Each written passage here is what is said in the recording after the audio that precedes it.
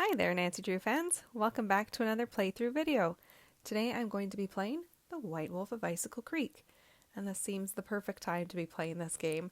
It is the middle of winter, and up in this part of the province it is very snowy, and I enjoy playing the winter games when it actually is winter and snowy around me, so I'm kind of looking forward to this. It is not as cold as it was last month while I was playing the Creature of Kapu Cave. It was sort of a weird playing a game that was in a super warm setting while my reality was super, super cold with minus 45 degrees Celsius. So we are still similar weather, but not nearly as cold. We're in, I don't know, anywhere between, -5 and +2. It's kind of ridiculous. It is January. But the point of this is it feels like the right time to be playing this game, and like I mentioned before, that's what I really enjoy, is playing these snowy games while it is winter. It just feels right. Before I begin, just a little bit of background. I haven't said this in quite a while. I am a former moderator for Her Interactive. I used to help supervise the boards. That was many years ago, going on a decade, not quite, but close to, since I left. A very long history with the company, or at least as a fan and having played the games. I was very excited for all the new releases.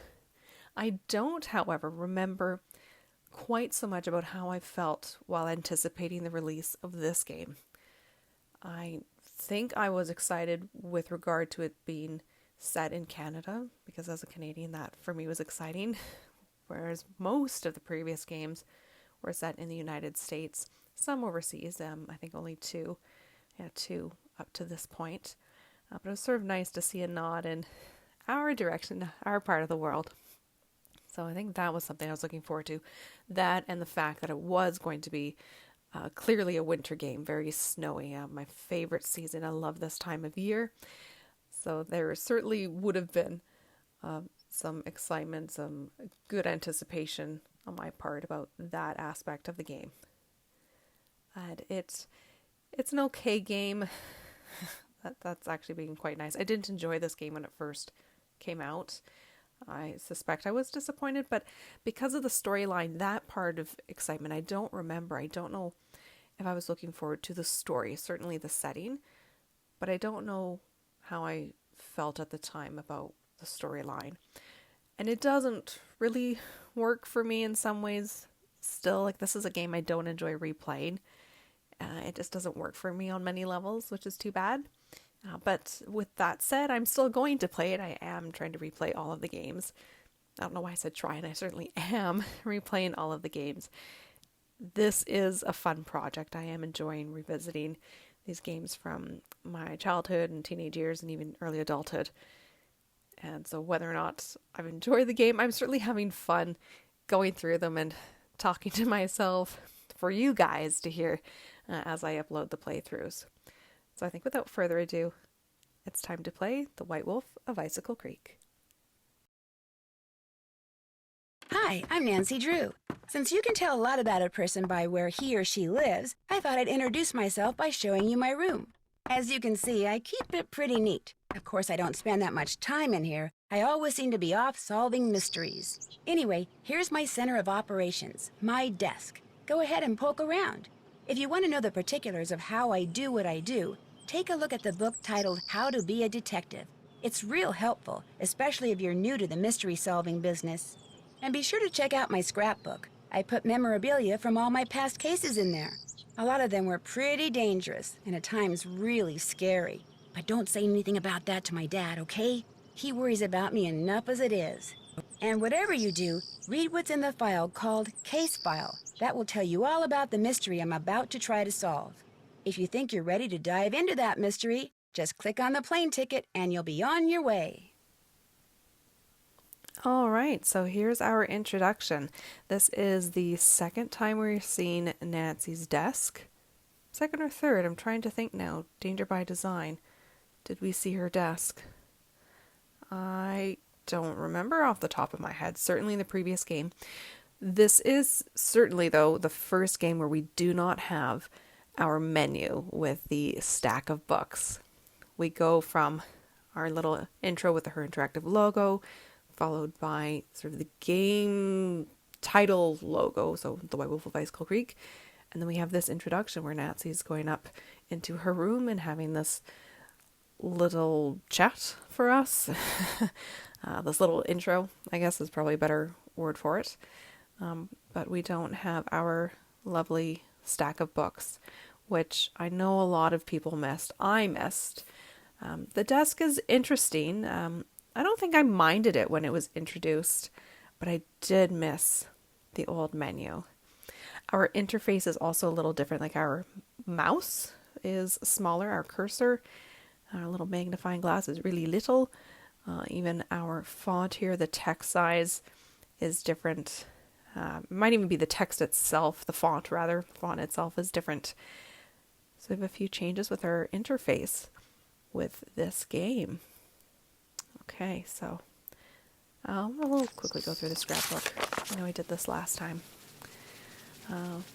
We've got our first two games. I point this out because eventually, I don't know if it's both 1 and 2 that go away. I think at least one of them disappears. I might be mistaken, but I have a feeling. I think my memory's right on that. Anyways, this is our last mystery that Nancy solved, the creature of Kapu Cave. And here we're actually on 2 pages. I didn't realize that before. Anyways, let's look at our case file. And Nancy's not reading this one out loud yet either. I know I said this with the last playthrough. I'm sure she does eventually read the case file. Warnings at Waverly Academy, I have that in my head that she does. The question is, which game does that start with? Is it that one or before then? Anyhow, I will read the case file aloud for you guys. So, current assignment. Head to the Icicle Creek Lodge, a small guest lodge deep in the Canadian Rockies of Alberta, Canada, and try to figure out why so many accidents have been happening there. The woman who runs the lodge, Chantal Moik, called me out of the blue, saying that Bet and Ed Raleigh from Shadow Ranch had recommended me. I forgot about that they were the tie for Nancy and Chantal. Moikwe, actually, I think is the pronunciation. I misread that before. Continuing on, she sounded so desperate that I couldn't refuse. She said she was on her way to Edmonton to meet with her lawyers, so her handyman, Ollie Randall, will pick me up at the airport. She told me it's been really cold and snowy there, just like here, and that I should pack accordingly. And then she said something about a wolf. The connection was getting really bad and I could barely hear her, but I'm pretty sure she used the word prowling, or was it howling, along with dangerous and be careful. Accidents are one thing, but wild animals? I hope I know what I'm getting into. I like the photos included here. So that is our case, you guys. We're going to be heading to Alberta, the Rockies. I've been there. That's my neighboring province. Fun side note, I have actually straddled the border of BC and Alberta in the Canadian Rockies, out in Mount Robson. Let's dive in. Oh, and this is different. This part of the interface has changed as well for our difficulty level, so this looks different than it used to. Let's go with senior. When Chantal told me you were just a young thing, well, I thought she was pulling my leg. But you're not much older than my little girl, Freddie. Well, if one of the people at the lodge is to blame for all those accidents, Chantal thinks somebody like me has a better chance of figuring out who it is than somebody more, hard-nosed. Chantal has a bad habit of making up her mind without thinking things clear through. No need for you to tell her I said that, of course. Is she still in Edmonton? Afraid so. Insurance company's giving her and her lawyers a real hard time. Left running the lodge up to me. Which is why I'm not real crazy about the idea of having somebody new underfoot, especially if something else happens. I won't be underfoot, Mr. Randall, and I may be young, but I'm no novice when it comes to solving mysteries. We're here, so you'll get to prove yourself soon enough. You hear that? Well, now, what was that? That would be a terrifying sight.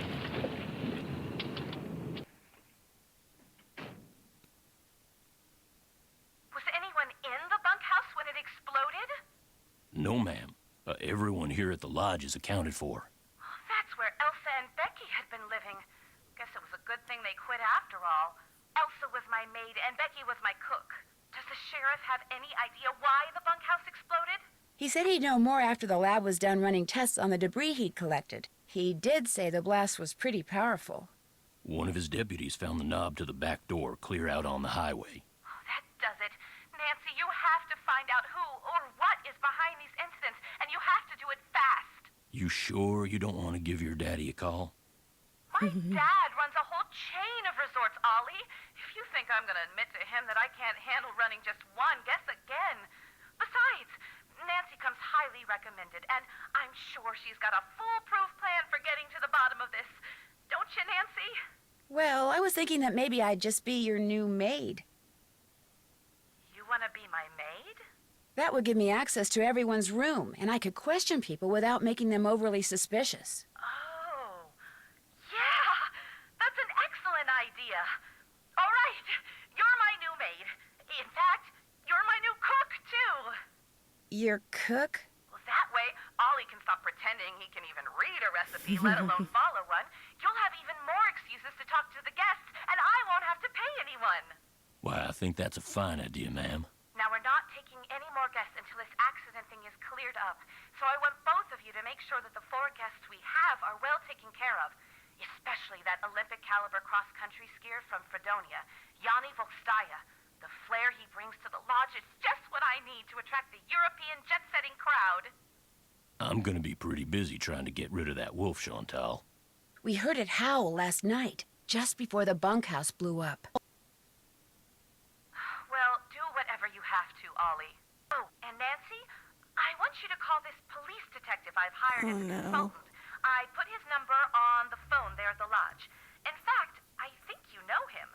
Tino Balducci? I gotta go. My lawyer's here. Good luck, you guys, and keep me posted. Coming! Tino Balducci. Yeah. I'll get you a master key and leave it in your room. If you need anything else, I'll be in the basement.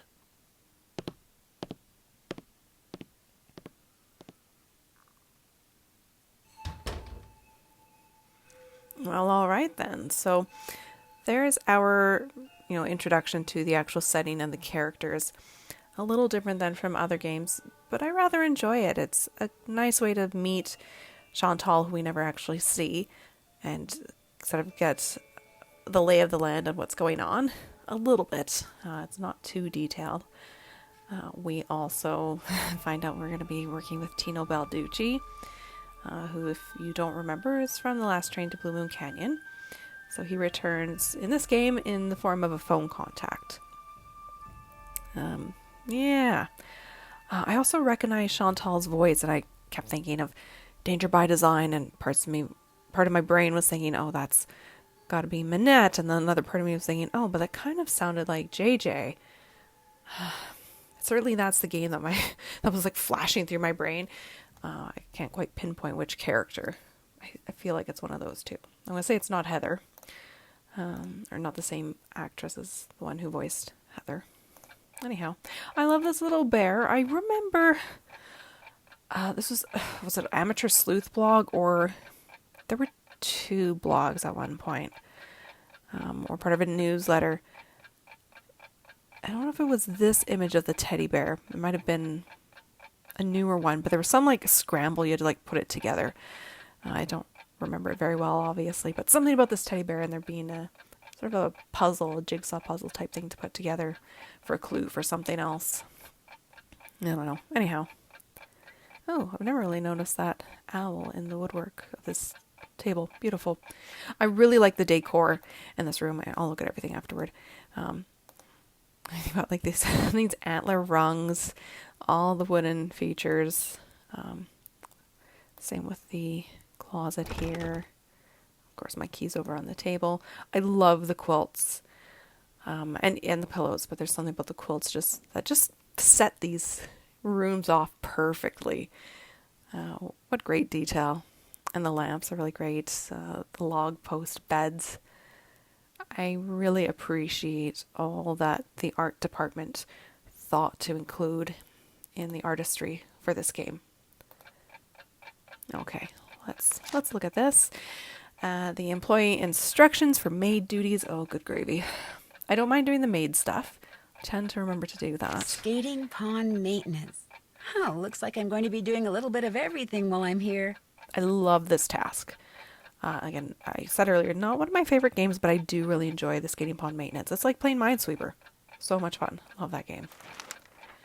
Report all avalanches to the avalanche patrol. This just makes me nervous. Like if I was there in real life and been hearing that on the news here the last few weeks, avalanche risks have been on the rise, I guess, the last few weeks, just because of conditions, and it makes me nervous. I know there was a fatality recently elsewhere in the province due to an avalanche, and yeah, avalanches make me very uncomfortable. Criminal activity. All right, the sauna. Oh, I could go with the sauna right now. I'm cold. Oh, chef duties. This is the one I do not enjoy. Ugh. Well, so it goes. This must be the key Ollie said he'd leave for me. And this must be a list of which guest is in what room. That'll come in handy. Yeah, so I love that they've got these other terms, and I'm trying to think what the base is for them. Like, what language, like what indigenous language it comes from, or does it come from something else? Like, if I look at Olali, I think of Supalali, which is a type of berry, soap berry, I think it is. So Olali, I know that's berry because of Supalali. Pish pish, I don't know. Is that meant to be... to me, it looks more like snow leopard. I don't know what that animal is. Ina for beaver. Kala kala, type of bird, evidently. Quell quell for an owl. Chinook, type of fish. But I really like this detail as well. Suitable, again, very fitting for the location of the game. Well thought out details.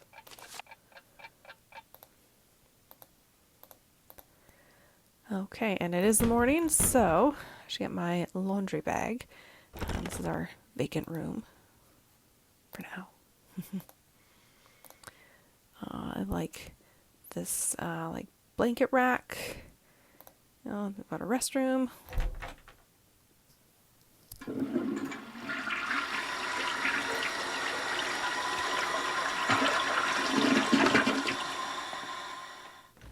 Okay, that wasn't very exciting, but sometimes Nancy will talk when she's in there. Mystico, for those who know. I really like this map. This is great. Okay, so. January 15th, Chantal. This is my formal notice of resignation. While I've enjoyed being in service with you and the staff at Icicle Creek Lodge, I no longer feel safe with all these accidents going on. I've put a claim to your insurance company for the damage I sustained to my tires by the wolf. Please call me at 555-2383 if you expect any delay with a check. Ooh! Oh, no. Elsa Sibelhoff. Canada, we don't spell check like that. Oh, bad mistake. We spell it Cheque. We don't spell it like this. That's very American.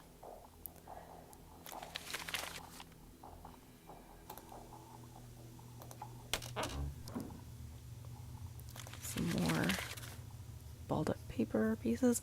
My darling Elsa, remember how I told you that I love you more than anything? Well, that was true, but what's even truer is that I'm going to love you forever. Sometimes thinking about forever makes me dizzy, like when I start thinking about the sky and how it doesn't stop at the moon or the sun or even the Milky Way, but just keeps going and going and going. But when I think about you, forever seems totally cool, because it's one thing to just keep going and going and going by yourself, but to keep going and going and going with somebody, that's awesome. Write me back as soon as you get this. I can't wait to see you next week. Love forever, L. It's kind of intense. So what's our next one? Looks like Elsa was having major boyfriend problems. Spoiler alert, Nancy, wasn't done. I hadn't even read it. Just dearest Elsa, you said in your letter that you love me forever back, but if that's true, why'd you put off coming here to see me? When I read you weren't coming, I stopped and looked around because it felt just like somebody had walked up and stabbed me through the heart. I'm starting to get real jealous of that lodge you work at. You spend way, way, way more time there than you do with me, and I don't like it one bit. I can't help myself. I'm so in love with you, it's getting hard to see you straight, and that's the truest thing I've ever told you. Come see me next week. Totally and completely yours, L. And then one more. Dear Elsa, this time when I read your letter saying you weren't coming, I didn't get sad, I got mad. I can't believe you think working as a stupid maid at some stupid lodge for some stupid lady whose name I can't even pronounce is more important than spending time with me. If I didn't love you so much, I'd tell you to go take a flying leap. But since I love you more than anything, I'll just have to do something else. Like maybe take your precious collection of troll dolls out of the box you stored in my garage and dump them down the disposal. Or maybe I'll sell them on eBay for a nickel apiece. I don't know how else to make you understand that I love you with all my heart and I always will. L. Alright, we're getting to our PSA really early in this game. This is not a healthy relationship. Get out. This isn't love if someone's saying these things and doing these things, so be very mindful if you find yourself in a relationship like this. It's toxic and it can be dangerous. It's not love, it's not safe. There you go. Early PSA, and I kept it short. Okay, laundry bag. Hello. We can take a quick look at the computer. So, everything that's printed off on paper is here. The maid duties, shoveling, avalanches, heebie-jeebies, crime, hot sauna that I want, cooking,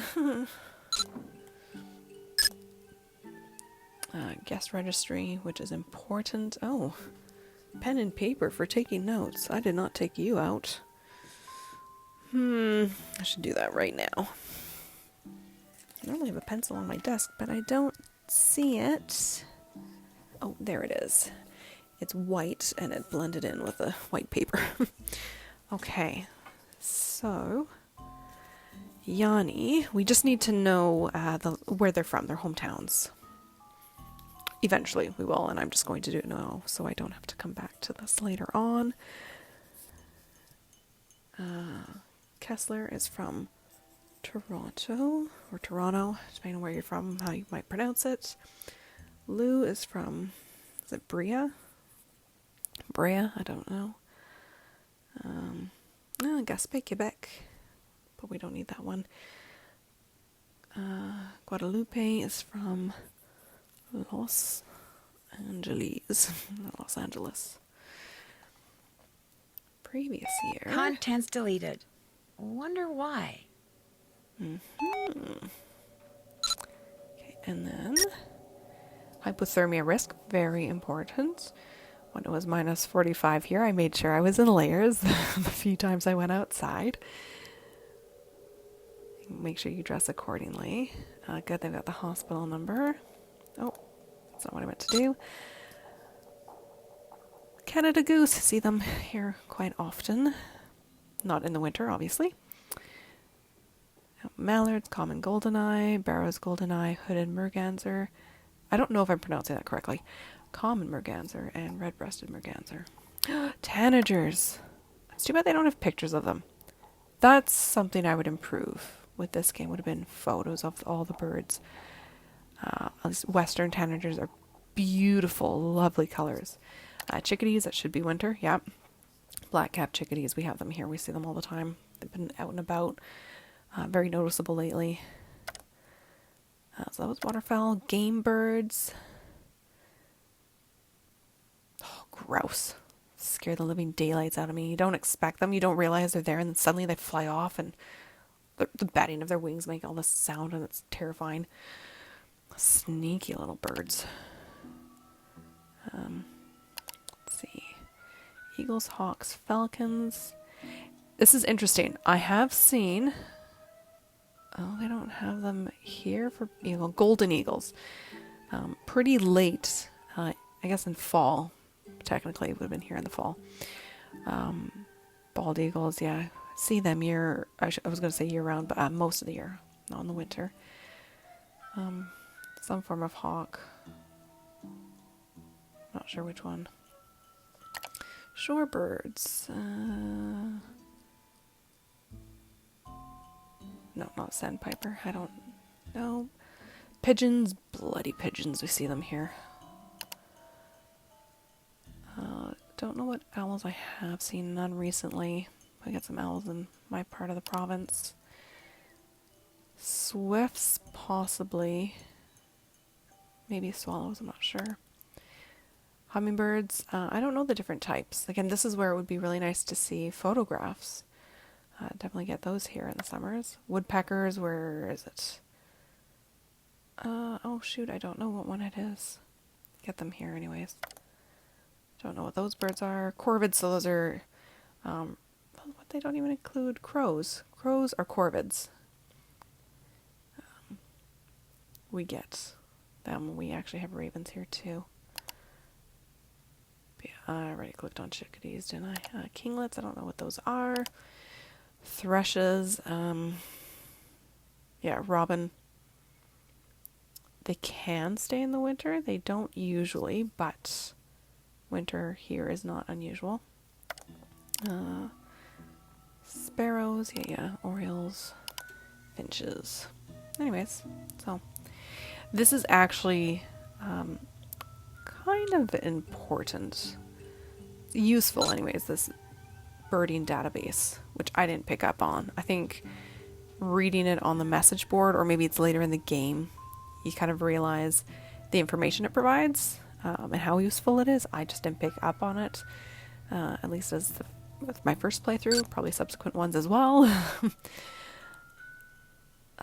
So here we've got some pictures. Northern pike, yellow perch, burbot, I don't know if that's how it's pronounced, lake whitefish, and sturgeon. We have sturgeon up here. It used to terrify me as a child. Anyways, I digress. I should start my, actually, I was going to say I was going to start my maid duties.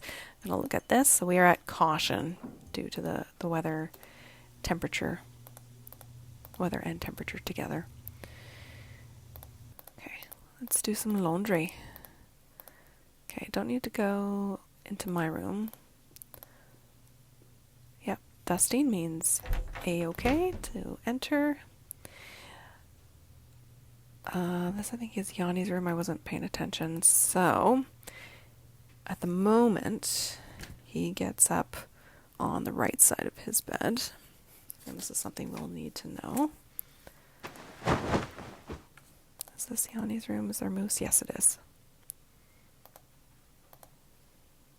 Can't do anything yet. Naturally, he'll have a winter sports magazine. He is an athlete. He's a cross-country skier. Yeah, cross-country, not downhill. Take his towels. Try and fail. To snoop there. Ina. Whose room? I think this is Lou's. What do we have here? Yeah, this is Lou's. Oh, Jack London, Call of the Wild. Classic. So at the moment, Lou is getting up on the left side of his bed. Again, great quilts. They're just fantastic. Little beaver. Towels. This is not done very well. Trying to look over this way, I should be able to do it from this position. Instead, I have to back up and do it this way. That is one of the poorly designed aspects of this game, in my opinion. Good, I can actually go through all the rooms. I don't know that I've ever been able to do that in one go before. Okay, this will be Mr. Toronto, Bill Kessler.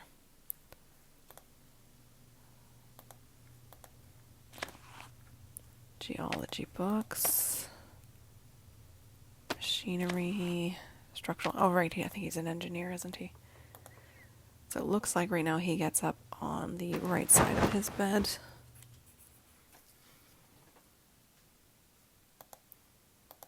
And eat his towels. And then Guadalupe. Her room is next. Also locked, as expected.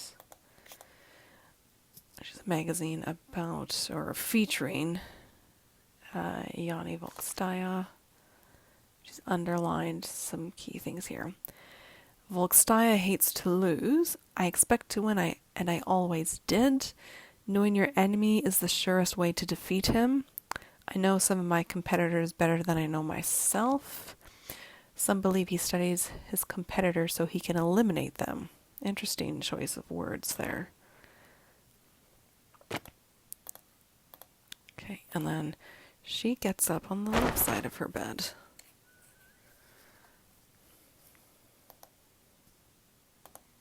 I like this wreath. Nice detail. Again, all the details are really good in this game. Although, some details are overlooked. Doesn't say it here. Raccoon? They spell raccoon wrong the entire time in this game. We'll see it in a while. But they spell it with a single C and it's spelled with two. Unless that's different in the States. I don't know why it would be. That seems a really strange spelling difference. They do exist though. Okay, so we've got all these photos. That looks really pretty.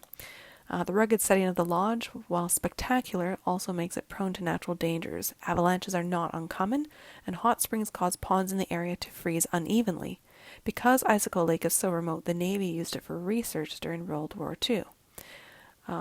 This is obviously fictitious because this area isn't real. I don't believe it is anyways. I believe they create a fictional town. I don't know if similar places exist or existed and such research was done. I'm curious. I haven't thought about that before. Although Trapper Dan, who never married, probably found himself snowbound and totally alone for several weeks each winter, which no doubt explains some of the lodge's more eccentric features and furnishings, he was outgoing and intellectually curious, and often entertained celebrities at the lodge, including Teddy Roosevelt, Lizzie Applegate, a Message in a Haunted Mansion, Frederick Banting, Ernest Hemingway, and Marie Curie. That's important. So I have a missing photo here of Trapper Dan's needle. Trapper Dan's needle. He built this monument not far from the lodge. Why he built it remains a mystery. Okay, I really should have looked at this picture first. Daniel Weissnitz, aka Trapper Dan, started construction of what is known today as the Icicle Creek Lodge in 1894. It served as his center of operations until the winter of 1921, when he vanished without a trace. In 1934, the lodge was purchased by Abe Wentworth, who maintained it as a hunting lodge until Chantal Mouikwe assumed ownership in 2006. Here we go. We have center spelt the Canadian way. That's correct. We are in Canada in this game.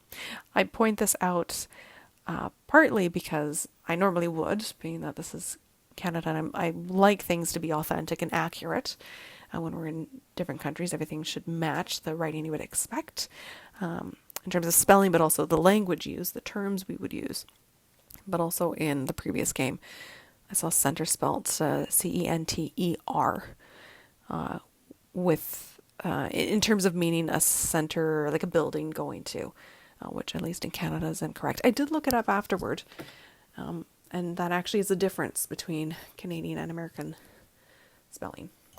So, anyhow, a few more photos. In the early 20th century, Trapper Dan, seen here with his pet pig Mary, was famous throughout the Northwest Territories of Canada. His skill at trapping beavers, badgers, martens, fishers, minks, lynx, wolverines, and foxes was legendary. Yeah, there's his pig. Suggestions from Lizzie Applegate, seen at right, reportedly came in handy when, in 1905, a heavy pelt tax was levied on fur trappers, and Trapper Dan added hidden chambers, passageways, and hard-to-open locks to the lodge, to facilitate his smuggling operation. And we'll recognize that photo again from Message in a Haunted Mansion. Young and old alike have stayed at Icicle Creek Lodge throughout its 100-year history. Looks like some of the pictures are missing. Yes, thank you for reading that for me, Nancy. And yes, noting now we have missing photos. And the missing display items. Bone which Trapper Dan found near the lodge. He believed it came from a race of giants known as Rexes. The bone's not there. I wonder what happened to it. One of our mysteries to solve. Oh, this I need to note. What? White, red, blue, fire, green, blue, red. And that, of course, is moving in this direction. Locked.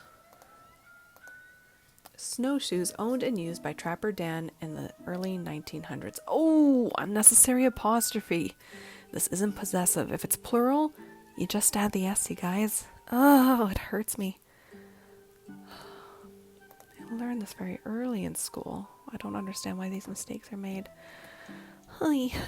Okay, before I go anywhere else, I'm going to deal with this right now. So those colors. So we need white. And then I need red. And then blue. Just double checking, yeah. And then we have our fireplace. Now we've got a little cold warning here. I like this. Cold warning. Temperatures can be extreme and dangerous. Check the lobby for cold weather warnings and remember to bundle up. Icicle Creek Lodge.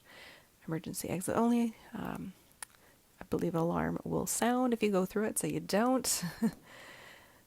Let's check this. This will be green.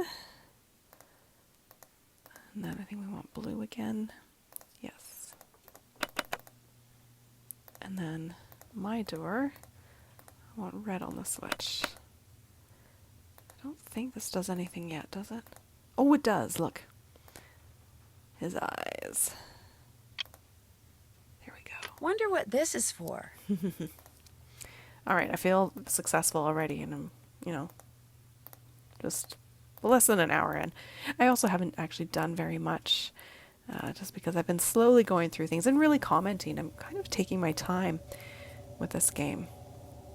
Now let's meet one of the guests. Well, who are you? Oop. My name's Nancy Drew. Perhaps what I should have asked Nancy is, what are you? You're obviously much too young to be a paying guest. I'm the new maid. Oh, the new maid, thank goodness. I was wondering how much longer the owner expected us to endure these conditions and still pay full price. How long has Elsa been gone? 2 days, I think. Maybe even 3. I don't know. It's all a blur of dirt and dust and soap residue. My name is Guadalupe Comillo. Thank you. My friends call me Lupe. Be a doll and clean my room first. It'll hardly take you any time at all, especially compared to the other rooms. The other guests are all men. Single men. Well, I'm happy to report that I've already cleaned your room. Last. I hate to sound nosy, but what are you doing? Birds. I'm watching birds. Are you Red That's Knot? what I am, you see, a bird watcher. Sometimes I go outside and watch, and sometimes I stay inside. It all depends on what the birds feel like doing and what I feel like doing. So this is the important thing about birds, that database. What kind of birds do you see here? Oh, I've lost the sound. I don't know if this is coming through in the recording.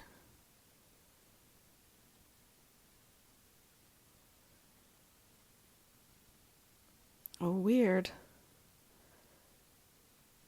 I know I've had that before where something's happened on my end, but it didn't, the recording didn't catch it the same way, so interesting. If the sound didn't get captured, she had replied, "In the short time I've been here, I've seen hawks, eagles, orioles, cardinals, jays, nothing truly rare, but to a wildlife lover such as myself, seeing them in such a spectacular setting is thrilling nonetheless." So let's Let's see if I can answer and have any sound. Have you met the other guests? I've bumped into them at Yes. one time or another, yes. I don't spend all my time in front of this window. That Yanni fellow, he's very talented, but extremely intense. His whole life revolves around being the best in the world. As for the two who are always sitting across the way playing that silly game, the older man, Bill Kessler, he's no deep thinker, but he's nice enough. But the other one, that college student, talking to him is like trying to converse with a giant turnip. No social graces whatsoever. I almost prefer talking to the handyman. Almost. Anyone that intent on destroying something as glorious as that wolf is hardly worth talking to. She certainly has strong opinions. I'll let you go. Au revoir. Ah, c'est very French and Canadian. Although she's not Canadian. Anyhow. Point being, I like the incorporation of French. Very suitable for a Canadian game. Food poisoning, wolf plague, Icicle Creek Lodge. Yeah, top story. 4 people were forced to check out early from the Icicle Creek Lodge after becoming violently ill. Edmund Farringdale, 41, his wife Ginny, 38, and their 9-year-old daughter Sue of Westwood, New Jersey, and Betsy Stills, 58, of Calgary, Alberta, were admitted to Pinevale Hospital early yesterday morning with suspected food poisoning. I was going to pause because for a second I thought they gave the city and province for the Canadian location, but not the city and state for the US, but no, they did. It just seemed weird, but I didn't remember the thing I'd read 2 seconds earlier properly. Anyways, continuing on. Lab tests performed on food samples removed from the lodge confirmed the presence of salmonella bacteria in the potato salad, which all 4 had consumed. They are expected to make a full recovery. The owner of the lodge, Chantal Moique, was at a loss to explain how the potato salad became contaminated. The same ingredients used to make the potato salad were used in other dishes without any of the other guests becoming sick, she said. Moreover, Becky assures me that the potato salad was never left sitting out at room temperature, and she should know. She was my cook. None of the 4 victims, including Stills, plan to return to the lodge upon their release from the hospital. If you ask me, the lodge is jinxed, Stills said. Miss Moique better give up trying to return that lodge into some kind of hoity-toity spa while she still can. First the wolf, now this. I'm leaving, and she should too. Stills was referring to the lone wolf, which has been spotted several times within the past week in the Icicle Creek drainage. Because ranchers in the area have reported no increase in livestock predation, authorities are urging hunters not to go after the wolf, contending they would pose a greater danger to visitors to the backcountry than the wolf does. Fair point. Oh, Sasquatch sightings hit 5-year low. Officials credit education campaign new liquor law. Oh man, I'm not even gonna comment. Alright, gentlemen, hello. Let's start with Belle. Well, hello there. Or You both. must be the new maid Ollie told us about. I'm Bill Kessler. This guy's Lou Talbot. Hey. What's your name again? Nancy Drew. Just thought I'd come over and say hello. Well, Lou here's a grad student. Art major, of all things. You're probably gonna need a jackhammer and some hydrochloric acid to clean his room, eh? Oh, they made him too Canadian, like stereotypical Canadian. I remember thinking this when I first played the game, and on all subsequent playthroughs, it really bothers me. The about, we don't all say that. It's certainly softer when we say about, and some people do pronounce it differently, but I don't say about. I say about. The T at the end for me isn't sharp. It isn't firm, really. It's very light. It's soft. But yeah, I don't say about. And he has these weird outlines. He's not integrated very well into the scene. That's actually pretty consistent, I think, with all the characters. I think even including the wolf, which we'll see as we progress through. And also his overuse of a. It hurts. Like, I know people who say it, but not nearly to the degree he does, and not in the way he does. It just doesn't sound right. I don't care for it. It's inaccurate and it's almost offensive. It's just, they've tried too hard, and it hurts. Have you two been at the lodge for a while?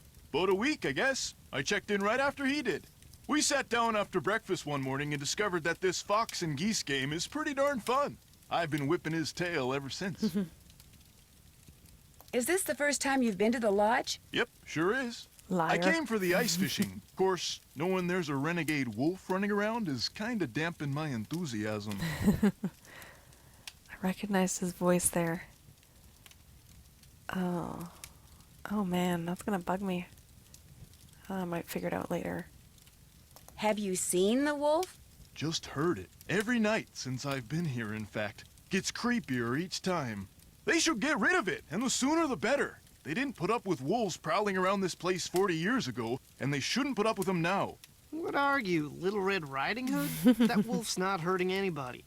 People should just leave it alone. You'll be singing a different tune when it has some little kid for breakfast, then has you for lunch. Not gonna happen, dude. Trust me, if something bad can happen, chances are it eventually will, dude. Hey, I know what you can do. Shovel the snow off the skating pond so we can do some speed skating. Lou here thinks he's faster than me. You're like ancient. Of course I'm faster than you. You may have youth on your side, my friend, but I've been working construction since before you were born, which means I am more fit now than you will ever be. Get that pond shoveled so we can settle this, okay, kiddo? Consider it done. I like their banter, and I like that back and forth. It's really nice, given that they're sitting across from one another, and so you can have a conversation, to some degree, with both of them at once. Also, he sounded like Harlan Bishop from The Haunted Carousel. That and Rocco from Undergrads, a little bit. It was weird. Anyways. You're supposed to be shoveling snow off the pond. Okay, here we can see his weird outline, not when we were actually talking directly to him.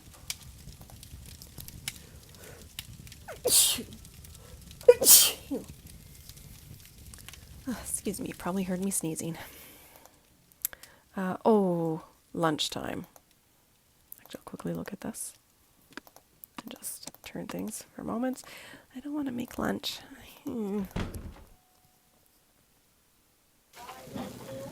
Okay, quesadilla and a burger.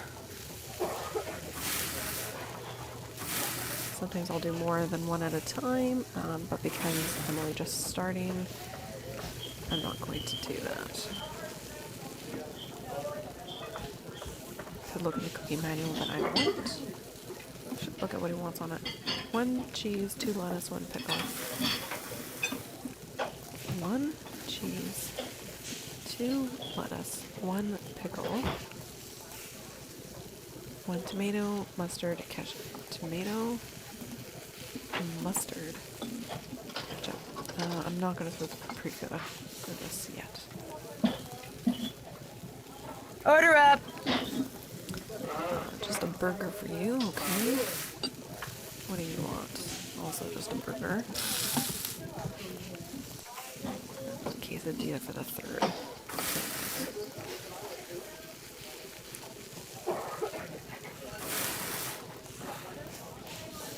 Order up! Should be ready in a moment. Okay, what do you want? Cheese, lettuce, pickles. Cheese, lettuce, pickles, onion, ketchup.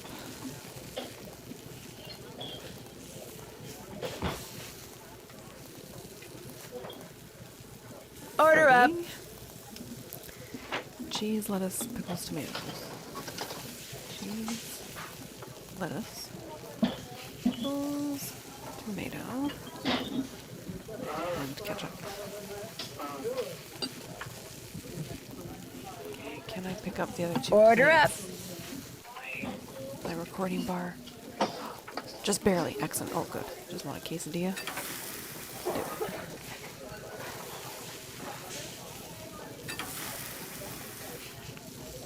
Can I do it? No! Did I? Did I manage to click it and put it there? I did! Order up! Oh, that's a really annoying bar. Okay, this one I can get. Oh, also a quesadilla.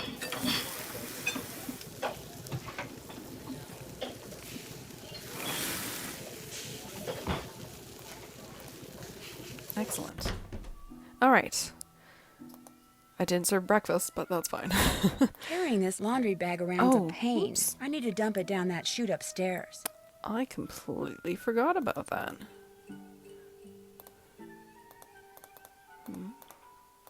This must be where I drop the laundry bag after I'm done Yes. cleaning all the rooms.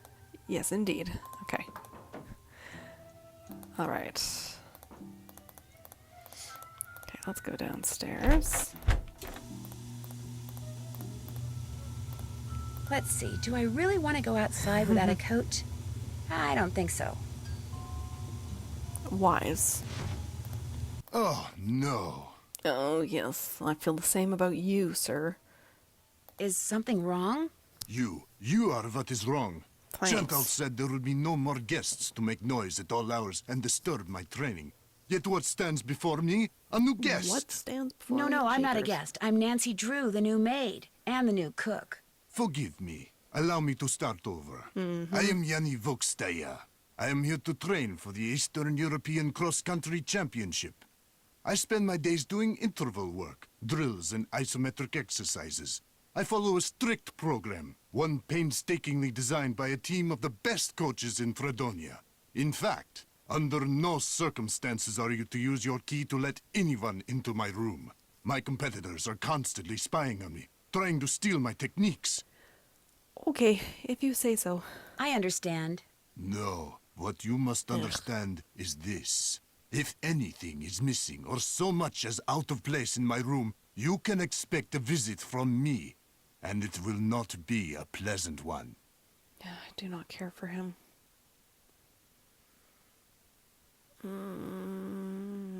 I really want to just end the conversation, but we need to get to know him, unfortunately.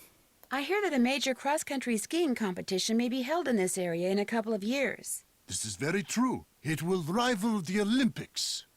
I also hear that you can be pretty imaginative when it comes to gaining an edge on your competition. My competitors will stop at nothing to defeat me. I am forced to seek out and exploit every possible advantage open to me. Interesting. I take no pride in some of the things I've done to bring victory to my country, but I have no choice. There's always a choice. Have you ever seen the wolf while you were out training? No, for which I'm very grateful. In my country, in Fredonia, it is said that the gaze of the wolf will make you go blind. Really? They are creatures of infinite evil, and that is all I am going to say on the matter. That's a line that is included in the trailer, so I always think of the trailer when I hear it. I've disturbed you long enough. We'll talk again, I'm sure. Unfortunately, you are correct. Not hiding my feelings about him at all. Sauna. Feel nice and toasty. Oh, jealous. I'm still cold. Need something? Just to say hello. I'm just trying to get the lay of the land, or the lay of the lodge in this case. Well, this is my workshop. I'm building something that's gonna solve all our problems. A wolf trap. One that'll finish off that thing out there once and for all. You think the wolf is causing the accidents? Trailer. Not a doubt in my mind. Everything was A-OK till it showed up and started howling. It's bad luck, and something's protecting it. Something unnatural. Does Ms. Mawikwe know you're doing this? She knows she doesn't want that thing around her guests, and you heard her. I'm supposed to do whatever I think is necessary to get rid of it. But if we think back to that newspaper article, they're not really supposed to. Let it alone. But it's not like it's attacking people. Let me tell you something. Yesterday I went looking for it. I tracked it and finally found it, sitting across the creek, not 20 yards away from me, just staring at me. So I raised my rifle, drew a bead, and fired. Easiest shot I've ever taken in my life. And I missed. So I fired again, and I missed, and then I missed again, and all the while it just sat there staring until finally it just stood up, walked toward the brush just as calm as could be, and disappeared. Wild animals just don't act like that, and I just don't miss like that. There's something real weird about that wolf, and I ain't gonna rest till I get rid of it. So maybe we should just find something else to job out. You met my little girl yet? No, but you mentioned that her name is Freddie? Yep. Spends most of her time outside. She built herself a little snow fort. Just sits out there waiting for somebody to go by so she can pick a snowball fight with them. I keep asking her how she manages to stay warm all day, but she won't tell me. Says she's got a secret weapon. Yeah, she's something. She's a character. He mentioned earlier that wild animals just don't act that way. That's sort of an important thing to keep note of, and he's right. Truly wild animals don't behave the way that this wolf has been behaving. Can you tell me more about the accidents that have been happening around here? Nope, sure can't. All right. You can't or you don't want to? Chantal and those lawyers of hers said I couldn't talk about them. Supposed to direct all questions to her. Sorry. How long have you worked for Chantal? About a year and a half. I was her first hire. Best hire, too. I could run this place single-handed if I had to, just like I'm doing now. Have you ever been in the guest lodge business before? I tried my hand at it once. Long story short, didn't work out. But I've learned a whole lot since then. I could make it work now. Just need to find the right property, get my hands on enough cash to make a down payment, that's all. Does your wife, Freddie's mom, does she live here too? In the summer she does, but in the winter she goes south. See, she's got this nerve condition that makes her real sensitive to cold. Freddie'd like to go with her, but until Chantal stops putting off giving me that raise she promised me, sending Freddie south too is out of the question. It's also difficult for schooling. If they go to public or private school, you don't want to disrupt that schedule and go to different schools throughout the year. I'll let you get back to work. Good. Well, all right. Not very warm. Okay, so I think it's time to head outside. Okay, so now we get to explore the snowy surroundings of Icicle Creek Lodge. So we're going this way. There's Freddie's snow fort, 2 skating ponds. So yes, we should do this per Bill and Lou's request. Oh, and can't show it with my cursor at the moment. But Nancy's clothing has changed. She's now got these boots. There we go, boots and this winter jacket. Guess I better get this pond shoveled off. All right, my favorite task in this game. So we need our shovel.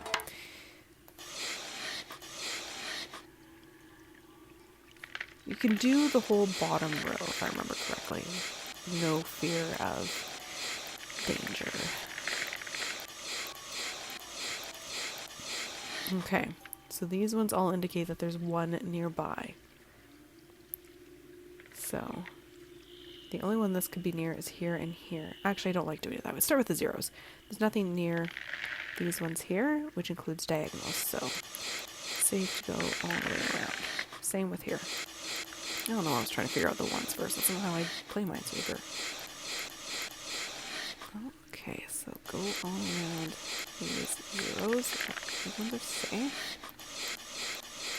Okay, a little more dangerous.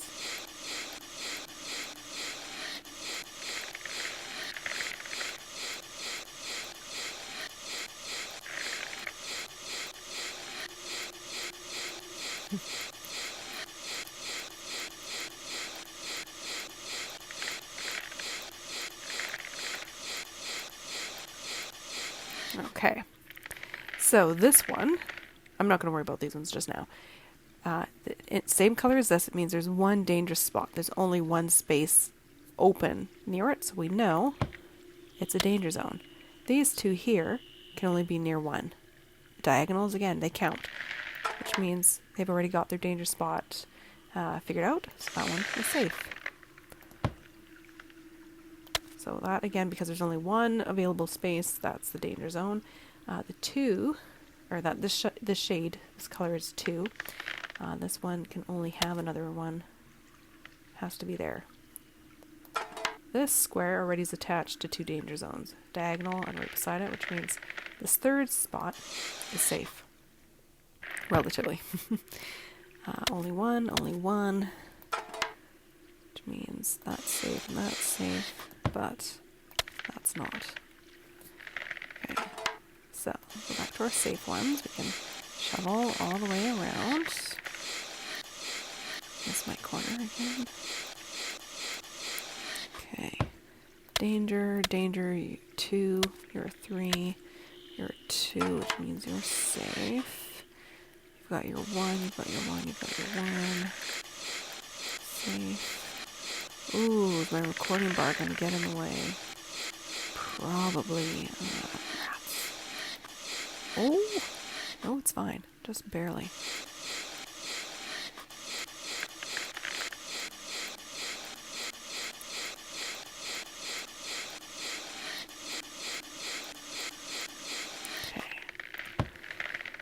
Danger, danger, danger, you're 3. This one is 4, so it's got 3. One of these two is dangerous. It's going to be that one. Fine. It's 4. That's 2, so it's got both of it. That one requires 3. It needs a second one. That one needs a third one. Which means this one now has all 3. Danger. Danger. There we go. That ought to do it. Wait a second. Those look like wolf tracks. Maybe I should find out where they go. Sure, why not? Let's go exploring, Nancy.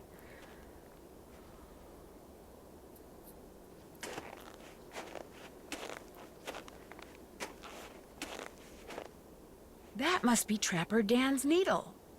That it is. And I should point this out. So this is sort of measuring how long Nancy can be outdoors, given the temperature. What's this doing here? Strange. It's halfway in and halfway out. This thing must open up somehow. That's logical. Okay, so that's the way I came. I always think I came from there, but the prints are that way. Will this take me back to the pond? Let's see. No. Chicken Ridge.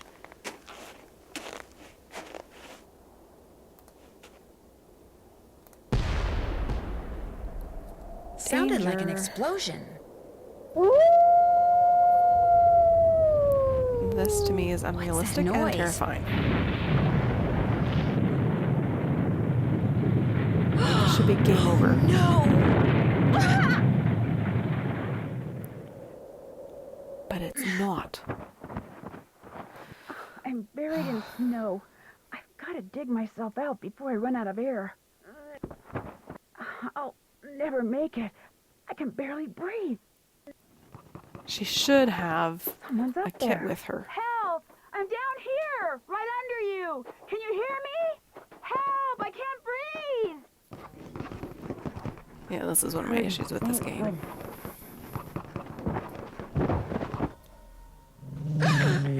Easy. It's okay. I'm not real happy about the situation either. It's a very small opening. It's gone, but thanks to that hole it dug, I can breathe again. Now if I can just pull myself out. Yeah. I'm not going out there again. I just want to Too turn around. dangerous. I mean, that's a whole learning opportunity that's missed about carrying a kit and what to do in the case of an avalanche. Again, it's just terrifying. I don't like it, and it's not a realistic situation in my view. I'm no expert, to be fair, but I have a hard time believing it. A fossil. Cool.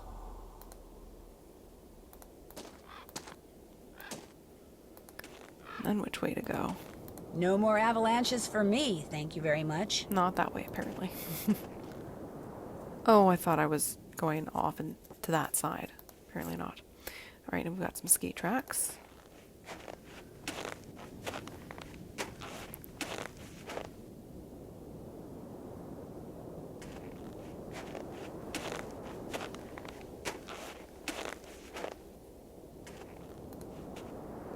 Go which way? Back to the needle. Right, okay. Let's go this way.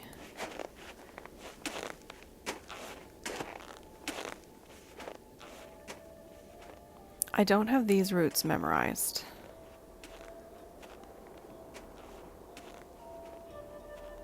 I have a harder time finding my way around. Okay, so let's go this way. Huh?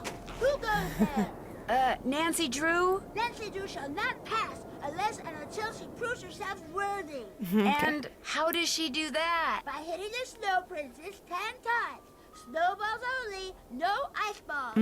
What are ice balls? Snowballs made of ice. Obviously. If you get hit with one, it can knock you out. So don't throw it or I'll tell my dad. You must be Ollie's daughter, Freddie. I am the snow princess. Prepare to defend yourself. Alright.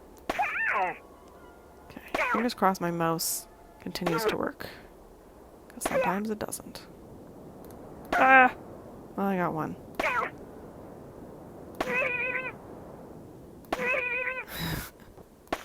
Oh! Didn't quite get far enough over. You win. Go before the snow princess decides to seek you away. She is funny. Okay, let's go this way. The face from a clock, it's all melted. Part of the timing device that was used to trigger the bomb that blew up the bunkhouse, maybe? Yeah, she's gonna leave it in the snow. Seems weird. I feel like that's something Nancy would normally pick up. That too has always bothered me about this game. Nancy just leaves that piece of evidence in the snow. It's very unlike her.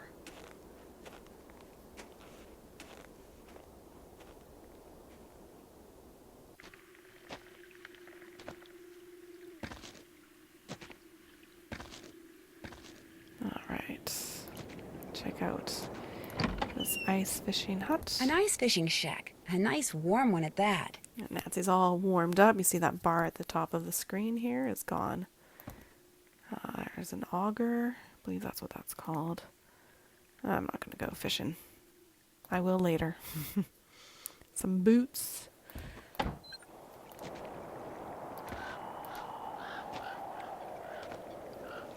I like that scene. The scenery. Very cozy. It's home for me.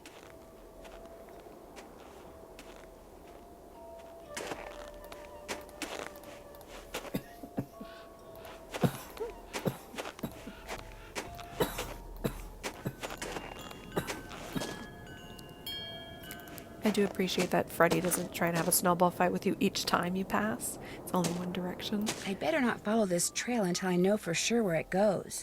Okay. So it won't go that way because that would mean leaving. Ollie's truck. To Trapper Dan's needle. You can go that way even though that's the way we came back a moment ago. Kind of silly to do this actually. I'm gonna just turn around.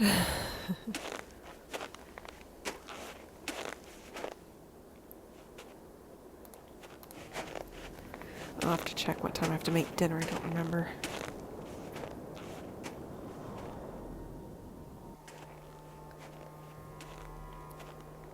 I didn't actually pay attention to the times. I just know lunch you make at 12.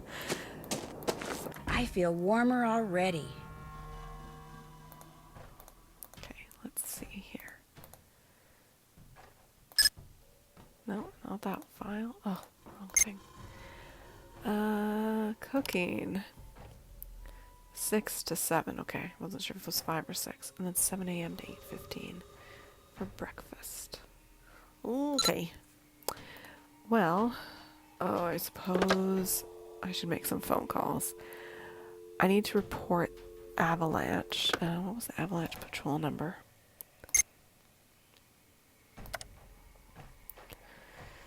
.403, yeah, that's Alberta. 555-2006, the year they made this game, although it came out in 2007. Okay, so is it local? Probably is. So 403-555-2006. Does Nancy not have her cell phone in this game? Avalanche Patrol, what's your location? I'm calling from the Icicle Creek Lodge, but I wanted to report an avalanche at Chicken Ridge. Anyone injured or trapped? Not anymore. We'll check it out. Thanks for the heads up. Hey, wait a minute. You know Ollie Randall? The handyman here at the lodge? He's also on the patrol. Do me a favor and tell them that the explosives training in Calgary has been postponed till next month. Explosives training? Sometimes the patrol has to use explosives to bring down unstable snow. Yearly training sessions are mandatory. Ollie'll know what I'm talking about. I'll tell him. Appreciate it. One more thing. Have any of you guys been setting off explosives anywhere near the Icicle Creek Lodge recently? Nope, sure haven't. Well, thanks. Bye. Alright, I suppose I should... Oh, can I call the sheriff about the explosion? Sure, I'll try.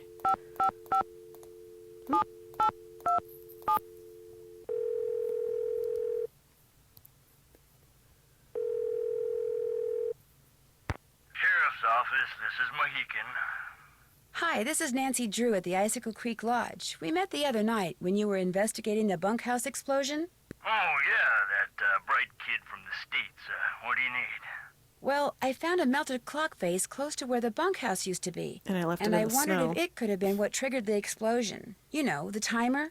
I found that clock face, too. Left it there because any fingerprints on it would have melted away along with everything else. And besides, Ollie Randall said all the room clocks at the lodge looked like that. Could have been one that was in the bunkhouse to begin with. Oh, right. You shouldn't go poking around on your own like that. There could still be explosives lying around. Although, I hear it takes a pretty big bang to set off C4. C4? A plastic explosive? That's what blew up the bunkhouse. Lab result came in less than an hour ago. He sounds a little bit like Yukon Cornelius from Rudolph. There's something about the way he says things. Oh no, not Yukon Cornelius, pardon me, the head elf. I don't know his name. Anyways, side note. Is C4 hard to get? Not if you're in the military or do any kind of demolition. In Eastern Europe, it's called Semtex.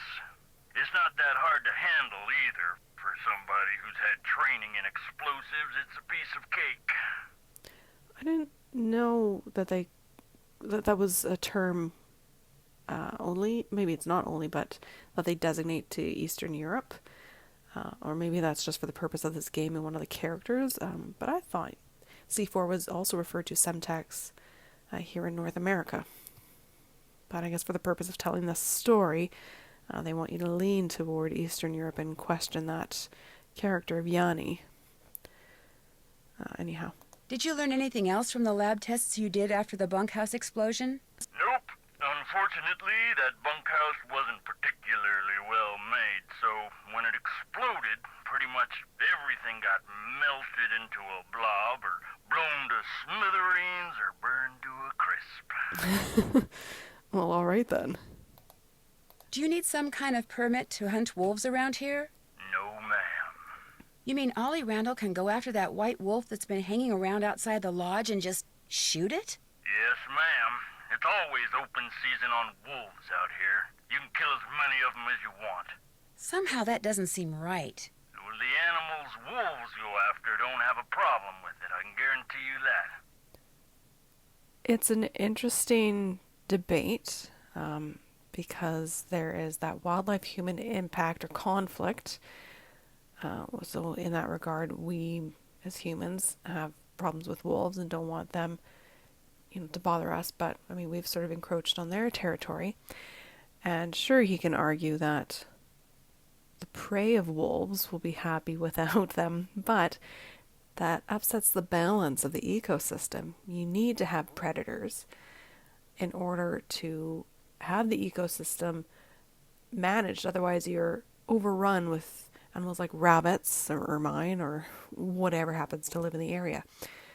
Without predators, those other animals run rampant and cause problems of their own, which might even include damaging the rest of the ecosystem, the land itself. So there's a fine balance that's really important to be aware of. And decisions like wolf culling, which we've heard a lot about in BC over the last many years, they're decisions that don't come lightly, and a lot of thought should be put into them. I don't know if I would say open season and that there are no restrictions. If that's going to happen, there certainly should be some restrictions so that you don't upset that balance. And was it Yellowstone National Park? There was somewhere in the States I don't know if I have the book on my shelf. I think I do. There's a nonfiction book about wolves and what happened when they were removed from an ecosystem and what changed. And then now there's a park trying to bring them back, bring the wolves back, because the balance is gone and other things are going wrong. So lots of things to consider. So here's my other PSA for you guys is, it's not as simple as saying, well, we've got too many wolves. They're causing problems for us, so let's get rid of them. You have to think about the consequences of that decision. So there's a lot more than just that one potential problem, if you even want to call it a problem. I almost got caught in an avalanche at Chicken Ridge that was triggered by a big explosion. An explosion? Are you sure it wasn't just the sound of someone shooting a rifle, maybe? No, it sounded like someone had set off a bomb. In fact, afterwards I found a crater, like someone had deliberately blown a hole in the ground underneath the snow. Unless it was someone shooting off fireworks or something. I have no idea what it could have been. Just going back to the wolves, I realize I'm actually in the room where I've got my books at the moment. I've been moving things around. They're in the office right now. So I don't know if the book I have is the one I was thinking of. It's simply called The Wolf by Nate Blakesley. I've yet to read it, but that might be the one that's talking about how that ecosystem changed when the wolves were removed from the park and now they're trying to reintroduce them. I might have the wrong book. This might not be that story. I bought this a while ago and I haven't read it yet. But there is a book of that nature out there for anyone who's curious about that. I would encourage people to go out and find it. That might have to be the next book I read after the Nancy Drew book. Yeah, I'm quite serious now, actually. I think that would be a good idea, a very good time to read that book. Thanks for your help. Goodbye. Chantal, you're gonna get kind of pushy and mad, I think. Or just pushy. Ugh.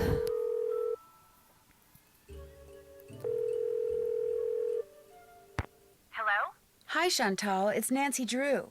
You know who's behind the accident? Not quite yet. Oh. Yeah, this is the main thing I need to talk to her about. About Tino, I'm not totally comfortable with the idea of consulting with him on this case. Why not? Two heads are always better than one, and I find him to be very knowledgeable and kind of charming. She does sound more like JJ there. I think that's who that is. Anyways, he's not charming. Ugh. Do you know what he did when we were on that train trip Laurie Gerard arranged? He didn't go into a lot of detail, but he did say that that's all water under the bridge. Besides, I'm paying him, and I want to get my money's worth. So like it or not, you're going to consult with him. Understood? Understood. Good. Anything else? I'd like to know more about the accidents. I asked Ollie, but he said you said he wasn't allowed to talk about them. I didn't mean he couldn't talk about them with you. Ugh. I'll give him a call. As for the accidents, the first thing that happened was the worst. The Faringdale family and Becky the cook all came down with food poisoning and had to be hospitalized. Somehow, the potato salad got contaminated, although Becky swears it wasn't because of anything she did. I cannot tell you how awful it was. All 5 people became violently ill at roughly the same time. But were they all in the same room? Of course not. They were spread out all over the lodge. Poor Elsa was cleaning for days. And the odor? Oh my gosh. Anyway, then Carl Jenkins slipped on the stairs outside and broke his leg. Then Lou Talbot's window was broken. Then Elsa the maid's tires were slashed. Then the phone wires were cut. And then... Oh, yeah. And then the Southwaites were almost overcome by fumes when gas started leaking into the sauna. That's a lot to be contending with. Lots of, problems in air quotes. So, who's suing you? No one yet. But my lawyers are afraid it's just a matter of time and are trying to figure out what preventative measures to take. Did you know that some photos are missing from the display case in the lobby? Really? Last I looked, they were all there. I think. The caption for them says something like, "Young and old have stayed at Icicle Creek Lodge." I can't remember what they were pictures That bone Trapper Dan found is missing from its case, too. First the accidents, now someone's stealing from me? Nancy, you've got to find out what's going on there. If you don't, I'll never be able to convince my dad I'm not a loser. Ever. Poor thing. How come the entries for last year were deleted from the guest register? They've been deleted? That's what the computer says. Contents deleted. Well, I didn't delete them. Freddie. Why would she delete something on your computer? You know how kids are these days. Always hacking into computers, programming them to spread viruses and steal passwords and blow up the world. I think that's only in movies. Besides, pretty much all this person had to do was press the delete key. I still say it was Freddie. Last week, I called that Snow Princess game she's always playing idiotic. I think it hurt her feelings. But she'd just gotten done plastering me with snowballs. What'd she expect me to say? That felt great. Do it again? Fair point. The guests that are in the lodge now, did any of them stay here last year? Let's see. Lou Talbot stayed here last summer, but only very briefly. His car had broken down and he was waiting for a tow truck. Oh, and Yanni, he was here last winter. He and his trainer, they were checking out places to train. They didn't stay long either. Has anyone talked to you about the World Championship cross-country skiing competition that's going to be held somewhere in this area year after next? That is something I am not at liberty to discuss. In other words, the answer is yes. I didn't say that. Why do you ask? I can't help but wonder if Yanni Volkstaya is here because he knows about the championship too, and he's up to something. Up to something like what? Like he's been known to rent or buy all the housing near cross-country events so his competitors have to stay miles away. What? You mean he could be causing these accidents in order to run me out of business, then buy the lodge on the cheap? It's a thought. And a pretty nasty one at that. Indeed. Is it true that you promised Ollie a raise, but you haven't given it to him yet? He told you that? I can't believe it. Meaning... Okay, I mentioned to Ollie once that I thought he maybe deserved a raise, and now every time I turn around, he's all like, "Where's the raise you promised me? Where's the raise you promised me?" Doesn't he realize I have a few other things to think about right now? I swear, sometimes that crabby little whiner drives me nuts. I've changed my mind about whose voice this sounds like. It's her voice sounds like, and maybe it's actually the same person. But I'm thinking George from Last Train to Blue Moon Canyon. Specifically when she was saying, "Where's the raise you promised me?" I'm thinking of that phone conversation Nancy has with Bess and George. And George saying that Bess is wondering, like, "I wonder what Nancy's doing. Who's she with?" It sounded very much like that, so that's who I'm thinking this voice actress is. Like I said, it could still be the same person who did the voice acting for J.J. Ling, but in this moment I'm associating it with George from Last Train to Blue Moon Canyon. I say all these things, I never actually check, or rarely do. We'll see if I remember to when I finish this game, see if I look for the name and the credits and if I recognize that person. I won't know if it's the same person who did the voice of George. I would recognize the name for JJ. Anyhow, continuing on. That's it for now. Answers, Nancy. I need answers. Also made me think of Sally McDonald. Oh man. Okay, I have to call Tino. Long distance.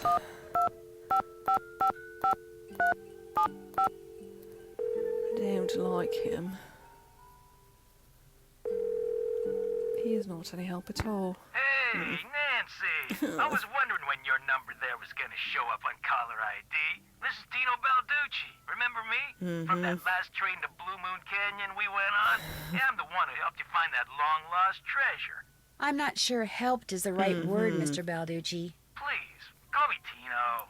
In fact, Tino, I'm a little surprised you're still in law enforcement, considering some of the unethical, if not illegal, stunts you pulled back then. Hey, that's all behind me. Ancient history. Water under the bridge. So, looks like we're gonna be working together on this sabotage thing, huh? Looks like. Well, you'll be happy to know that I'm working on something that'll pretty much crack this case wide open. But in the meantime, what can I do you for? Nothing. Just nothing. I'm curious, how do you know Chantal? Friend of a friend heard about all the problems she was having up there and immediately figured she could use my crime-solving expertise. So I gave her a call, we had lunch, we hit it off, and bingo. I got myself a new client. How many clients do you have? I have enough. I mean, you know, you go spreading yourself too thin in this business, and the next thing you know, crime out the wazoo. Sure. I'd better go. Always a pleasure. Yeah. One of the things I don't like about this game, one of the many things, although I am noticing lots of positives, but I do not like that he's brought back. I don't like it when they have suspects come back in games, because if you haven't played the earlier game, it kind of spoils things a little bit. Yeah, it doesn't work for me. I mean, the reference to Bet and Ed Raleigh was fine, because they were never suspects. They ran a business, and that fits with the connection with Chantal. But anyhow, it's not dinner time yet. Let's go chat with folks. Not Lupe, apparently. How about the gents? Nope. Who can I talk with? I don't remember if I can do anything here at the moment. I don't think I can. I guess it's worth even messing about with this. Ugh. Should probably just start at the bottom.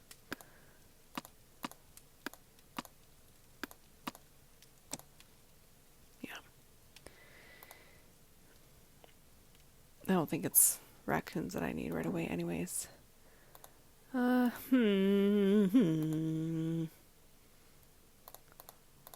Time for a potty break.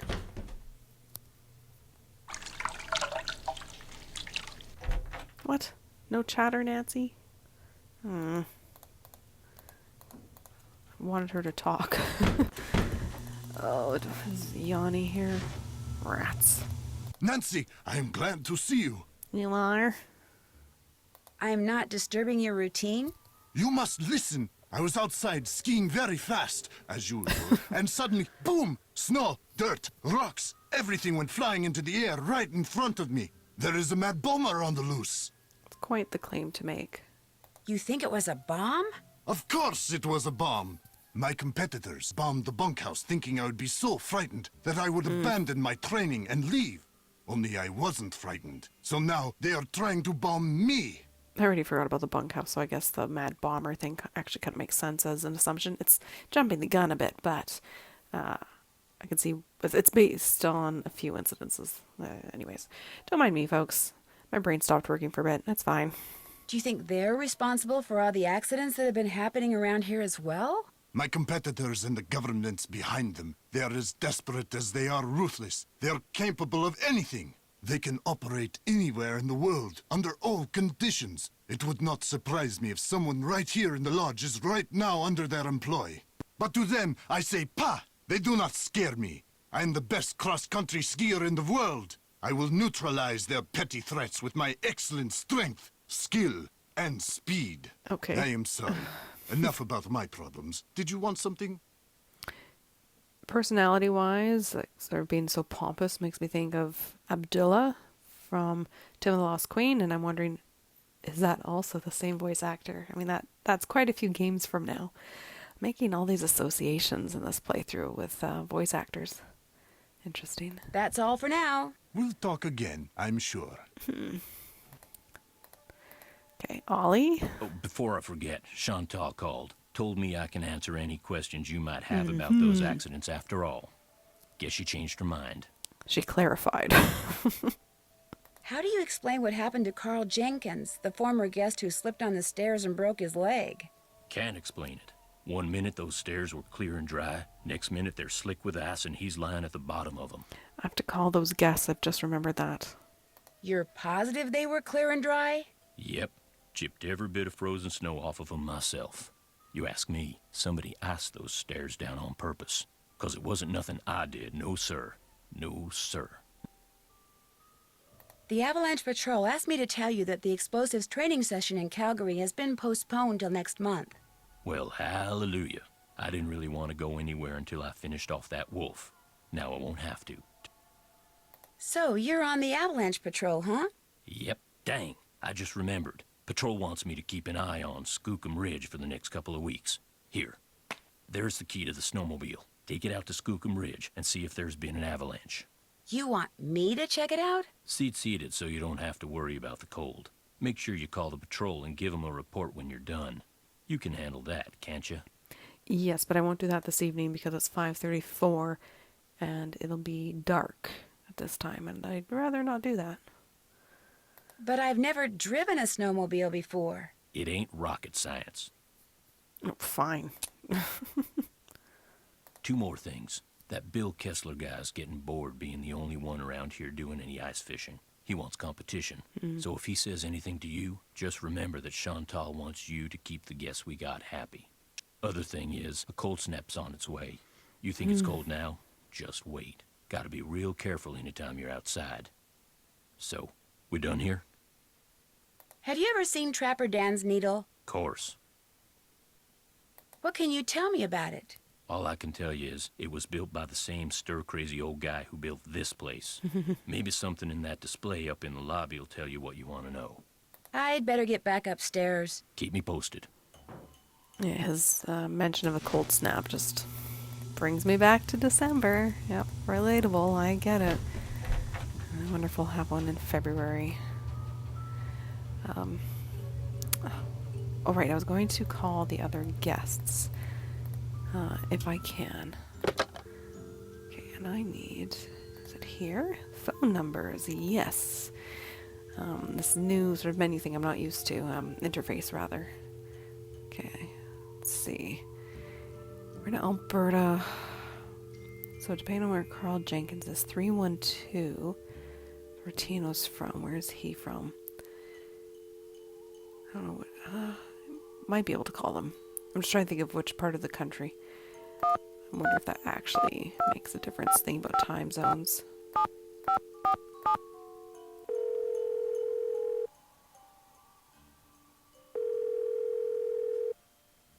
Hello? Hi, is this Mr. Jenkins? Yeah, this is Carl. Nuts. Missed you. Well, my name is Nancy Drew. I heard that you had an accident at Icicle Creek Lodge and wondered if you could tell me a little more about it. Not much to tell. Ha! Take that, Captain. Yes, I love that game. I went there to do a little ice fishing, and I slipped going down some stairs and fractured my tibia in 2 places. Can't work, can't go out. All I can do is sit around and play this stupid video game. Oh, no, you don't. Fantastic I understand game. the stairs were a little icy. They were covered with ice. I was lucky I didn't fracture my skull. Yes, yes. Hey, look, I'm about 4 laser strikes away from ruling the Gargoulian Galaxy, so I gotta go, okay? You got any more questions? Check with the people at the lodge. Gotcha. I loved playing Keen, or Captain Keen. I always thought of it as Keen. But yeah, Captain Keen, great fun. Hated the icy levels because I kept sliding and I like fall off the platforms I was on. Solid game, look into it if you don't know what I'm talking about. Okay. Interesting, so is 15 meant to be the country code? You don't have, there are no dialing instructions here. Because that's obviously not a North American number. Typically to call overseas, you would dial from North America. This is not the same for other countries, but you dial 011, followed by the country codes. I'm assuming 15 is meant to be Fredonia's country code, and then you usually drop the 0. But this is a weird number. But this is fictitious.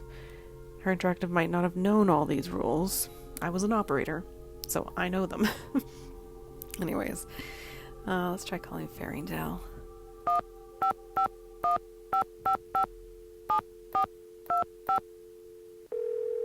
Lots of 7s and 5s in these phone numbers. Hello? Hi, are you Mrs. Farringdale? Put your socks on in the car, okay? We're late. This better not be a sales call because I really don't have time. No, my name is Nancy Drew, and I'm calling from the Icicle Creek Lodge. You know, in Canada. After what happened to me and my family, I have no intention of going back there ever, no matter how many freebies you throw in. I thought I made that clear. Put that cookie down and get in the car. That's JJ's voice. That one there. Anyways, continuing. You're not going back because of that food poisoning thing? Food poisoning thing? It was considerably more than a thing. The three of us had meatloaf, potato salad, and green beans for dinner one night. And by 4 the next morning, we were all sick as dogs and had to be taken to the hospital. We recovered quickly, thank goodness. But the minute we got out, we went straight to the airport. I will never set foot in that lodge again. The worst of it is, I made poor little Susie eat all of her potato salad that night. Eat it, I said. It's cold out. You need the carbs. Now she refuses to eat any kind of potatoes, even French fries. All our friends think she's a freak, and all our friends' mothers think I'm a freak for going to Canada for winter break instead of Disney World like everyone else. Turn that TV off. I have to go. Susie's got a soccer game, and I'm snack mom. Only I haven't been to the store yet. Maybe I can sneak out during halftime. Sure, just pull out the orange slices and no one will notice. Oh my gosh, the orange slices. Susie, get in the car. We have to go right now. Oh man. Okay, and then Southwaite.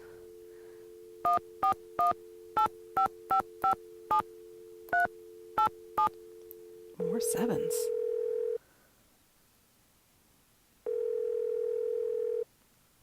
Hello? Hello? I've got it, sweetheart. Hi, is this Brenda and Derek Southwaite? Yes, it is. Is this a solicitation? Honey, you're so suspicious. Only because you can be way too nice for your own good, darling. I'm not selling anything. I just want to ask you about your recent stay at Icicle Creek Lodge. You mean Gassicle Leak Lodge? Oh, very clever, sweetie. Gas was leaking from so many places while we were there, it's a wonder the place didn't blow sky high. I heard something about your almost being overcome by fumes in the sauna. Well, we had just gone ice skating, so we decided to warm up in the sauna. So we were sitting in there, and everything was fine until both of us started feeling a little woozy. We started feeling a lot woozy. And the next thing we knew, that Russian skier came in. Actually, I think he was Slovakian. The point is, he told us he smelled gas and thought we should get out, so we did. Barely. By that point, the fumes were making us both ill, if you know what I mean. That poor skier. By the time he helped us get out of there, he was almost as green as we were. Awful experience. Horrible. And it was our honeymoon. At least the owner had the decency to give us a full refund.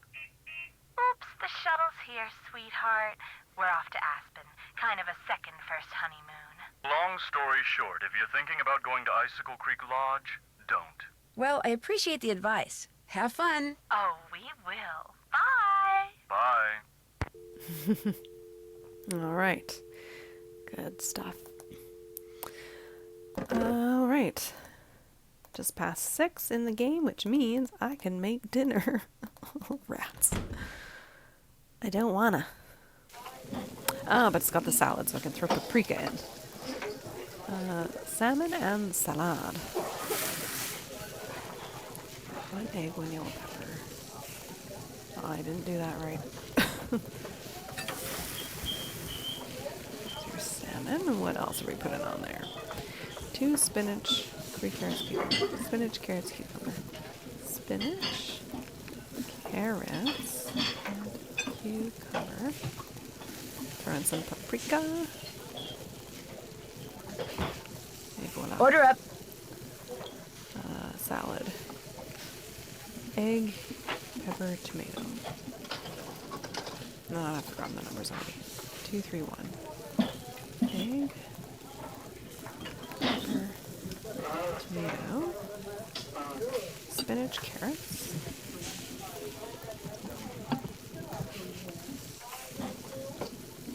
Cucumber croutons. That's good. Do without the tomato, personally. Order up. Freddy, with her giant appetite, 2 salmon and a salad. What's on her salad? 1, 3, 1. Oh, I did that wrong.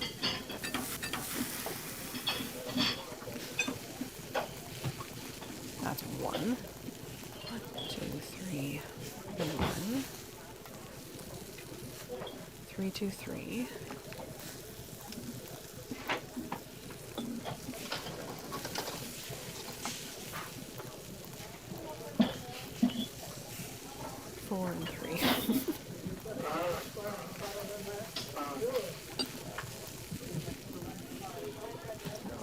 Oh, paprika. Oh, shoot. Okay. Let's try that again. 1313. 1, 3, 1, 2, 3, 2, 3, 4, 3. 2, 3, 4, 3. There we go. With paprika. There you go, Freddy. Order up. 1 and 1. Okay, what would you like for your salad? 2, 2, 1, 3.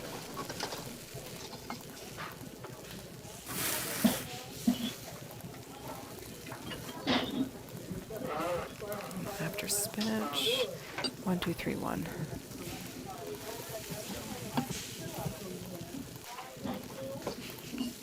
And paprika, please. Order up. Okay, and 2 and 1.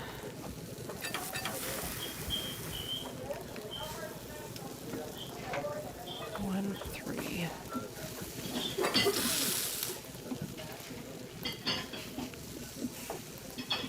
Oh no, I don't want the other one to catch fire. Didn't think about that.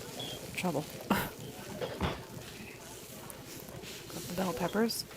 1 spinach, 1 anchovy.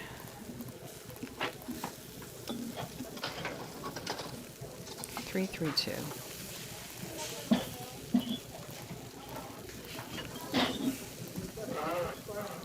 And throw in some paprika.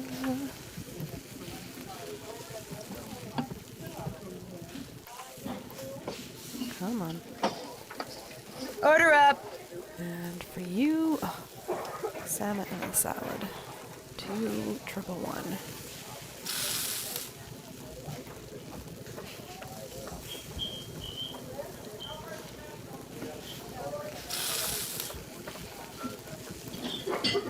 No anchovy is 1, 1, 2. I don't blame him. I don't like the idea of anchovies. Never had them. Don't really care to try, even though I like fish. Oh, and by the way, don't go adding paprika to Lou Talbot's food anymore. He hates paprika. There we go. There was a point to doing that, in case anyone's wondering. Okay, are the gents back? I feel like I often get lost in this game and I don't know what to do. I think I have to make it morning. Because I can't go out. Extreme danger. I can't go out to Skookum Ridge. So, I guess that's what I'll do. Go to the washroom one more time. Oh. Does that seem to have a weird dream first about weird puppets? Marionettes or something. Animals on strings. I don't know.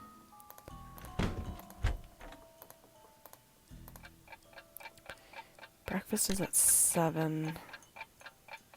If I change it to 6. Oh, I also dislike this clock because you can't just... If I turn it to 7, it's going to change it to 20 minutes from now, 7 p.m. So, let's go 6 a.m. And there we go. Here's the start of another day. Actually, before I start my new day, I didn't open this.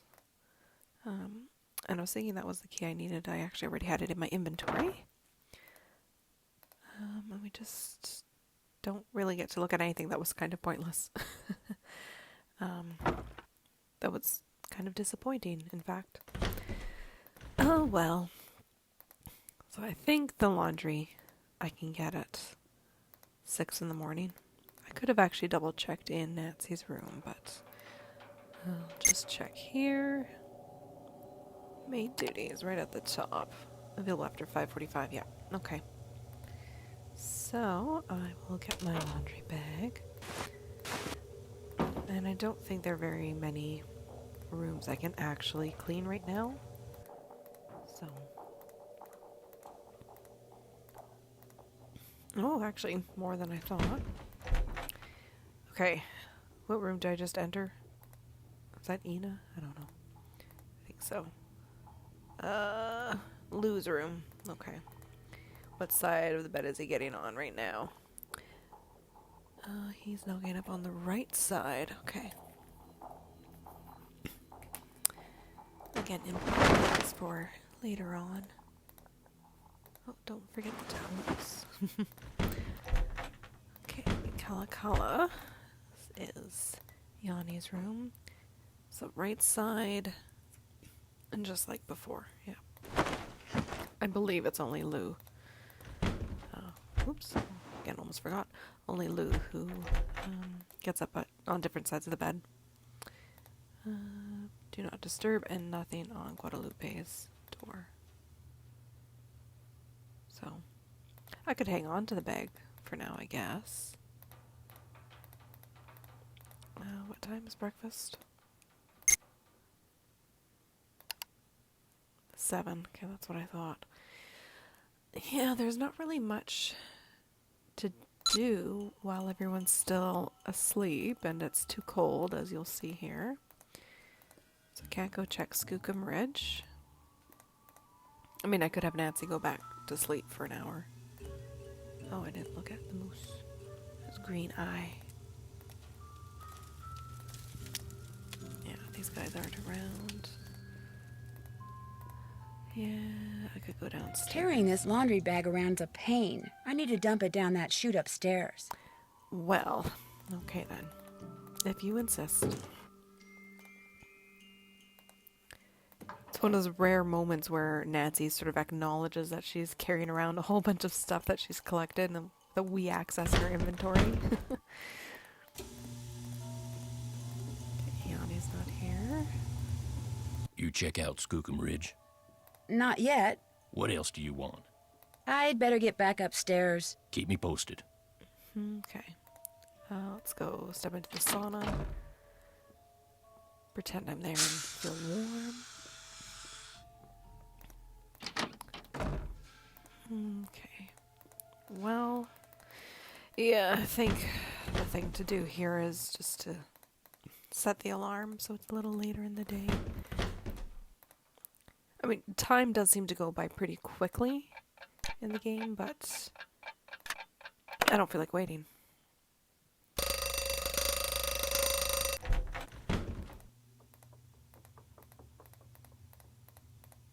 Okay, so... Not time for kitchen duty yet. What time did I say? Oh, was it 7:15?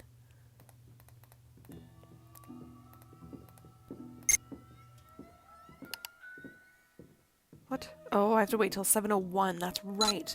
It's... Oh, I forgot. There's another little thing that's kind of annoying about this game. See, now I can make breakfast. Ooh, French toast. Freddie wants French toast and Canadian bacon. It's called ham. I forget how we do this. Maybe this is just here. Oh, it's off. If I'd looked at the cooking manual, I would have remembered.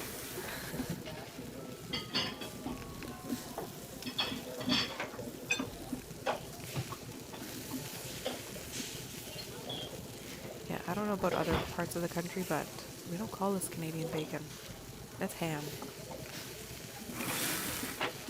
Reminds me of this episode of Phineas and Ferb. Do this over and do it right this time. Oh, was it supposed to be an omelet? Oh. I don't remember it saying omelet before. Oh, okay, this is just weird. Anyways, there's an episode of Phineas and Ferb where they're taking a picture somewhere and they're told to say Canadian bacon instead of cheese, and he'll say ham. That's great. What do you want? 3 bacon, 2 spinach, 3 cheese,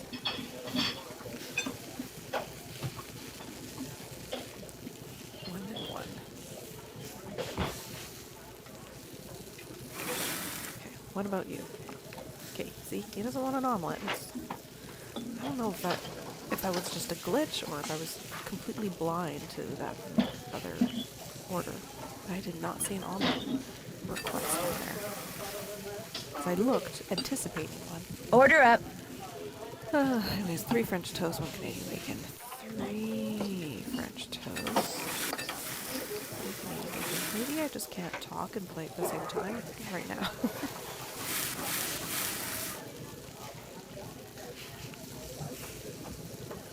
2 French toast and 1 omelet. French toast and no bacon, 3 spinach toast.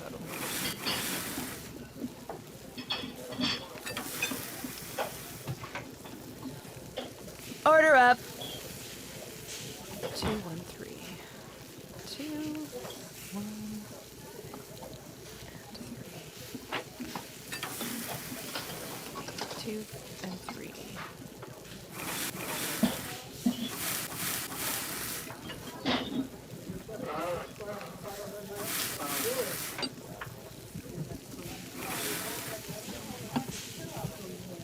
Order up.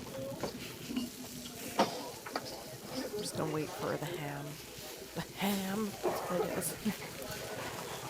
Before attempting that order. So it's good to get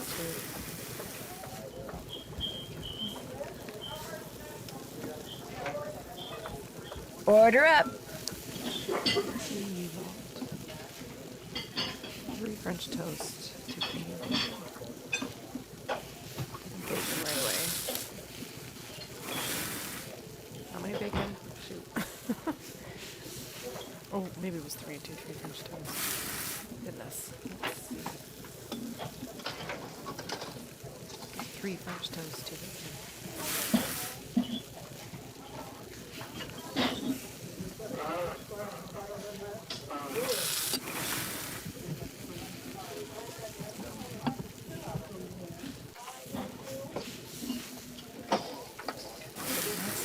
French toast. 3, 1.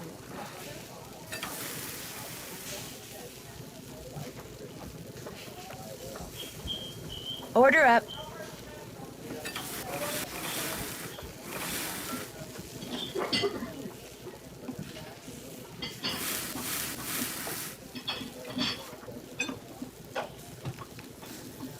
What do you want in your omelet?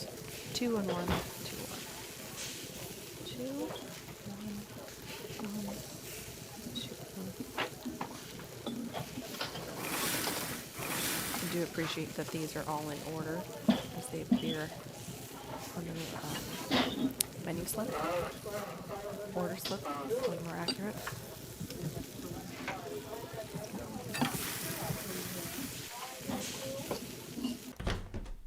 Okay. Well, 7:28. Probably still isn't anyone around. Yep. Yeah, that's right. This game, I do feel like I have to change the time a lot. I really wander around. So that's kind of frustrating.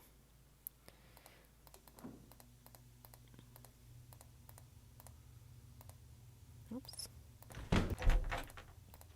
Okay, let's change the time again. Let's go to like 9 o'clock. I feel like I can be more productive at this hour. I can actually talk with people. Although Guadalupe's hardly ever there. The first time I played this game, I didn't see her the first time. Like I kept wondering where the other character was. She blended in so much and I just wasn't walking and facing the way that you would see the window properly. It was bad. What's up? So you go to school in California? Yep. University of California at Brea. What kind of degree are you working on? Master of Fine Arts. Yeah, that's right. What are you going to do with a Master of Fine Arts degree? What is this, like the Spanish Inquisition? Hey, give her a break. She's just trying to make pleasant conversation. Oh, right. What am I gonna do with an MFA degree? I don't know. See, I create works of art by manipulating naturally occurring geophysical substances like dirt. Sometimes I just use my hands, but most of the time heavy machinery is involved. Oh, brother. Nobody understands my art. But that's cool. To be great is to be misunderstood. FYI, Ralph Waldo Emerson said that. Is this your first time at the lodge? Yep. My car broke down on my way to Lake Louise last summer. Pulled in here to wait for the tow truck and figured it'd be a cool place to visit during the winter, so here I am. What do you think about all the weird things that have been happening around here? I think they're kind of cool. Accidents make life colorful, you know? You wouldn't be saying that if you were the one who'd slipped on those ice-covered stairs or eaten that bad potato salad or had those 4 flat tires. Hey, I had that broken window. Broken window? I went snowshoeing on like the 3rd day I was here, and when I got back, the window in my room was broken. Glass was all over the place. Was anything missing from your room? Nah, it wasn't a burglary. It was like the window just decided to break. I mean, there was no rock on the floor, no bullet, no nothing. It was the wolf. Tried to jump up into your room, but didn't quite make it.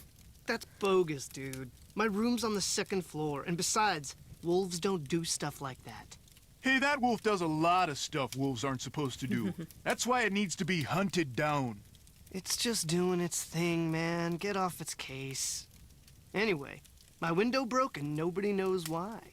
Pretty awesome, huh? I don't know if I'd use the word awesome. So, you like to snowshoe? I like doing stuff outside.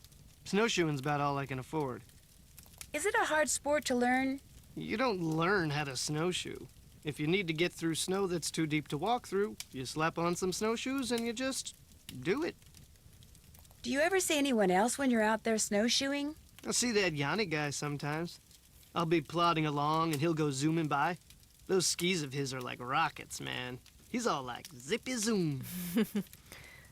Yeah, this is I like to think of as a well-known quote of his. It's all like zippy zoom. When I think Lou Talbot, I think this line.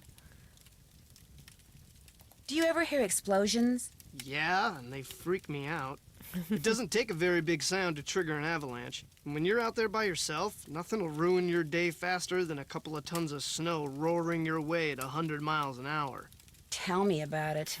Yeah, Nancy can relate. Nice talking to you. Been real. Hey, excellent job on the snow shoveling, eh? We had ourselves one fine time out there because of you, especially Lou here. I beat him 5 times. By the slimmest of margins. Which is why now he's too chicken to go mano a mano with me out there in the ice fishing shack. Snowshoeing's my thing, dude. Besides, it's animal cruelty. Gimme a break. You ever been ice fishing? I'll have to check the next time I'm making Lou's food if he ever eats fish.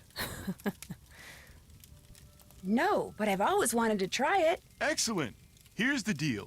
I need some competition, so I I've want been you to told. go out there and try to catch a bigger fish than I caught yesterday, which means you gotta catch a 2-foot northern pike.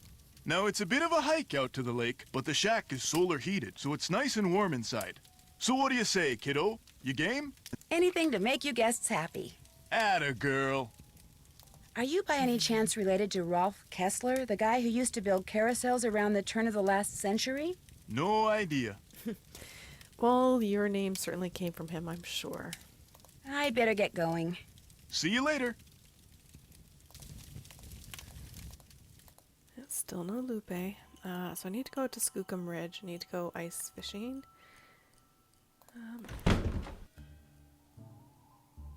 I think there might already be fishing gear out there. Okay. Trying to think if there's anything else I need to do here. I need a toasty duck. That's what I need. Oh, Freddy! I didn't want to actually shove Ho! him My in the order skating the pond. snow princess! You shall not pass!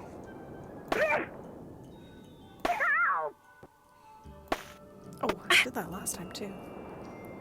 Not moving my cursor far enough over.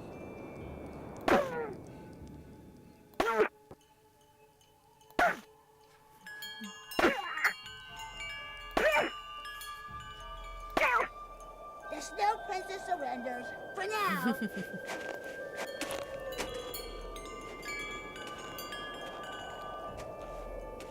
Okay, I don't like what's to come. It is really, really cold out here.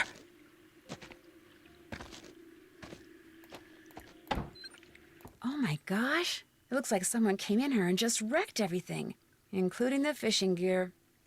So much for catching a 2-foot northern pike. All right.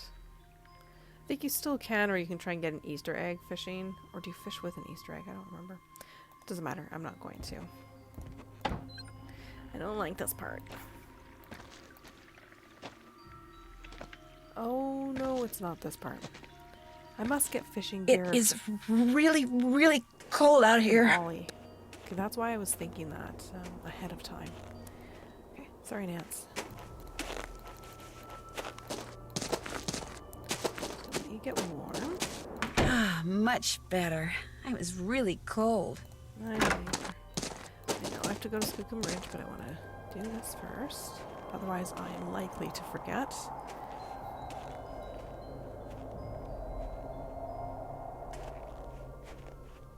And then I'll be back in time to make lunch, I guess. Rats.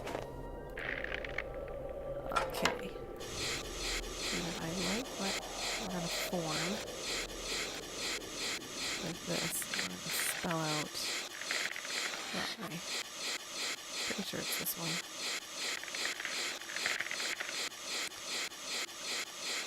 Oh, ice is pretty thick here. Oh. Some sketchy spots now.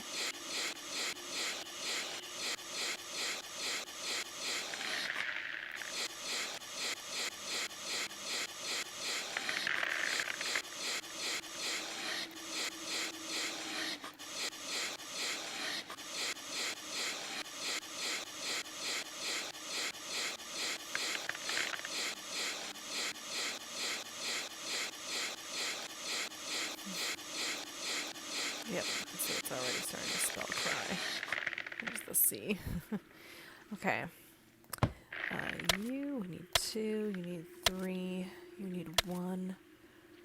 You're 1. You're 1. 1, 2, 3, 1, 1, 1, 1, but you're 3. You're 3 also. Okay. You've got your 2. You.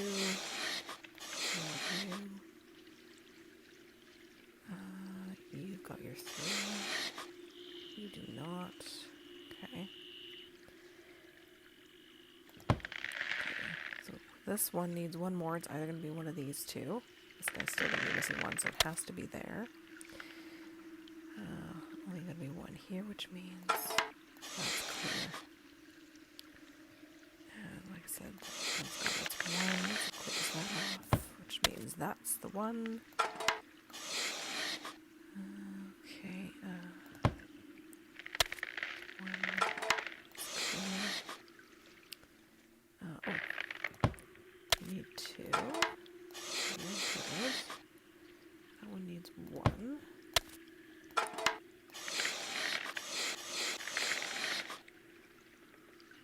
These ones need 4. 1, 2, 3, 4. So 1, 2, 3, 4. That one's safe. It needs 3. It's only got 2, so there's the third. That one's got 2. So safe. There's our C. That's 3, so these are just going to go up for a little while. Oh, I just didn't go. Awesome.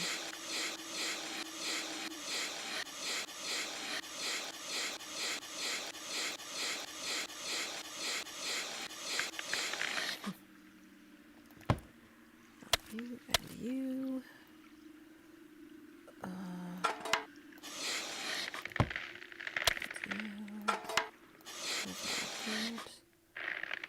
Oh no, you're 3, not 2.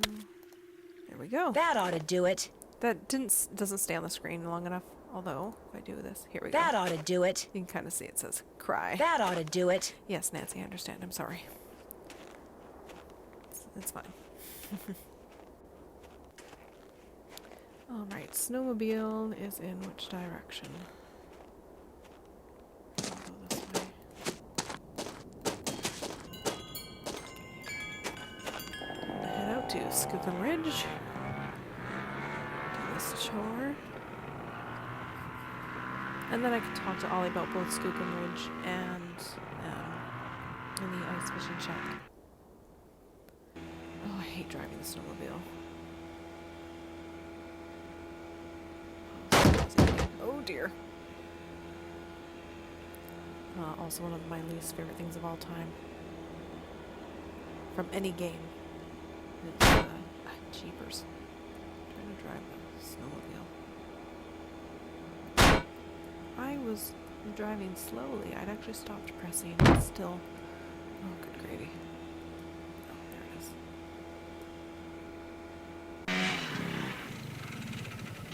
The sign's not buried, so I guess there hasn't been an avalanche. I guess that's a fair assumption. I don't know. And now, I have to drive back. Oy. Oh dear. I did not do that very well. Not a smart path.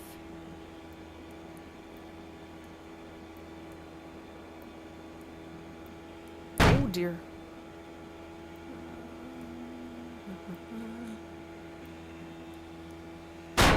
Oh my goodness. And I do not drive snowmobiles in real life either. Probably a good thing.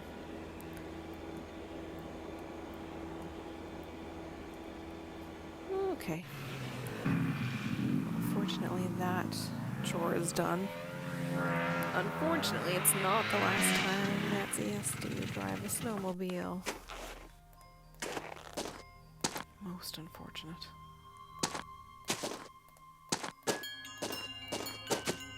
Ah, warm again. Yep. Okay, what time? Is it 12 on the dot?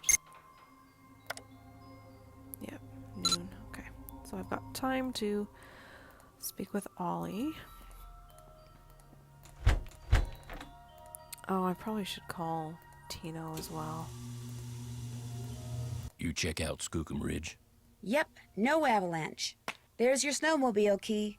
You make a report to the Avalanche Patrol? Not yet. That's okay. I'll call them. What else do you want? Someone went into the ice fishing shack and ruined all of Bill Kessler's equipment. Probably some animal-loving eco-fanatic who figured it was time to save the fish. You don't by any chance have a hook and line I could borrow, do you? Say no more. There's my tackle box. It's all yours. Kessler tried to rope me into competing with him, but I can't very well do that when you've got my hook and line now, can I? No, I don't suppose you can. What else do you want?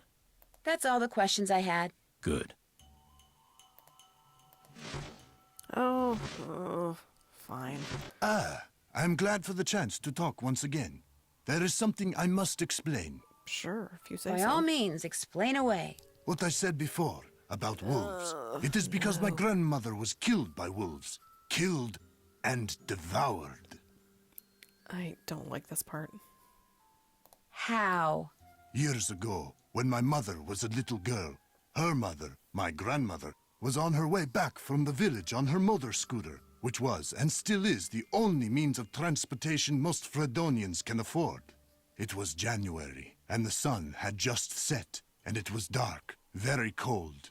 There were thousands of wolves in the countryside that winter. At night they would roam in huge, hungry packs. My grandmother was halfway home when she came upon a young man waving from the side of the road for her to stop. He too had been on a scooter, but his had broken down, and wolves were gathering all around him, preparing to attack. My grandmother, of course, stopped, and he leapt on behind her, and they took off down the road with the wolves, dozens of them, chasing after them. But with two people riding it, her scooter was slow, much too slow, and the wolves soon caught up with them. And when one of the wolves seized my grandmother's boot in its teeth and started to pull, instead of helping her, the man pushed her off the bike. It instantly gained speed and he got away. My grandmother, set upon by the wolves, did not. Speaking of which, you guys can't hear this, but I think I hear someone on a snowmobile right now. Do hear them quite often.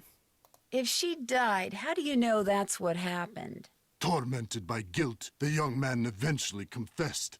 He went to prison for several years, And the wolves were hunted year-round until the countryside was rid of them. But the damage was done.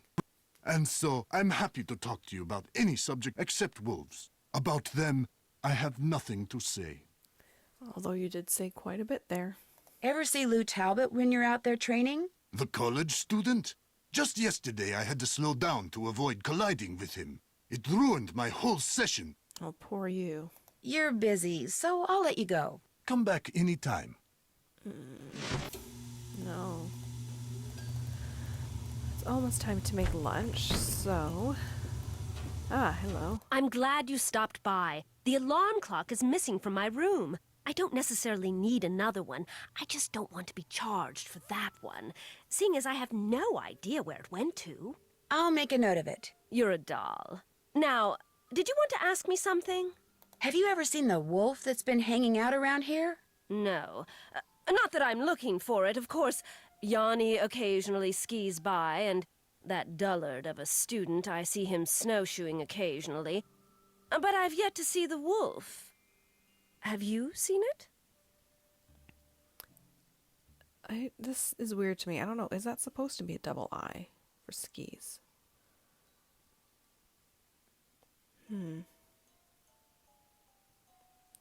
I might have to Google that later.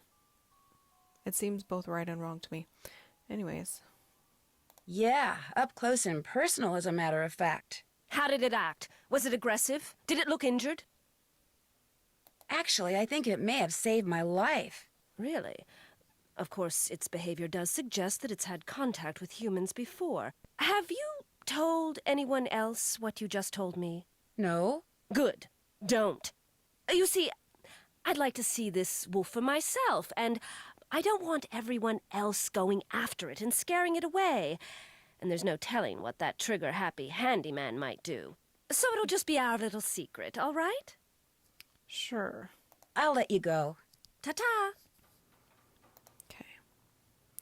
I'd go in, but it will tell me it's not time. So I need to wait till it says 12:01. There we go.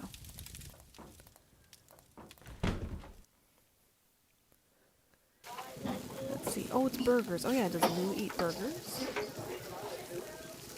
Because then he's eating meat and it's animal cruelty. Quesadilla and a burger for Bill.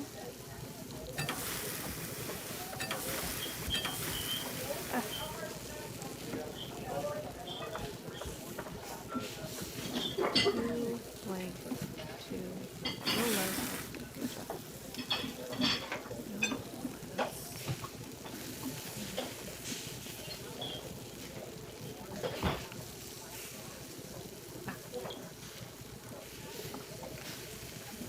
I think I did that right. Something don't look right. Do this one again. What am I doing wrong each time? Good gravy.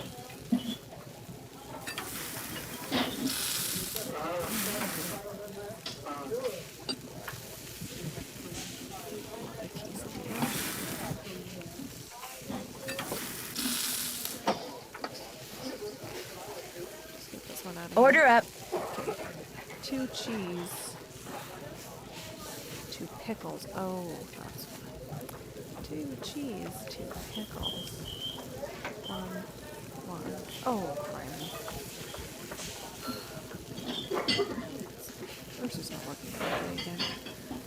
Oh. Another burger going in there. What about for you? Another burger.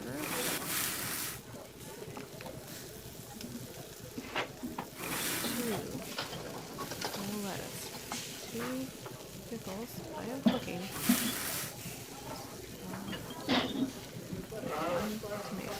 1 onion. 1 mustard. Okay. Order up. Much better. I'm not going to get awards for food. 2, 2, 1, 1. 2, 2, 1, 1. No onion. 1 mustard, 1 ketchup. Oh, you want a quesadilla. Right. Order up. 2, 2. No pickles, 1 for everything else. 2. 2 no pickles, 1 for everything else.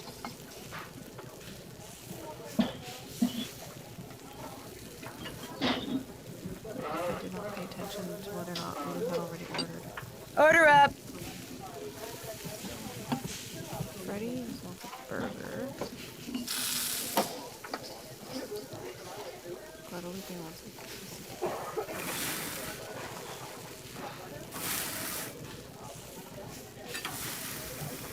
Order up. Okay, Freddy, for your burger. 1, 1, 1. No tomatoes. 2 tomatoes. 2 onions. Okay, 1 of everything.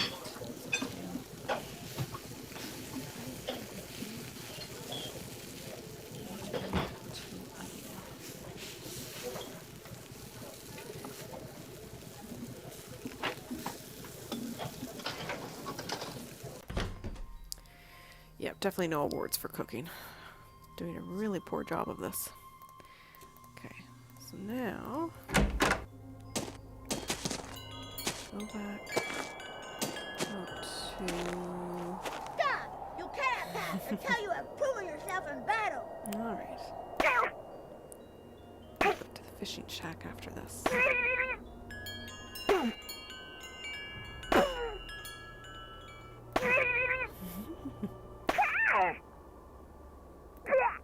Oh. The Snow Princess surrenders. For now. She's got me once each time. It's not normally the case. Oh well. Makes her feel good. I'm starting to get really cold. Me too, actually. Got the shivers. Okay. Let's do some ice fishing here. I don't remember what Northern Pike looks like. I feel like these are not Northern Pike. That won't do. Yep.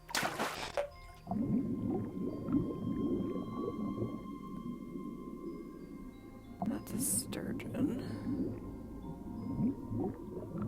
That shouldn't be there.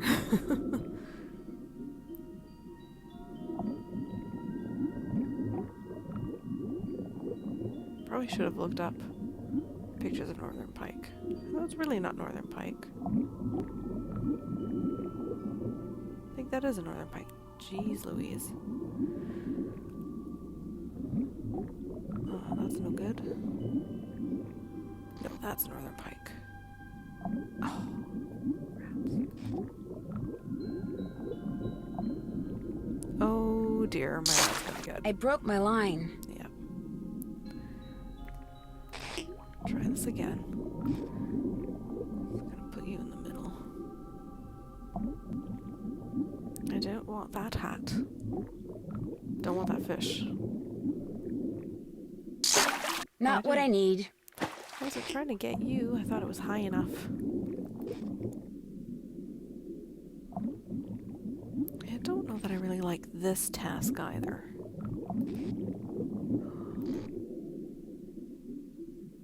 Oh, should have gone even lower. Oh, man.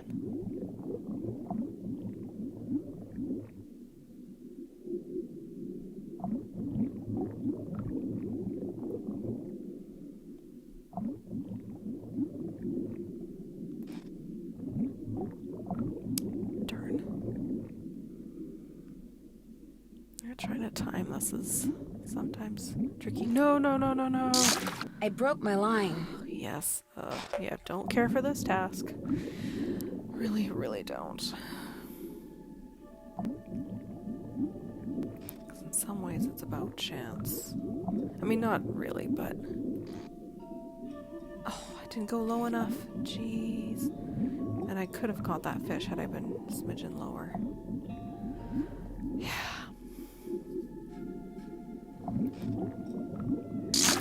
Doesn't quite measure up. Oh, for crying out loud. I catch the right type of fish and it's not the right size. Let's just go down.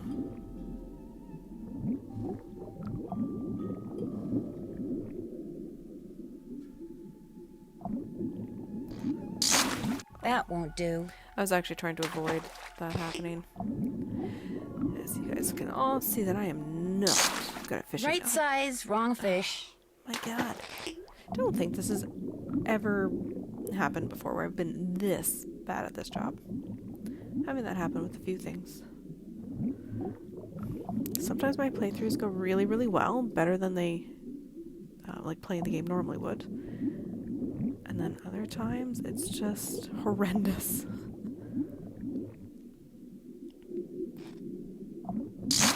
Doesn't quite measure up. Come on now.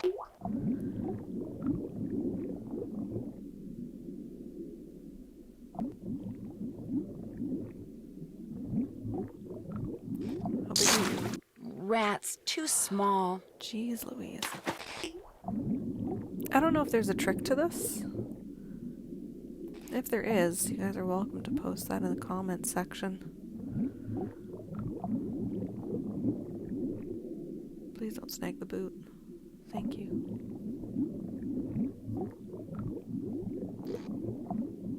What? I didn't catch the fish. Go away.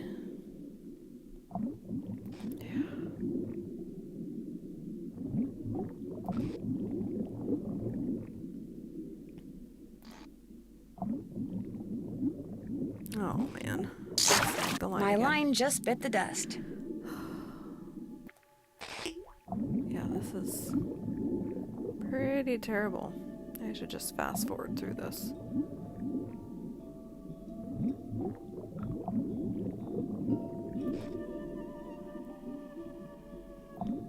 You know how in Danger by Design you can flush the toilet 10 times so that you can bypass what's the word? Processing the negatives? I wonder if there's... I broke my line. Jeez Louise, I wonder if there's a way to do that here. Is that for the Easter egg? I don't know.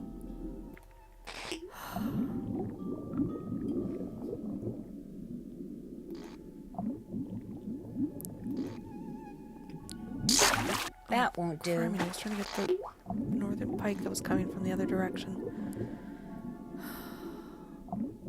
I should have timed. So close. Holy mackerel. Darn. I should have timed or made note of the time when I started fishing. This is just cruel.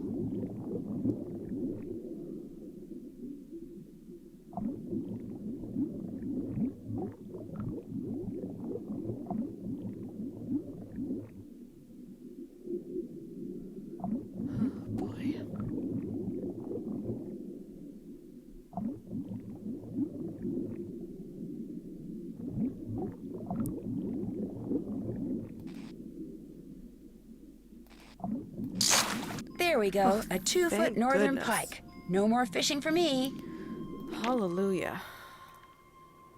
Okay, and as if that's not bad enough, I now have this part. Yeah.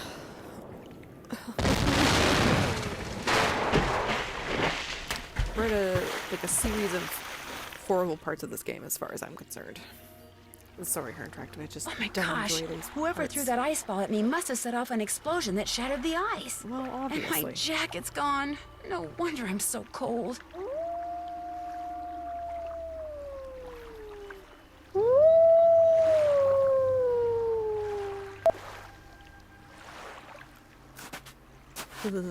I'm cold in real life. A coat. I need to make it to shore by jumping from ice floe to ice floe and put on that coat before I freeze to death. Oh no. I die a lot playing this. Right there, the diagonal, isn't it? Yeah. I don't even know what I can do. I think I'm hooped. Because I've lost the ice flows that go over there. Criminy. So Nancy's gonna freeze. Because this is horrible. Yep. I don't think there's one over here that I can't see. Well. Oh. Okay, well. If only I could reach them. Can I? No! I still can't make it to land. Jeez Louise. Yeah. All I want to do is lie down. All I want is for this to be a better game. Like, is there an ice floe here that I just can't see? Maybe there is. I don't know.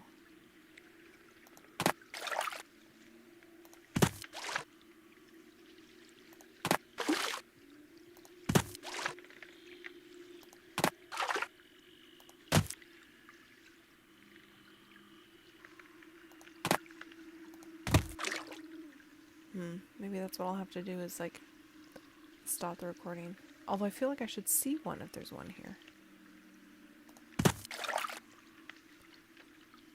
I should see one if there's actually one there. That's ridiculous.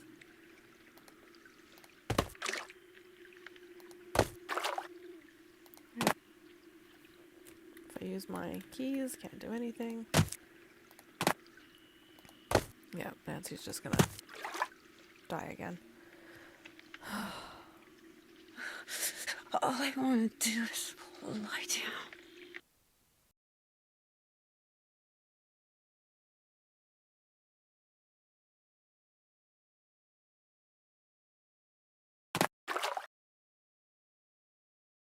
Get one up there. Just gonna go all over. Oh, that's a bad idea. Potential bad idea. Interesting.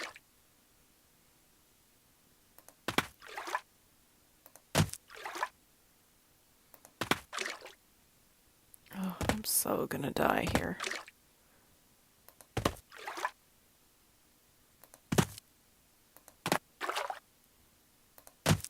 Oh, man.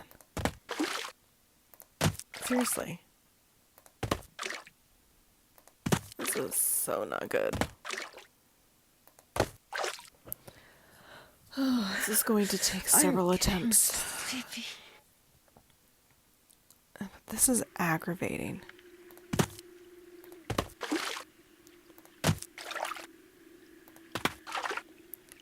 Is there anything I can do to bring one from over here?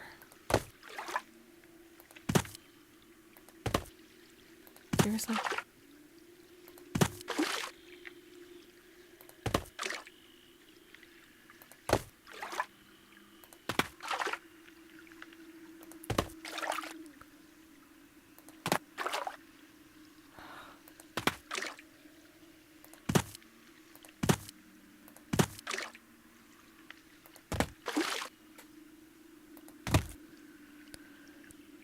I need one in this row.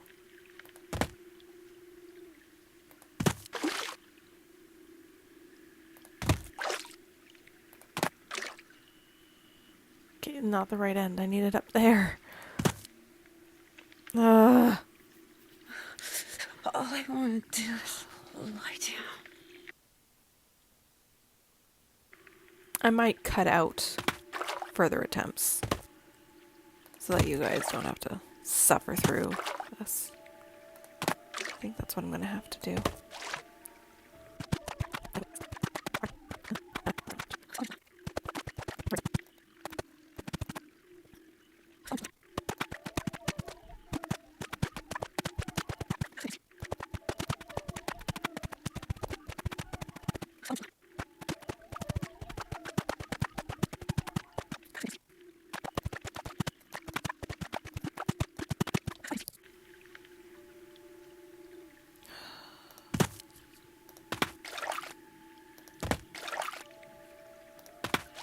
I just don't even know.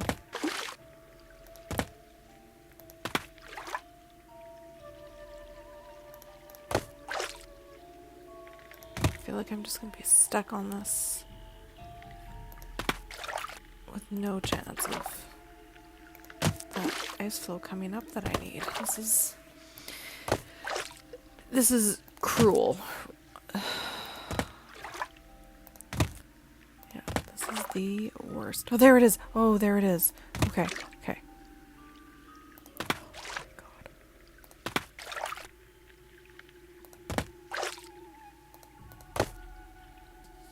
Oh my god.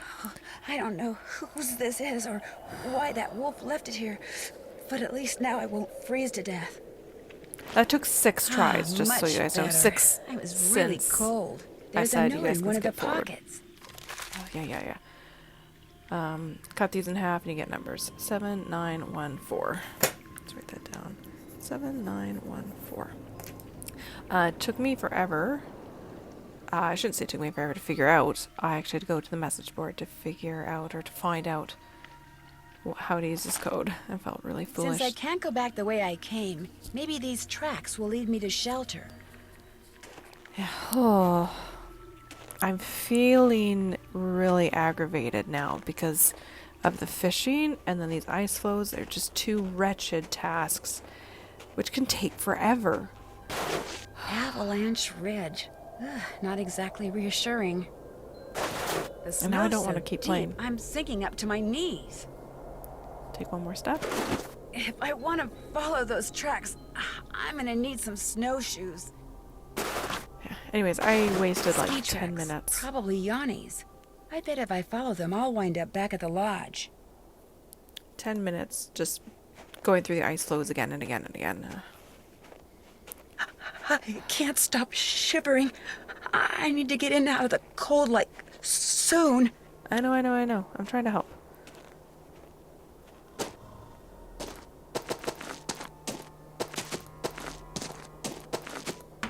Much better. I was really cold. Alright, I was gonna call Tino like forever ago. Guess I'll do that now.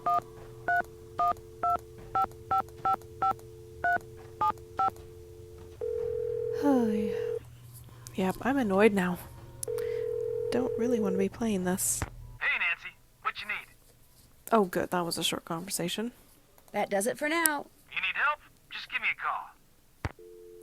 I don't remember what triggers getting his help either. Maybe I'll call Chantal.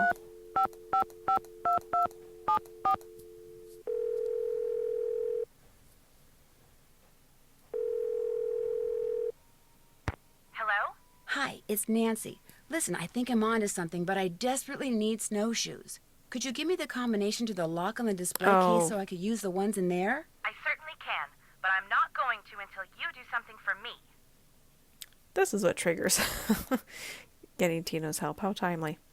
Sure. I'm going to fax you a survey that Tino came up with. Ugh. He says you're to fill most of it out by observing the people staying at the lodge, rather than just asking them the questions outright.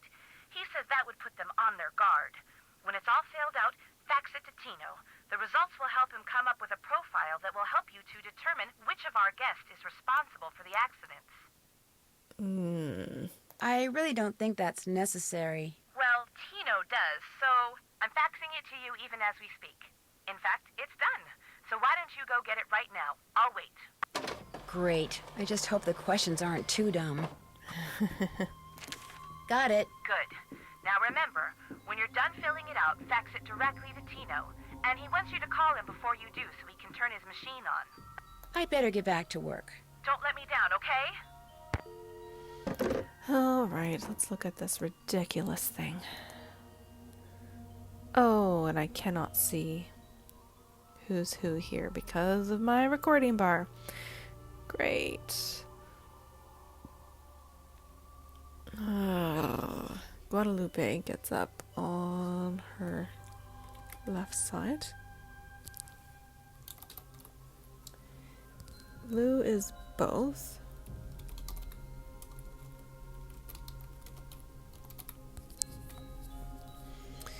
Well, I could guess who's next.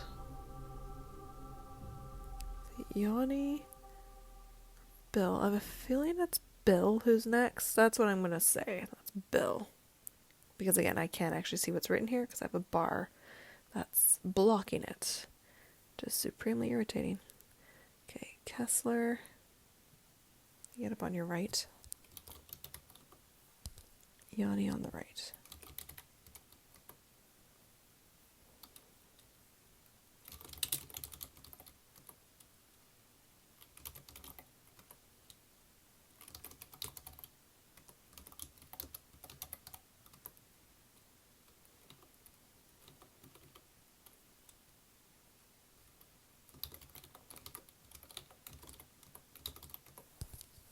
Okay, planets. Stupid questions. Oh, hang on. Hey, I can actually see her from this side. Yes? If I were to ask you which planet you most identify with, which one would you say? Earth. No, wait. Make that Venus. No, Earth. No, actually Venus. No, Earth. No offense, dear, but that's a very silly question. Tell me about it. It's also silly that she even had to think about it. Like, because it's a silly question, you shouldn't even have an answer. Good luck with your birding. Farewell. Okay, we'll put in Earth for her.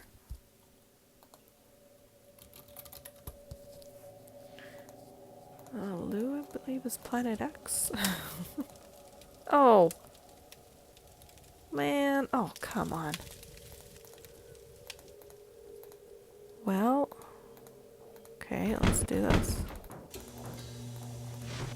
How can I help you? Would you mind telling me what planet you most identify with? Pluto. Actually, Pluto's not a planet anymore. That is exactly the point. Pluto stirs up passion and controversy, yet it continues undaunted on its course, as do I. Pluto and I, we are as brothers. Okay. I really need to get somewhere in the backcountry and was thinking you could maybe give me a cross-country ski lesson or two? Out of the question. I don't have the time, the equipment, or frankly, the desire. I am sorry.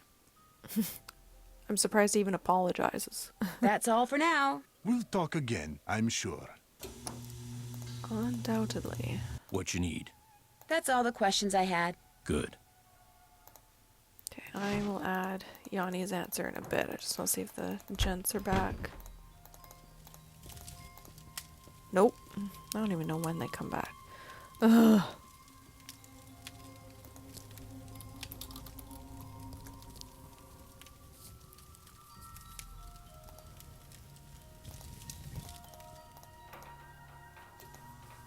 Well, Freddy. For lack of anything else to do. Come! The battle for the kingdom of the Snow Princess begins!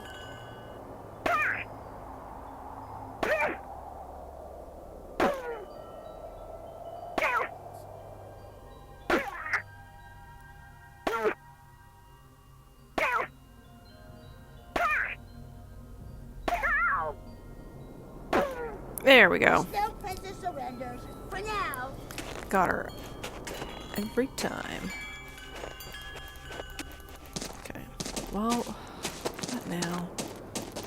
Ah, much better. I was really cold. Probably gonna have to change the time.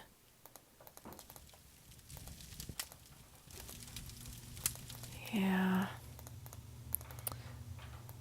Well, bathroom? Stay beautiful. As if. That guy Ooh. was such a jerk. Parentheses that shouldn't have been there. That guy was such a jerk, a total creep. That was a reference to Rick Arlen. Okay, let's try 4. See if the guys are back down. Oh, What do you want? You messed with my rifle, didn't you? This I gotta hear. Excuse me? This fax just came for you. It's from the wacko left-wing wildlife gang that paid you to screw up my rifle so I'd miss that wolf. How dare you talk to me like that? I'm leaving this place right now. Good. You just got yourself an escort off the premises.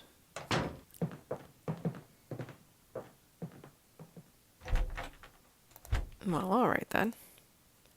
Well, oops, I went slightly too far. Since she's gone.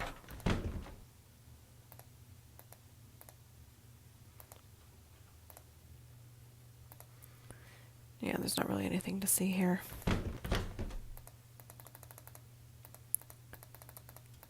Okay. Let's see. Now are the guys back? Yes. What's up? I was just wondering, what planet do you most identify with? Planet X. I'm sorry, I meant in our solar system. Planet X?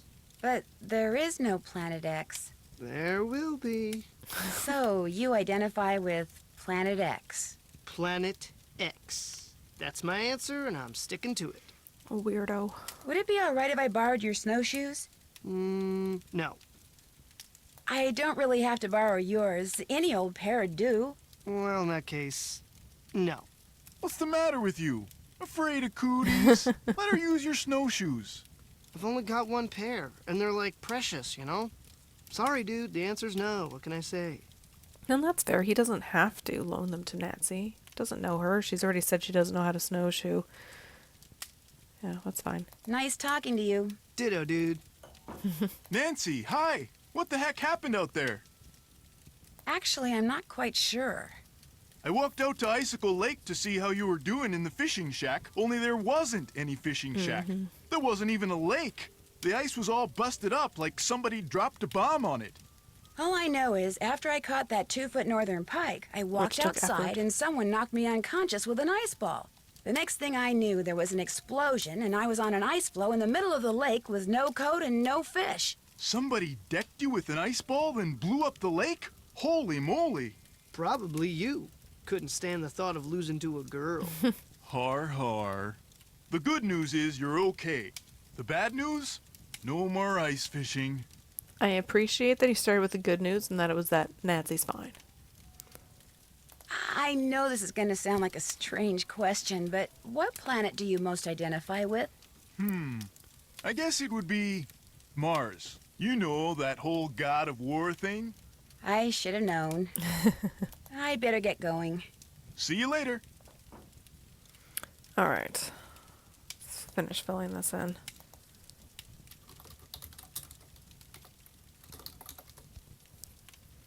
Okay. I'm going to hope that I have that done correctly. If not, I just have to swap the answers for 2 characters. Oops. Long distance. Need a 1 first.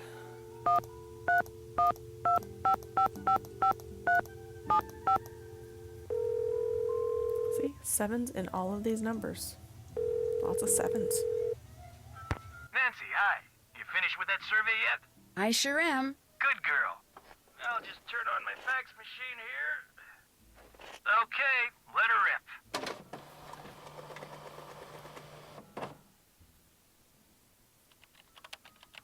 Nice work, Nancy. Excellent. According to the survey, our perp is none other than our bird-watching champion snowshoer, Bill Kessler. But Bill Kessler likes to ice fish. Guadalupe Comillo is the one who likes to birdwatch. Yanni Volkstaya is a champion skier. And Lou Talbot likes to snowshoe. Oh. But you were kind of right. I mean, you did pretty much describe everyone at the lodge. I did? Yeah, I guess I did. You know, maybe I just need to look at the survey data from a different perspective or something. Yeah, maybe the answer's there after all, and I just gotta shuffle things around in order to see it. Oh, hey, before I forget, Chantel said when you finished the survey, I was supposed to pass some numbers on to you. Said it was the combination of something? Yes, to the display case. What is it? 7669. Anything else I can do for you? I'd better go. You need help? Just give me a call. Fat chance. Now that I don't have to call you again, I won't call you again. Okay, let's talk with Ollie. See if he'll talk about kicking out Lupe. What you need? I couldn't help but overhear the argument you and Ms. Comillo had. She messed up my rifle so I couldn't shoot that wolf, so I tossed her out. Told her to take her little crusade somewhere else. Have you told Chantal that you threw her out? No, not yet. She's not going to be happy. But by golly, that woman was a menace. Anybody who deliberately sabotaged a man's rifle is capable of anything. But at least now I know why I missed that wolf. And like I told her as I was giving her the bum's rush, next time, I won't miss. I'd better get back upstairs. Keep me posted. So I could call Guadalupe. Actually, let's get the snowshoes first. What is that? 7669. That did it.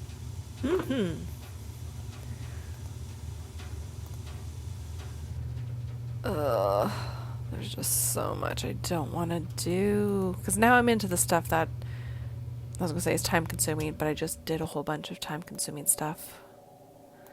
Oh, call Camille. Guadalupe Camille, rather. Let's see her phone number. Do you know Survey's here? Oh. What do you know? Phone numbers.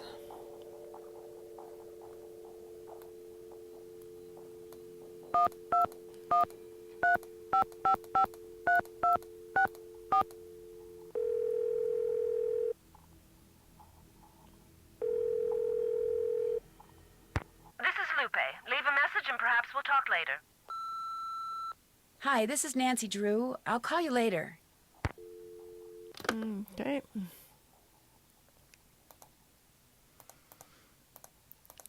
Well, could I go outside? I want a toasty pack. I just don't remember which way I need to go. Not to the skating pond. Trapperdan's Needle. I don't know if I can get there from Trapperdan's Needle or not. I don't remember.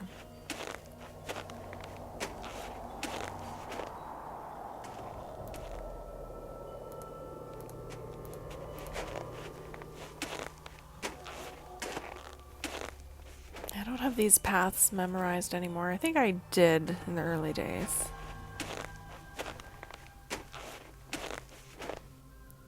Is there anything new here?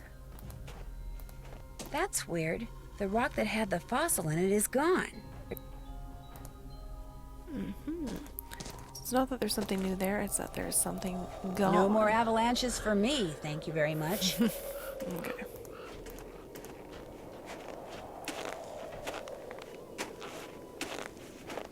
This is time consuming too. All of the walking and the fade out and fade in.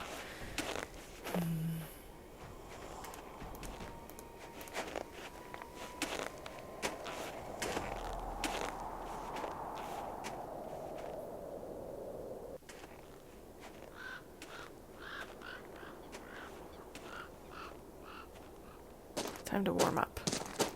Ah, warm again. Here's my note. That's for me. Nancy, because of that Neanderthal of a handyman, I have been forced to return home. Please call me. When it comes to the White Wolf, there is much for us to talk about. Lupe. Well, I already tried calling you. Fine, I'll do it again.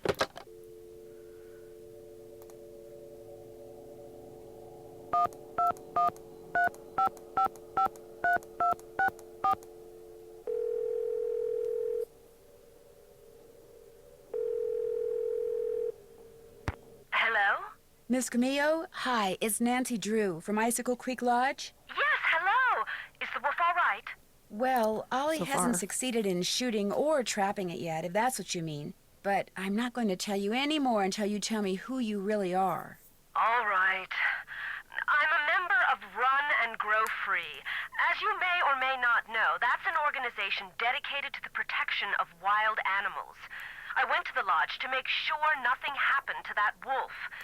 See, we're trying desperately to arrange to have it captured and transported to a sanctuary. But so far, all the ones we've contacted are full. And unless and until we find a place for it, all we can do is try to protect it. Now tell me more about the contact you've had with the wolf. After I was buried by an avalanche, it dug a hole in the snow so I could escape. It may have sensed you were in trouble, or its behavior may have been totally random. But either way, the fact that the wolf didn't simply run away from you is very bad news. It is? Wolves and humans simply do not mix. While wolves may appear to be similar to dogs, behaviors that have been bred out of dogs after thousands of years of domestication are still instinctive to wolves. Training a wolf to behave like a dog may mask those instincts, but it cannot eradicate them. For that reason, no matter how sociable the wolf may appear, instinct can at any moment rear its ugly head with devastating results for any humans involved and for the wolf. Especially for the wolf, who will have simply been doing what comes naturally. That's right.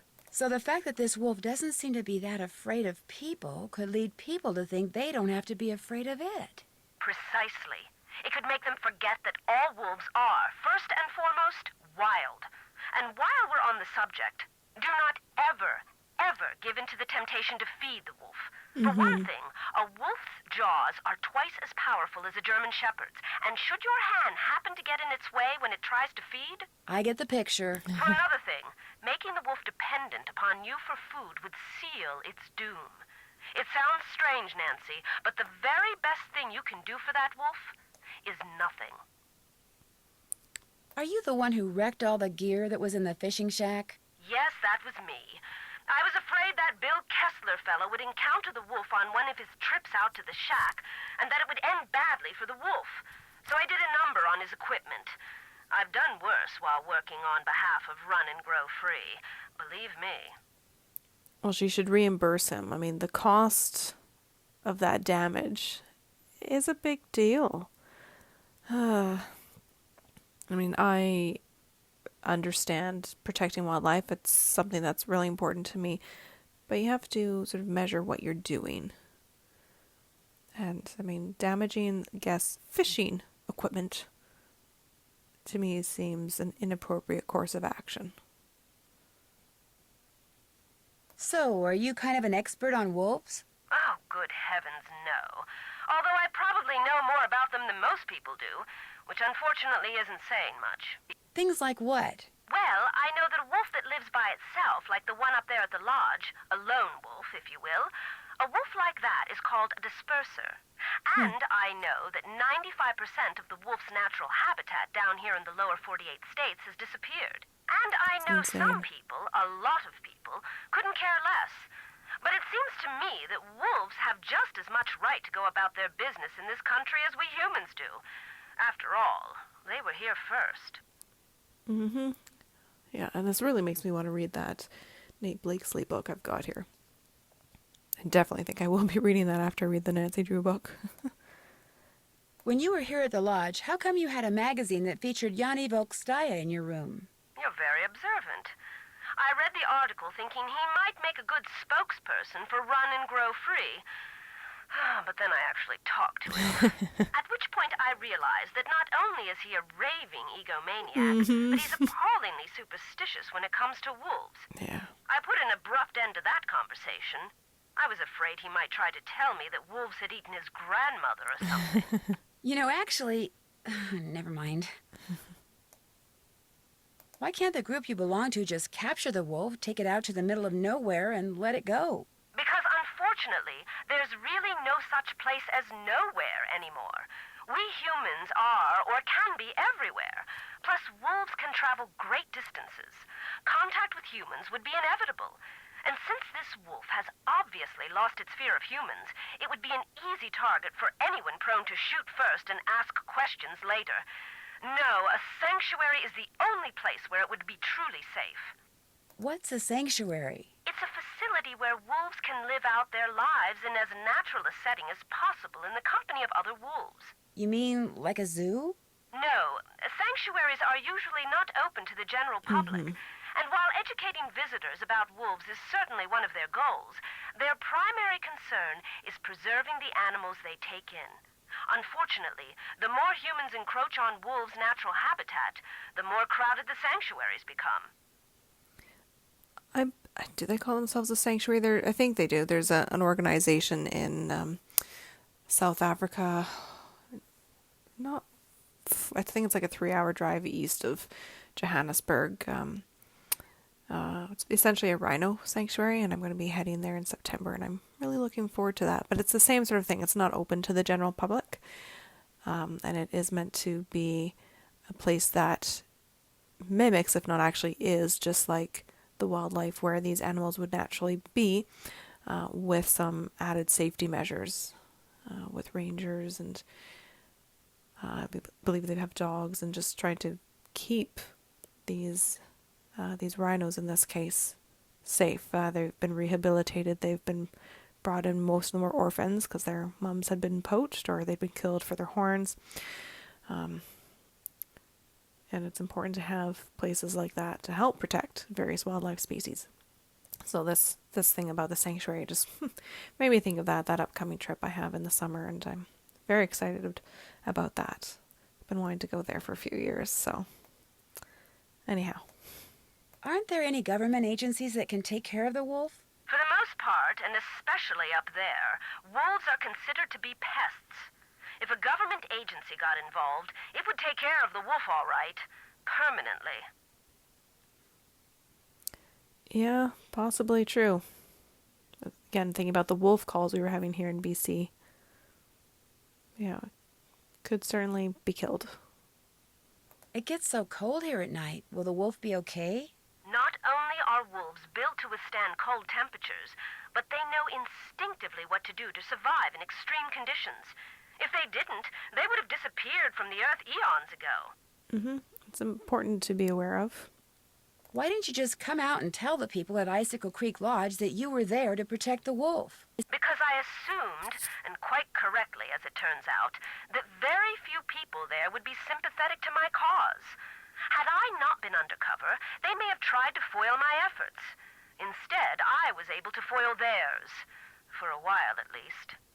Did you ever hear any explosions while you were staying at Icicle Creek Lodge? Yes, as a matter of fact, I heard several. Do you have any idea what caused them? My first thought was that Ollie had completely lost it and was going after the wolf with explosives. But when I realized that even he wasn't that stupid, I assumed it was someone clearing an avalanche or a downed tree or something. While we're on the subject of explosions, did anyone ever figure out what made the bunkhouse blow up like that? Ooh. The sheriff says it was plastic explosives. I didn't have that conversation. That's serious. No offense, but it sounds to me like instead of hiring a new maid, the owner of the lodge should have hired herself a detective. Yeah. Ooh. Yeah, I haven't had that conversation with the sheriff. Ooh. That's... it's not a continuity error per se, but I shouldn't be able to provide that information because I haven't gained that information yet. Ooh, ouch. That's not great. I need to get back to work. Thanks for calling. Oh, and from now on, call me Lupe. I think you've earned that right. I don't think I'm even going to call her again. Well, let's call the sheriff.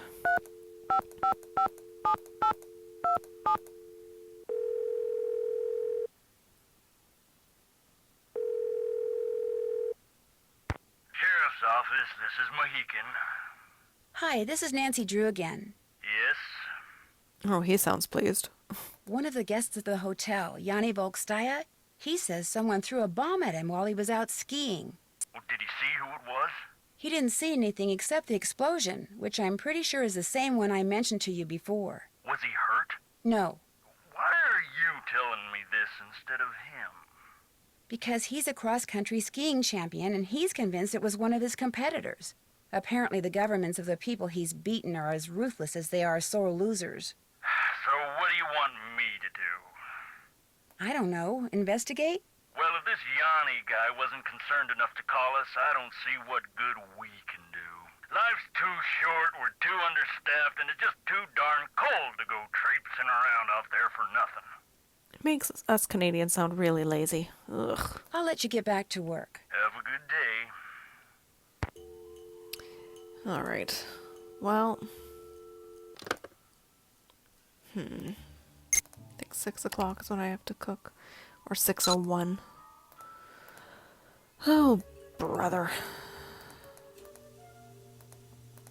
Can I speak with the guys at all? What's up? Well, I'll let you go. Happy trails. Hello again. I'll see you two later, okay? See you later. I could call Chantal.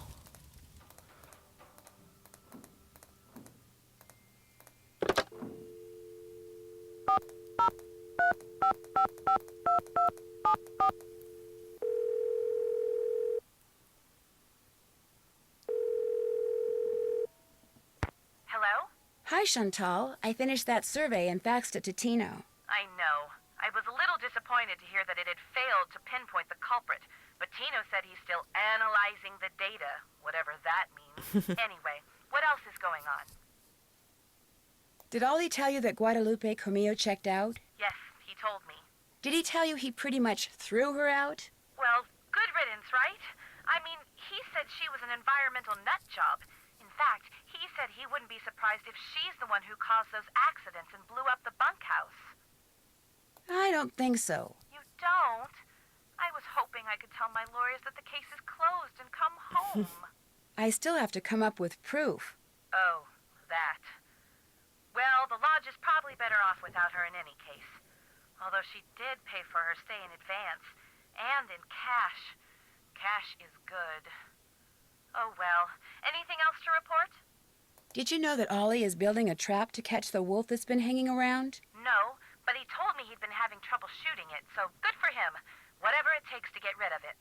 But why does he need to get rid of it? It's not hurting anything. It's freaking out my guests, which means it's hurting my bottom line, especially on top of everything else that's been happening. But why not, say, call a wolf sanctuary and have them come and take the wolf away?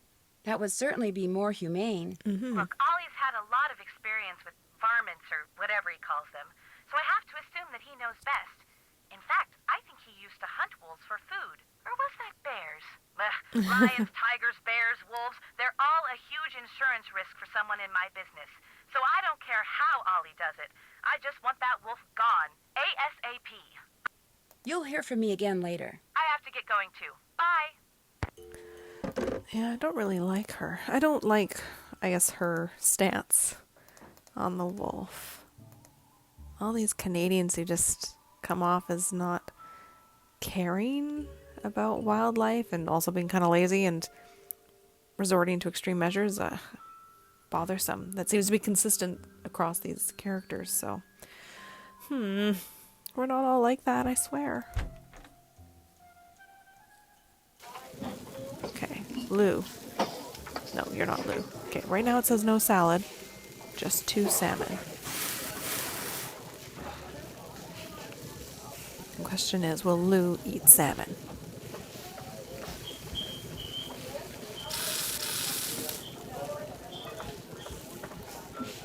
Still says 2 salmon. Order up! Okay. Freddy, 2 salmon and a salad. Okay, what do you want in your salad, young lady? 1, 3, 1, 2. 1, 3, 1, 2. And then 2, 2, 2, 3.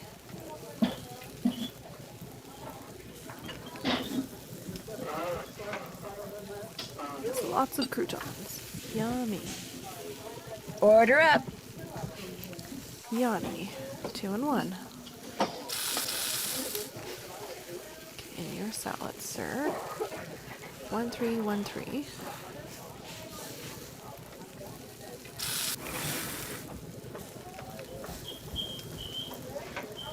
And then 2, 2, 3, 2.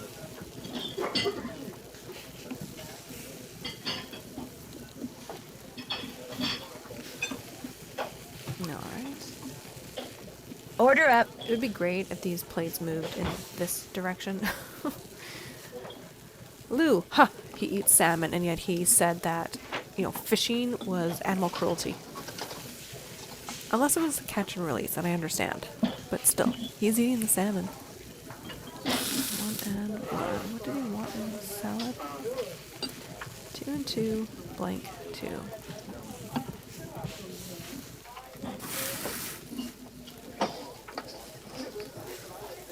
And then 2, 2, 3, 1.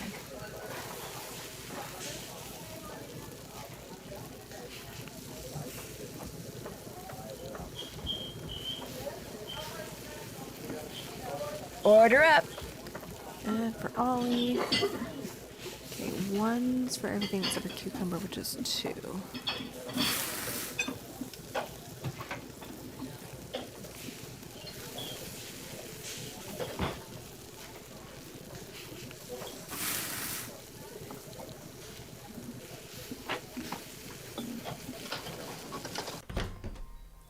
Alright. There's dinner. Oh, and I need it to be daytime. So that I can go snowshoeing. Ugh.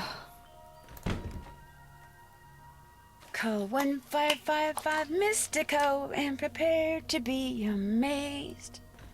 There we go. I was waiting for that. Oops, went too far again.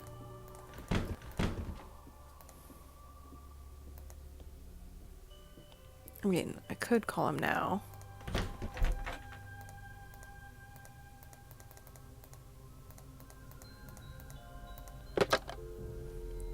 One, 555.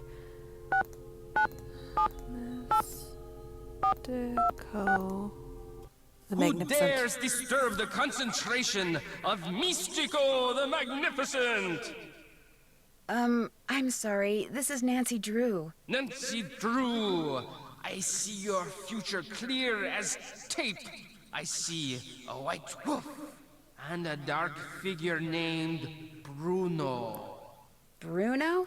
But beware, Nancy Drew, the wolf will only lead to danger and intrigue. Cool. I mean, yes, Mystico. The Magnificent. Huh? You're supposed to say Mystico the Magnificent. Oh, right. Yes, Mystico the Magnificent. So, Nancy Drew, what secrets from the beyond do you seek? Something very special. A wise choice. Return to the icy depths, and there you will discover the jewel of the deep blue sea. Mystico has spoken. Okay. Well, eventually. I might do that. Oh, it's not even close to 7, so I guess I'm setting my alarm for 6. I could set for 7 twice, I suppose. Yeah, I'll just do it twice. See? 7 p.m. Annoying. 7 a.m. There we go.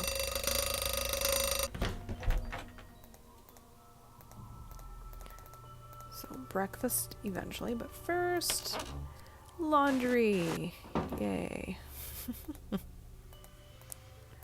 I don't enjoy the chores in the game. It's just more things I have to do repeatedly, and I don't take any pleasure in that. Alright, need to make his bed.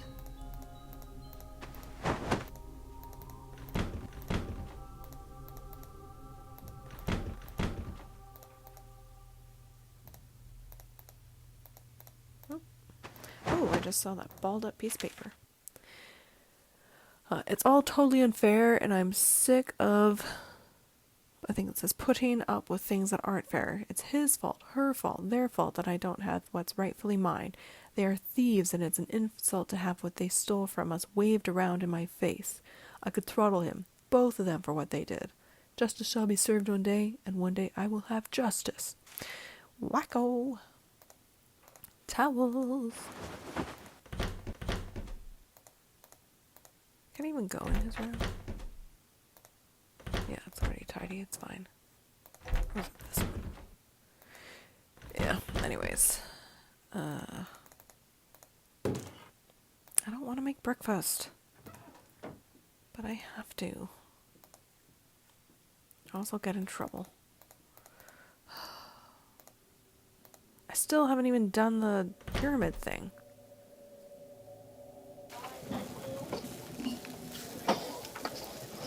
One French toast, 3 ham.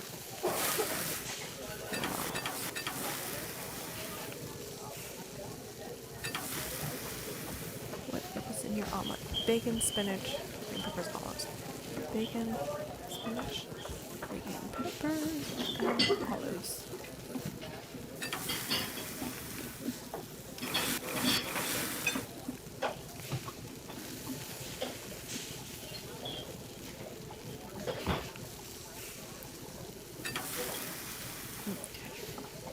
Order up. 2 French toast and 3 slices of ham.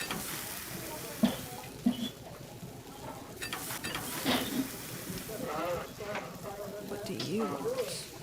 2 French toast and 3 slices of ham.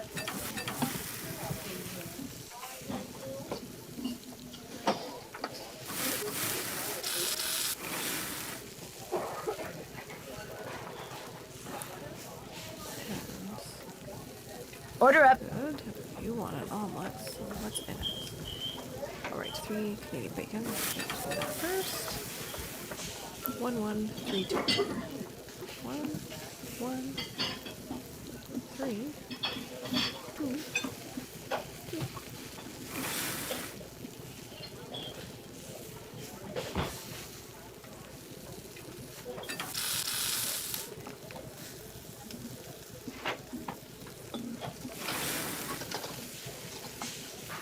Order up.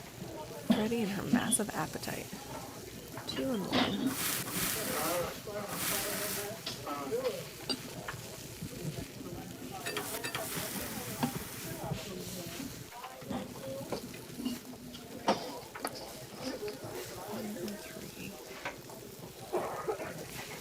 I don't remember which order. 1 French toast. Order up. 1 French toast. I think it was an omelet.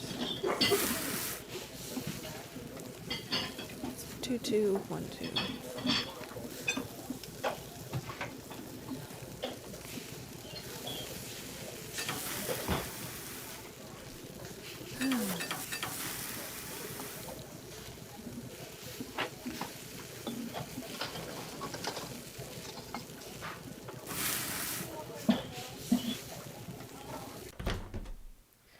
Okay. It's cold, but I can do it. Going this way first. The battle for the Yes, kingdom yes, of yes. the Snow Princess begins. It's kind of silly. I feel like this game is taking a really long time to play, partly because I'm taking my time, reading lots of things and commenting. And I want it to speed up. I want to make progress. However, I'm choosing to go this way The Snow Princess. You may pass. so that I may get an Easter egg.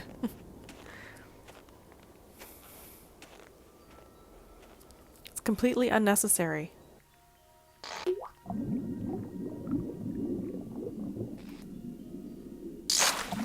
Hey, that took 1 try. Now why couldn't the fish have been that way? That northern pike nonsense.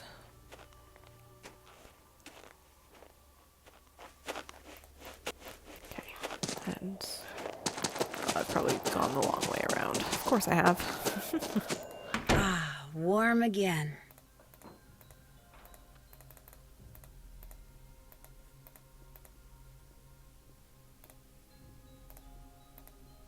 No.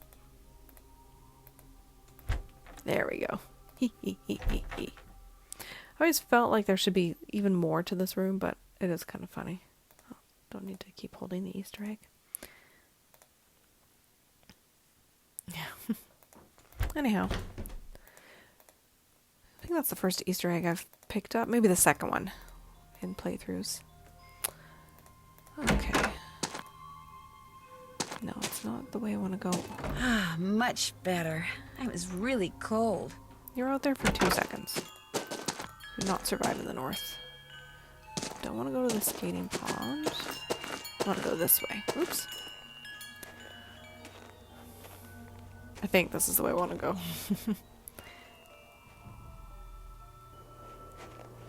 Yeah. Get me my snowshoes. And do some more exploring.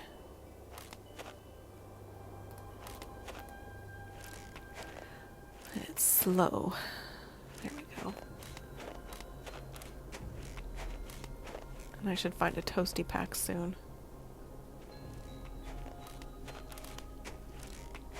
After the next long trek.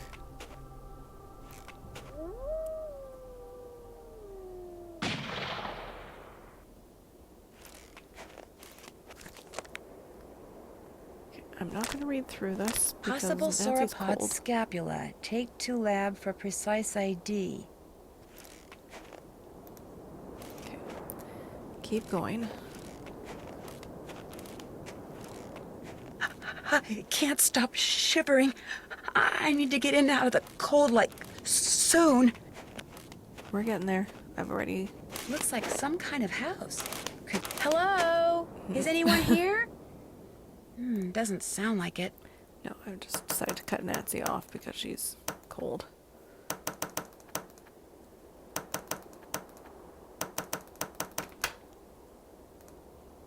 And somehow that much warmer inside the shack. So excellent. Now we get to explore the shack. Okay, so what can we look at here? The Rest of My Life by Julius McQuaid. There's a lot here, so I'm not going to read this journal. I don't know if Nancy starts commenting at any point. But basically, McQuaid, that's his name, right? McQuaid, is journaling what's going on, and he was talking about the wolf pup, who he's named Isis. So once I get her attention by saying her name, I can give her commands. He's essentially trained her. Oh, there we go. So they highlight this in red. I guess we can quickly get to this chain and explain. Or, yeah, it's a way of explaining for the player how to give her commands, multiple commands. Ability to sort objects by scent. If she has an object in her mouth, she'll sniff, then drop the object near another object that has the same scent. Pinevale Hospital. Maybe I can use Isis and her incredible sense of smell to figure out who owns the notebook I found outside. All I have to do is get something from each of the people at the lodge, something that each of them has touched, then let Isis figure out which of their scents matches the scent on the notebook. Hence why Nancy is the maid. Hi, Isis. Isis, stay. Good girl. Around. Isis, around. Go. So that's just to demonstrate. Right. Toasty Pack, hello. Wonder what this is. Looks like there's a phone number on it. Oh, I was about to write it down and then it disappeared. Oh, I'll do it later. This indentation looks just like the one on that plaque in the lodge where that missing Rex bone used to be. Which will open up a panel here.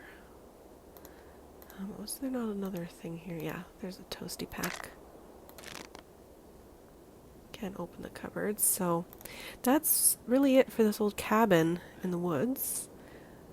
Let's get back to... Oh, forgot about that. It's rather alarming. Let's get back to the lodge.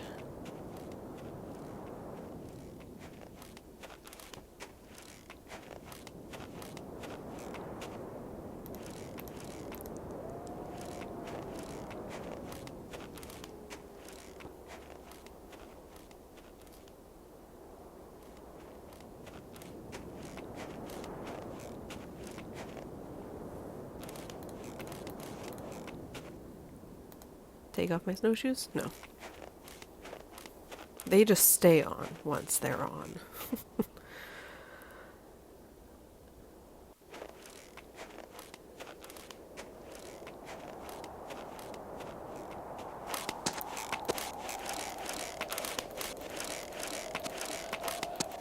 I feel warmer already. And there's another note for me. Who's this from? Meet me in the sauna in the basement. I have some interesting information for you. A sauna sounds good to me. It does, if you don't know what's coming. So I'll do that first, and then I'll call the number on that gizmo. Let's see, there's no one here. Or here. Ooh, actually. Ah, something that Ollie has touched. Forgot about that. I just wanted to snoop his desk while he's gone. Hello? Anybody here? These weren't here before. That birthmark below his eye looks very familiar. And the music is suddenly intense. Hey, is someone out there? The door's... Whew, I'm getting really, really hot. There's the panel. You can just barely make it out.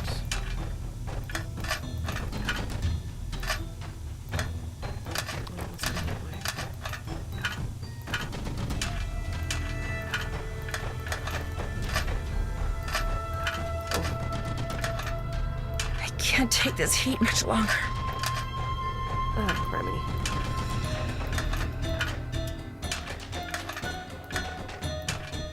If I don't get these pipes adjusted soon, I'm not gonna make it.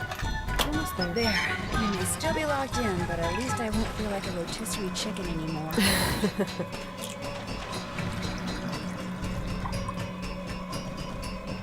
Nancy! Mr. Kessler?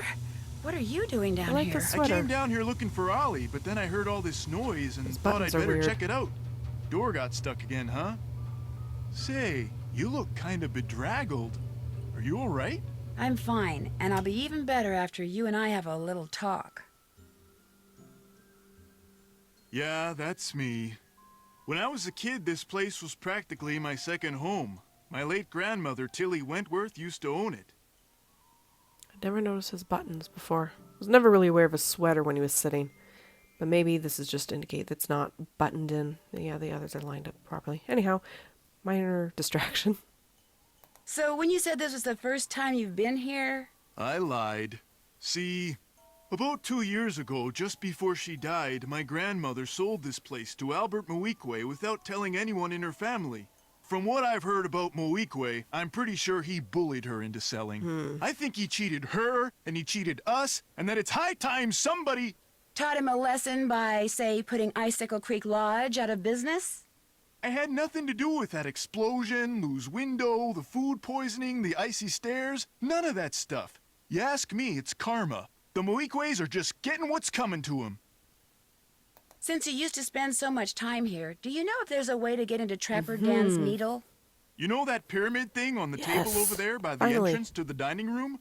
If you fool around with it until nothing but pigs show on the outside, this compartment will open up and inside will be this round magnetic thing that used to be Trapper Dan's special master key. Just hold it up by the needle and a hidden door will pop open. It should. But, as we'll see, it's not going to happen. Why did he need a special master key? Who knows? I mean, let's face it. Living all by himself way out here in the wild, winter after long dark winter, Trapper Dan was probably stark raving bonkers. And by say it's not going to happen, I mean there's the thing's not in the pyramid. Spoiler alert. We'll get there in a second. Since Mr. Talbot isn't here, could I play a game of fox and geese with you? You bet. Have a seat. I wasn't paying Here are the attention. rules. The white pieces are the geese. The black piece is the fox. The goal of the geese is to corner the fox so he can't move, while the goal of the fox is to gobble up geese so that they can't corner him. The geese can only move forward along a line to the next point, either directly forwards, diagonally, or sideways. Same thing for the fox, except when he's next to a goose that has an empty spot directly behind it. He can jump over it. Gobble it up. Right. Gobble it up and remove it from the board. You just take turns and play until somebody wins and somebody loses. I'll be the fox. Ready? I'm so glad they give you an option to opt out. Actually, I changed my mind. I don't want to play right now. Okay. So what can I do for you? I'd better get going. Okie dokie. All right. Snoozing. Okay. Before I deal with the pyramid, let's see. I already did the laundry. I probably can't get into anyone's room and get them now. Nope. Rats. Oh, that means I have to change to tomorrow. Oh, how lame. Okay. Piggies.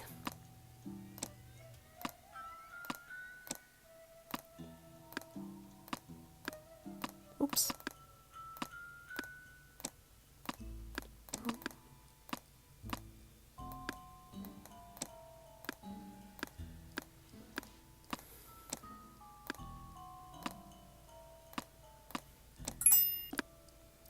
Empty. If there was a special master key in here, it's gone now.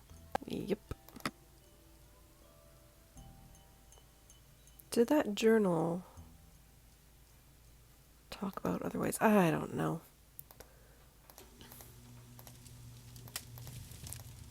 Oh, okay. Hello again. I opened up that pyramid like you told me, but there was nothing inside. There wasn't? Oh. Well, I'm afraid you're out of luck.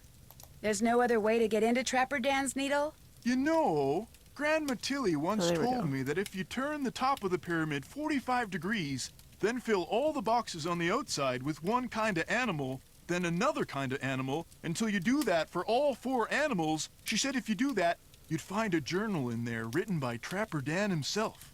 Did you ever read it? I was a kid. What would I want to read some crazy old dude's journal for? I'd better get going. Glad you dropped by. What's up? Well, good luck with the game. Been real. Okay. Well, that's what I will do next. Okay, I guess I'm starting with Moose. I don't know why I turned the first one. That's fine.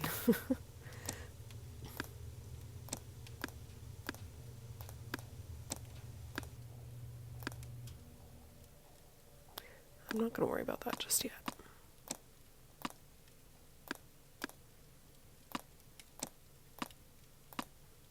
Oops.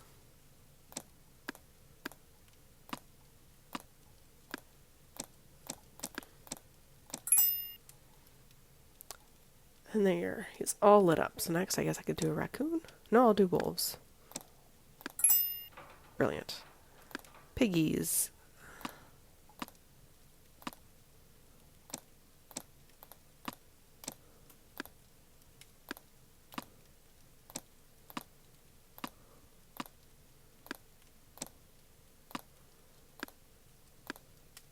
Oh, this is potentially problematic. Okay. Aha.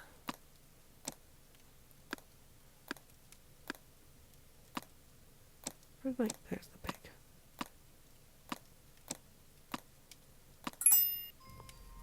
And now raccoon. Oh, right. What's the trick to doing this?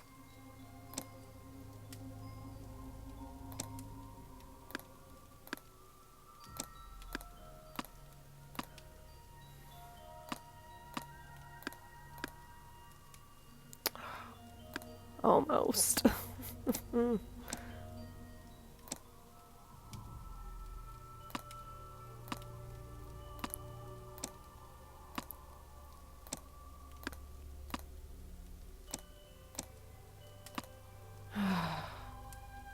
Rats.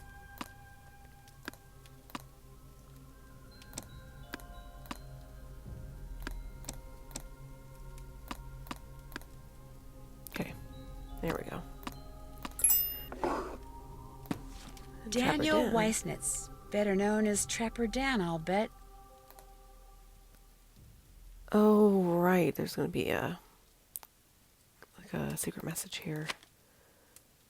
The first thing you need to do is crack my cipher below, or just follow the moose, wolf, raccoon, and Mary. Looks like the rest is in some kind of code. So first things first, period. Locate my secret hide. Oh, I did that the wrong way. Hide out up in the mountains. It's so secret, comma, you'll probably never find it. Dash, but if you do, comma, find my Rex bone and use it in the wall of my hideout. period.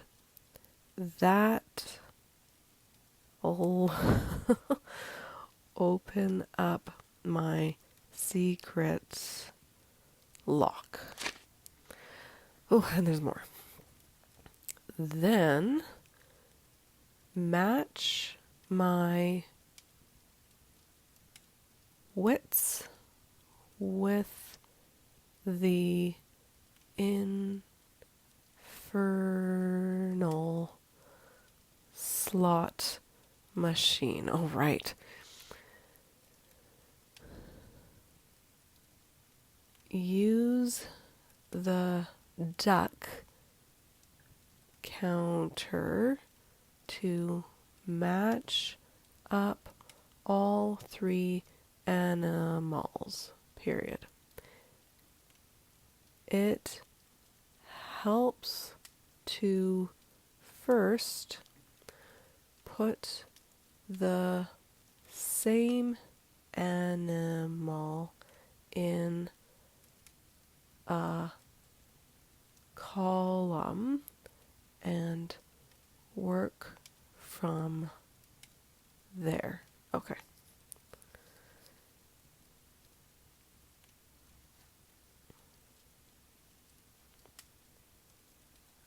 Okay. Mary always had a fox cunning about her. Any combination will work. Can't find Mary? Well, try pulling on that rope above the vaults. You'll just have to keep it taut. Mary always helped me with that. Mary must have been referring to his pet pig. Mm-hmm. Just need 3 more keys. There are 3 more more animal keys hidden in the lodge, period.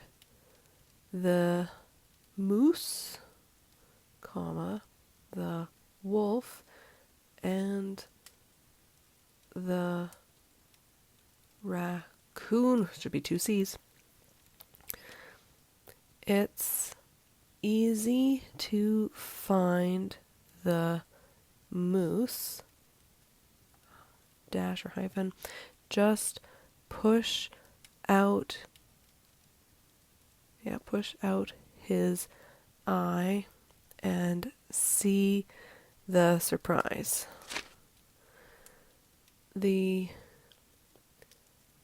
fire necklace will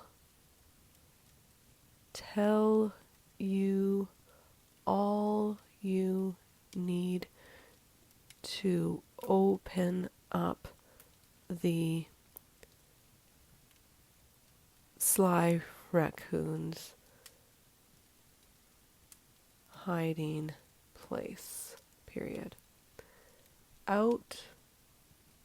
Was that a J? What letter is that? Oh, that's a J. Just don't wake, right? Wake up any lodgers. Some of these angles just make it hard to keep track.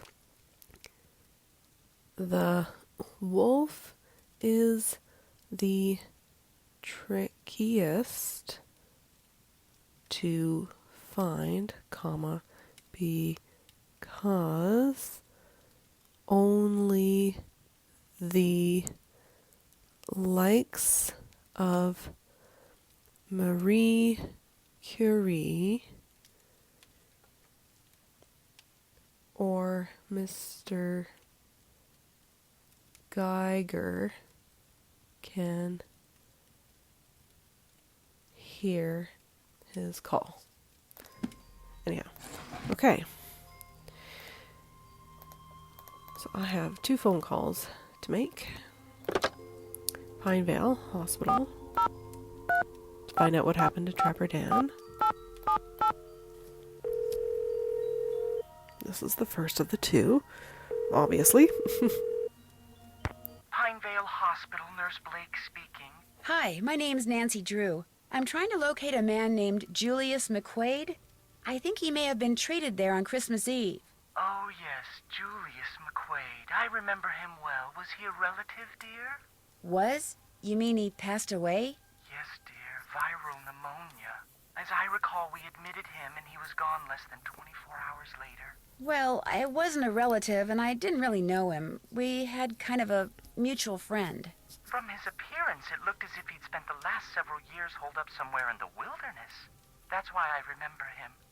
I felt sorry for him, living all alone like that.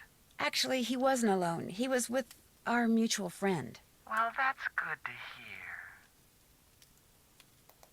Do you still have his personal effects? When he came in, all he had were the clothes on his back. No wallet, nothing.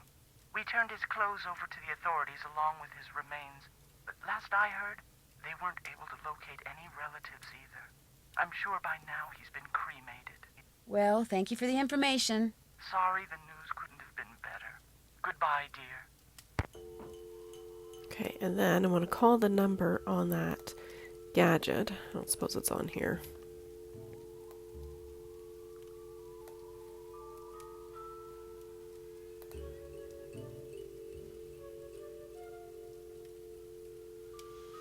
No, okay.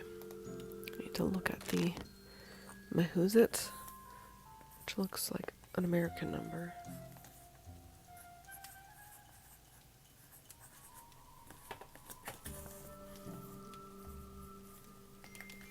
Okay. So let's go 1 3 3 4 5 5 5 7 6 2 5. There's another phone number with a 7 in it.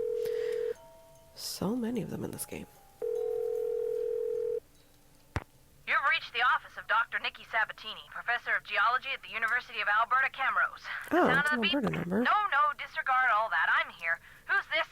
My name is Nancy Drew. I'm staying at the Icicle Creek Lodge, and I recently came across some kind of device that had your phone number on it.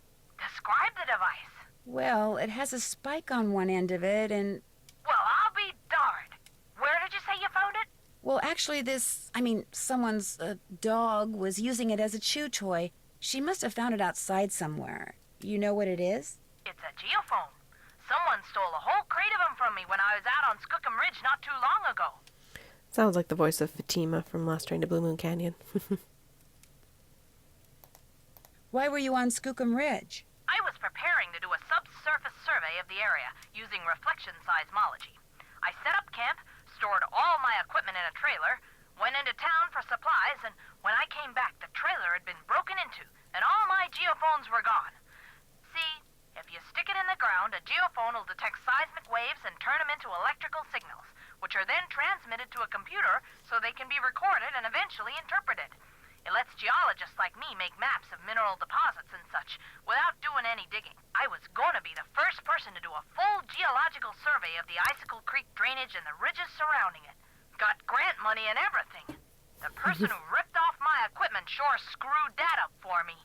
If I ever get my hands on him, oh! Yeah, it just makes us sound so violent and meh. You have no idea who it was? It was snowing, so there were no tracks. So I don't know if he came by car or snowmobile or on foot or what. I'm assuming it was a guy, because he only took the geophones, so he must have known what they were and how to use them. And since not that many women are into explosives... Explosives? The seismic waves that geophones detect are man-made. You detonate something on the surface of the ground, and the concussion creates seismic waves which bounce off different geological features differently, depending on the impedance of the feature. The reflected waves are what the geophones detect and transmit. So, to put the geophones to use, you need to blow things up? Correct. That's interesting. So, if someone were looking for valuable mineral deposits, they might use geophones to do it? If someone had the technical expertise, yes. Although reflection seismology is more typically employed to locate deposits of hydrocarbons, like oil and gas. What types of mineral deposits are likely to be found around the Icicle Creek drainage? All kinds of deposits. Silver, lead, uranium, molybdenum. I love saying that word, molybdenum. I think that's why I became a geologist. Just so I'd have a reason to say molybdenum.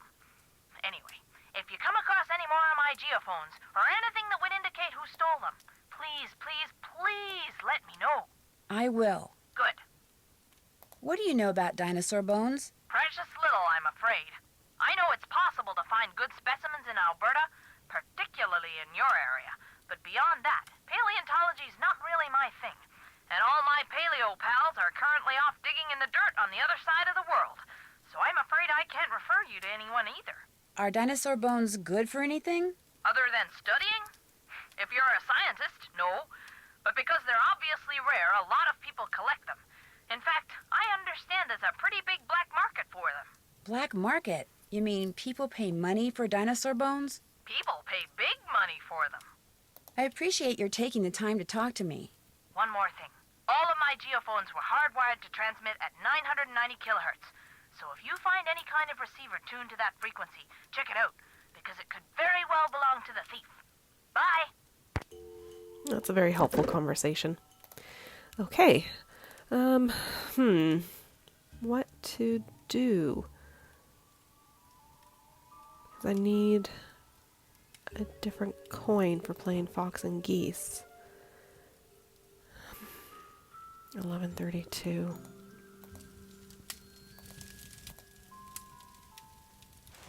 Yeah, there's not much I can do.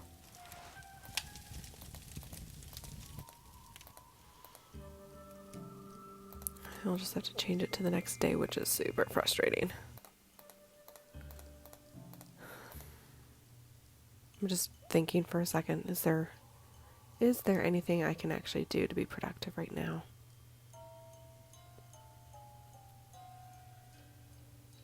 I don't think so. I really need those laundry samples. So I'm going to skip making food. Ooh, ha ha. Oh yes, the weird dream.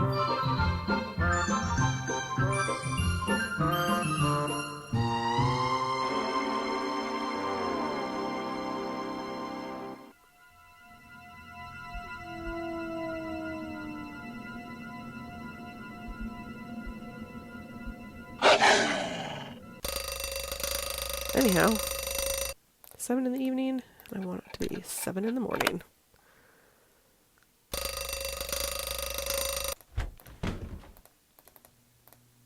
Okay, time to get my laundry bag. I hope this is an okay time.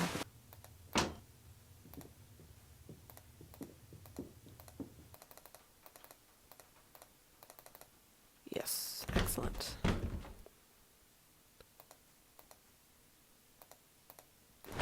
Make your bed. Grab your laundry. I think I'll keep one of these washcloths. Yes, I know. Oh, right. I can do the moose thing. Oh, okay, do that. Something tells me this radio belongs to Yanni. And if so, why is he hiding it?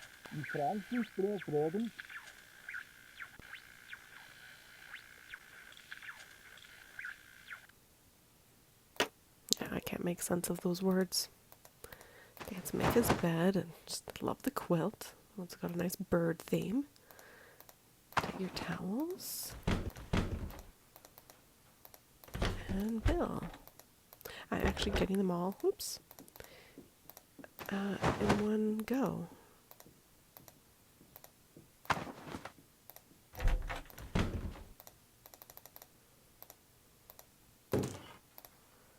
Okay. Oh, I should probably make breakfast. Sorry, guys. I already skipped a few meals. I should probably do these.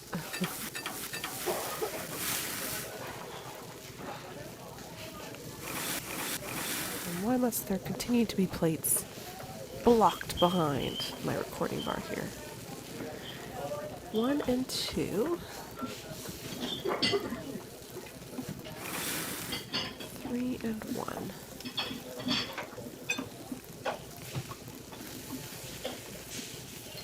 There's your omelet.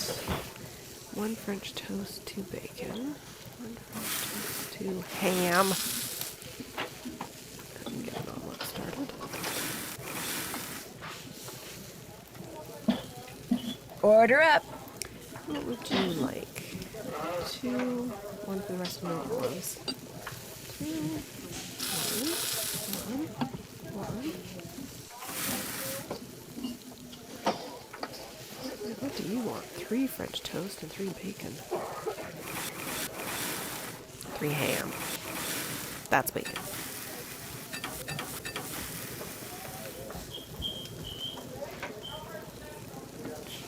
Order up. That's it. Omelet for you. What do you want? 3 French toast and 1 bacon. Put to that in a second. Order up. Let's start with 1 at a time because it's the awkward plate.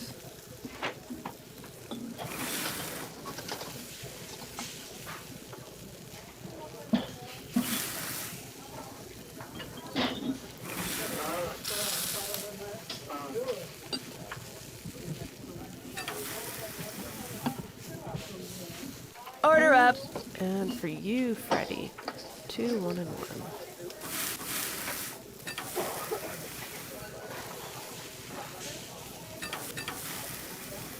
Okay, what would you like in your omelets? 1, 1, 3, 2, 1. 1, 1, 3, 2, 1. Ooh, I could go for an omelet now. I don't normally eat omelets. I don't like them. They usually give me an upset stomach. But it seems like a really good idea right now. Alright. Breakfast is done. And this is nice. We're down to caution. It's not quite so cold out. No, I still don't have that note from Freddy about getting toasty packs. I wonder if I even will. Can I bypass that? I'm not sure. And can I put on my snowshoes right away? Yes, indeed. Let's get rid of this sucker. And go very slowly. Dum dum dum. Oh, I'm gonna have to go back and forth a little bit.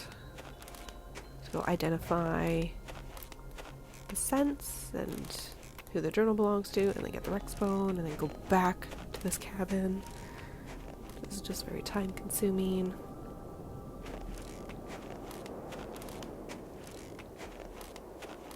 It looks nice though, so he's got a rock exterior. Rock and wood interior with a giant hole there. Hi Isis. How's it going? Let's just go with Lou. The scents match, which means those notes belong to Lou Talbot. And you can do this for everybody, but because I know the answer and I don't want to, you know, waste any more time, because I've been doing this very slowly, Fearless, just go straight away with the person whose notebook that belongs to, which I know is Lou. From having played this a few times. Despite not enjoying this game, I have played it a couple of times.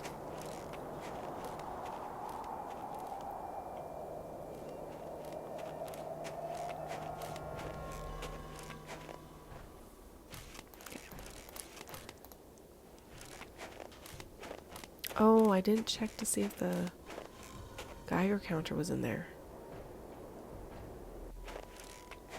That's okay. I can do that on the next turn, or the next time I'm out there. It shouldn't slow things down. Because I have to come back to the lodge eventually anyways, after the rope is pulled. Ah, much better. I was really cold. Envelope for me. Now what? Lou Talbot, charged with trespassing, vandalism, and theft. Found digging on private property, creating a piece of architecture inspired by maverick artist Poppy Donna. We know her. Of keeping the dinosaur bones dug up in the process. Dinosaur bones? It's all coming together for this part of the story anyhow. Oh, Lou. What's up? Do you think I could have the Rex bone that you took from that plaque by the display case? Just Dude, up and say it. What makes you think I took some bone from some plaque? She's not beating around the bush with this one. Because you referred to it in your notebook, which I found outside in the snow. Notebook? Someone who has a really good nose for such things is positive that it's yours. All right, here's the deal. There's a lot of people out there who collect stuff like fossils and dinosaur bones, okay? They pay big bucks for them. And it just so happens paleontology's kind of my thing, so yeah, I collect bones and I sell them. Grammatical correction here. It shouldn't be theirs. That's if you're referring to singular. There is, but you wouldn't say there is a lot of people. You would say there are a lot of people. So it should be there. THERE'. There's your English lesson for the day, folks. PSAs and English lessons. Ooh. So when you saw those stools over there, you recognized them to be dinosaur bones and decided to try to unearth more. Except I haven't unearthed anything. I'm not the one who's been making things go boom out there. I mean, I may have found a couple of good specimens in a couple of craters, but I didn't make the craters, and I don't know who did. There. That's the key to the closet in my room. You want the bone from that plaque? Go ahead and take it. Okay, dude. Excitement's over. Whose move? I would have liked it if we could have actually picked up the key from him or heard the key being added to the inventory. Just one of those details I appreciate. Okay, Lou is in Ina. Look at all these bones. Lou's been a busy guy. Indeed. Here's the one I'm looking for, the Rex bone that's missing from that plaque. I need to go that way. Okay, so now I get to trek outside again.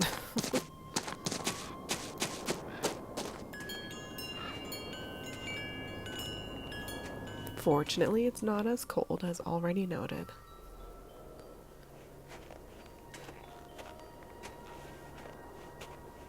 But it does eat up time doing this.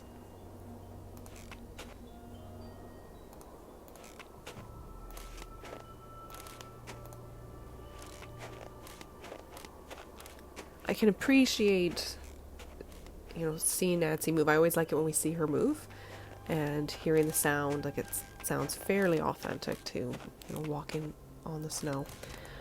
I just don't like how slow it is. You think back to Danger on Deception Island when Nancy's walking through the tunnels, and that's a little speedier. Just the movement itself. The pace. Nice and warm. Let's see, hang on. There it is. That looks like a Geiger counter. What a weird thing to be chewing on. But this very measures helpful. radioactivity. I wonder if Ice has found it outside somewhere or in here.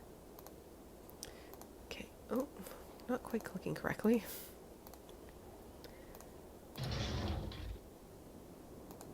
So, I can rearrange these by continuing to drop the tile that falls out the bottom into one of the columns at the top. The question is, how should I rearrange them? Match the symbols and line them up in rows of 3, maybe? Yes, that is what's being indicated here. Okay, so there is a method to this. I just haven't done this in a long time. So it needs to be rabbit, owl, fish. So what? So if I do this,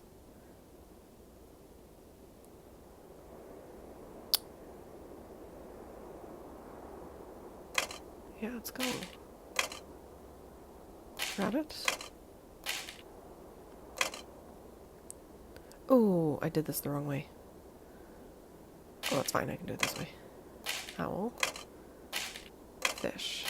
Okay, that row's done. Then I need...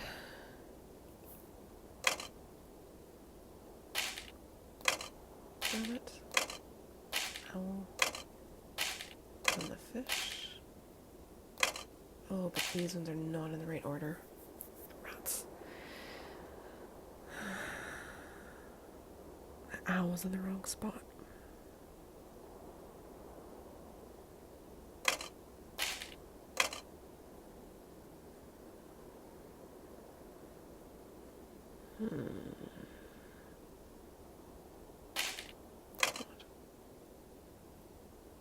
Rabbits. I want an owl. Aw, mean. It's okay.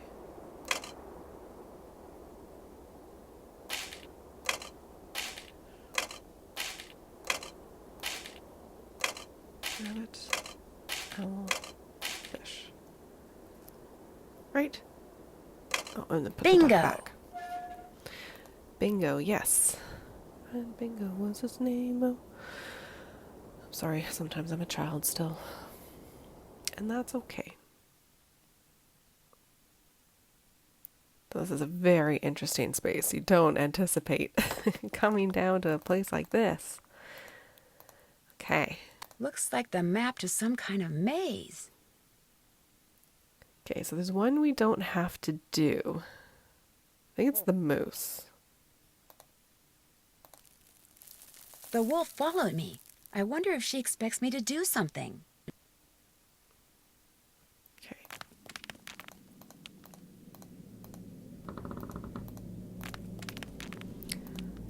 Okay, let's see.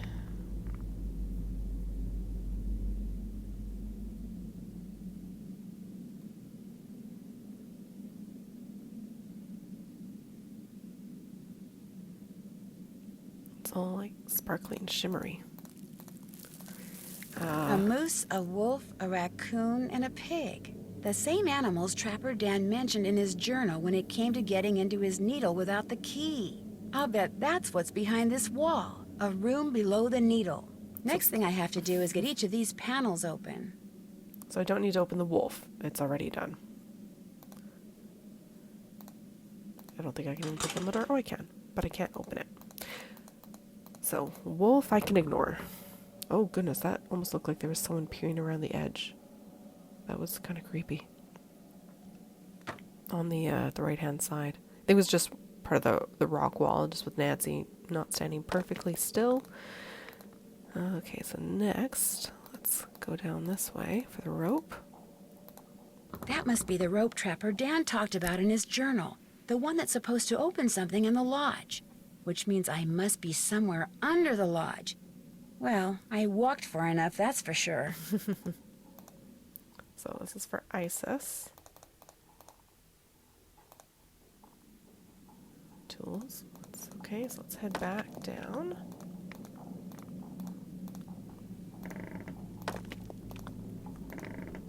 Alrighty, so Isis will be starting here. So we want her to go forward. And it's based on intersections. Oh, but that's locked. Need to open the gate. That is done with the Fox and Geese game, so we need to go up to the elevator. So it'll be, I have to write this down. We need forward, right, left, right, jump. I don't think I have to say forward again. I think she just goes. Let's see. So Forward, right, left, right, jump. Isis, forward, right, left, right, jump, go. let's see if I've done this correctly. And if Isis is going to do this correctly. So forward, and then she'll turn right. And then she'll turn left. There she is. And then she'll turn right, and jump, and hopefully keep going forward. Yes.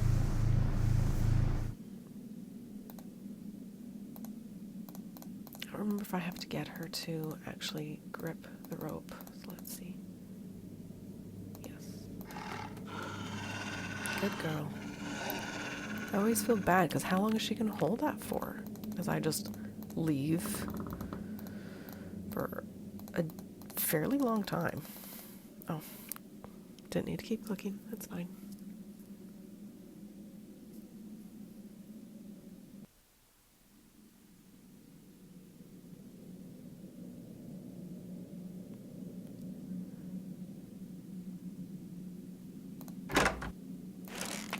Okay, and then continue.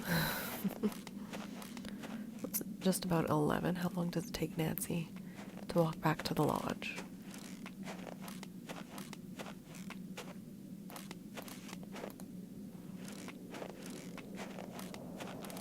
And I didn't note how long it took to walk it through the tunnel back to the cabin.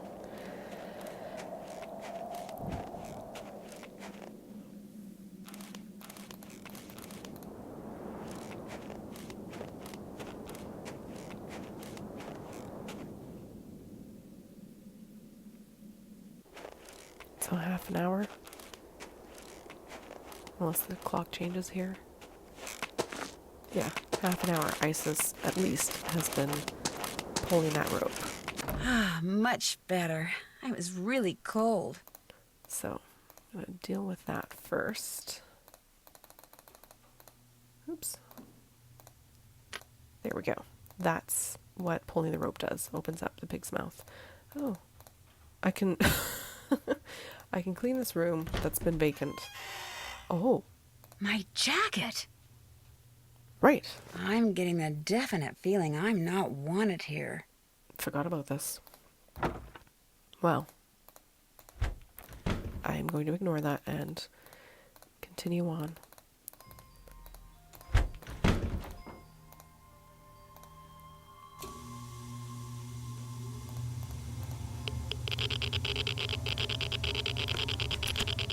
There we go.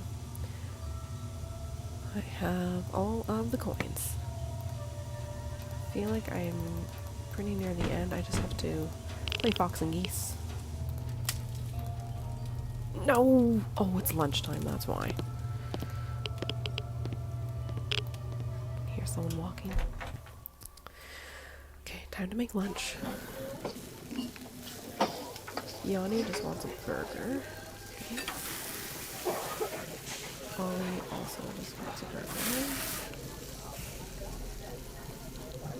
Freddie wants a burger. And Bill wants a quesadilla. Lou's gone and we haven't even had a conversation about him having a product. Order up!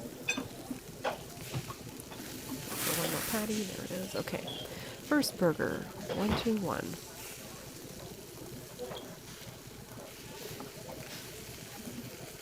One onion, one ketchup.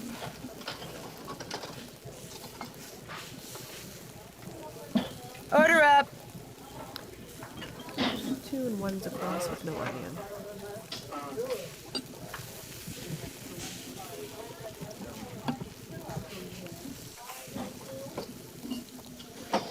Order up! And for Freddie, 212 and ketchup. That looks like a burger I would have had as a kid. I approve. Okay. Are the guys back? Oh, man. Okay. Let's maybe take a quick nap and see if Bill comes back. Ah.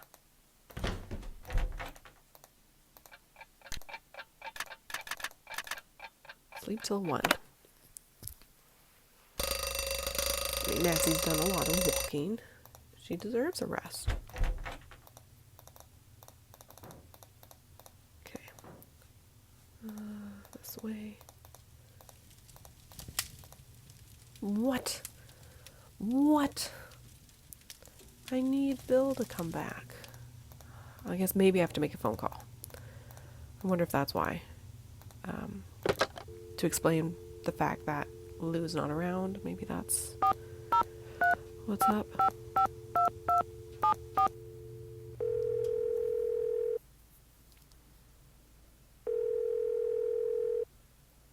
Hello?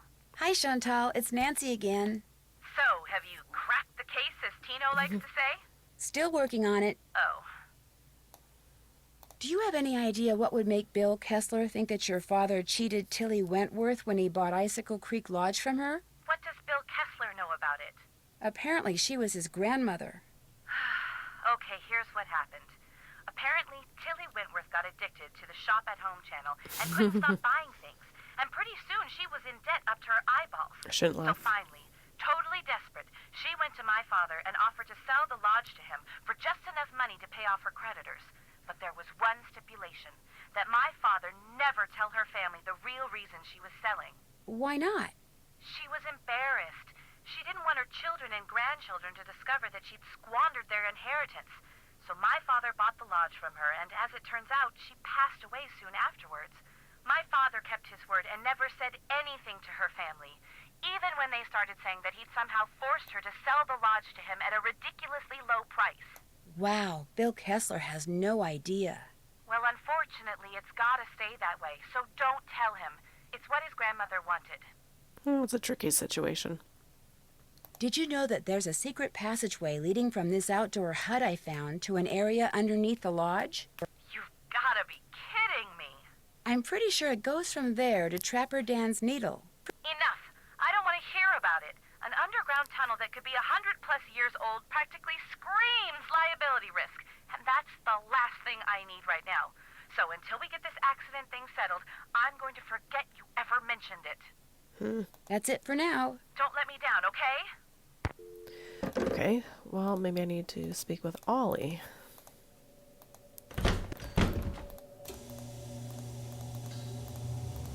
Lou Talbot's gone, in case you didn't know. Just up and left. Do you have any idea why?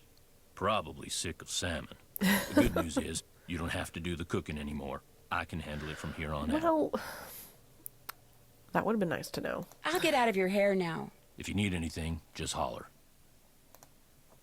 I'll talk to him. How can I help you? Why do you have a radio hidden away in your room? How do you know about that? All I know is when I got done cleaning the moose head, that compartment was open. And when I looked in it, there was the radio. Now you answer my question. I use that radio to communicate with my coaches. It's a special radio. It scrambles the signal so that my competitors cannot listen in. How did you know there was a secret compartment in your room? The first night I was here, I searched for bugs, something which, due to the cunning of my competitors, I have become very good at. I discovered that by pushing on the moose eye, a compartment opened up. What I don't know is, did you really open that compartment by mistake, or were you up to something else? How do I know you are not working for them? If I was working for the competition, why would I have told you about finding your radio? Who else have you told about the radio? No one. I believe you, Nancy. So if I find out you're lying, both of us will be very sorry. Do you have any proof that your competitors are out there spying on you? When one has enemies, it's prudent to assume that they are always close by. They are here, Nancy. Make no mistake. I've disturbed you long enough. We'll talk again, I'm sure. Okay, on kind of an unrelated note, so I keep having to do these recordings in sessions just because when I first started playthroughs, oh, Bill's back, when I'd hit about the 50-minute, hour-long point, the sound would start to get really choppy and was horrendous. And I've been slowly playing these later games a little bit longer and I'm not noticing it. And I'm at the 53, almost 54-minute mark here on this last batch. I'm going to just keep going. I'm curious to see if it's going to get choppy. I'm using a slightly updated version, too, of this, free software on my Windows computer. So I apologize if it does get choppy. I just don't feel like pausing and saving and then restarting the recording, which sometimes it doesn't record the game. Sometimes it records the desktop and it's just a nuisance. So this is going to be a bit of a test. And there's not a whole lot left of the game. So. Huh? Oh. Hi. People who sleep during the day usually have a hard time sleeping at night, you know.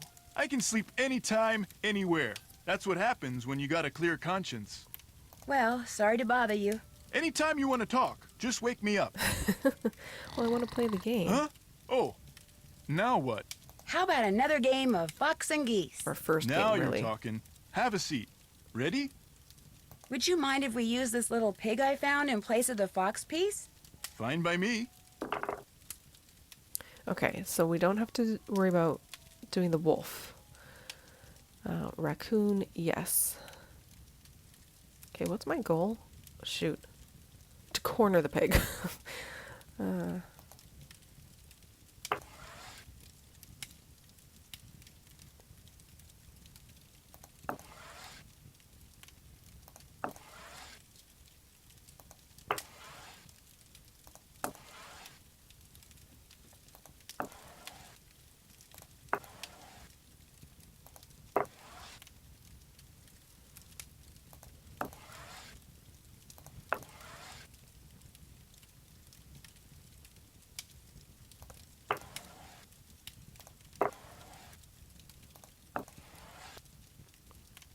Probably looks like I'm heading toward, pushing toward the wolf. I'm actually trying to go toward the moose.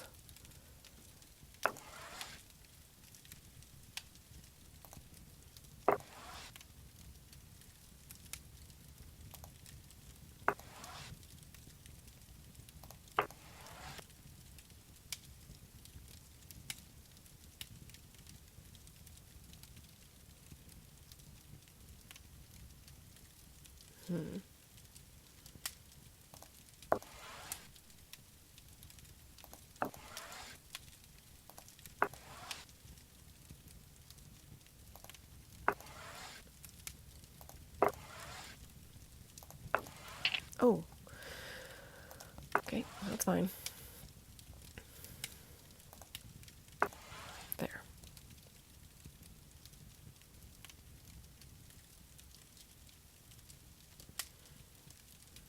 Okay, good.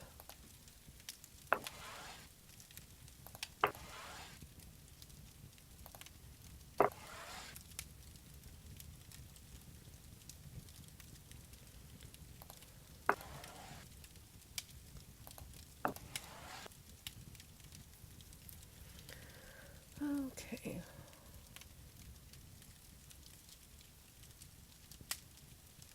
What's the best way to do this? Okay, that's good.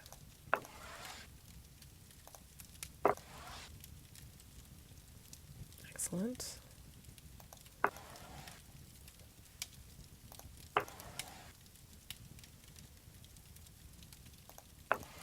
Oh, shoot. That was not excellent.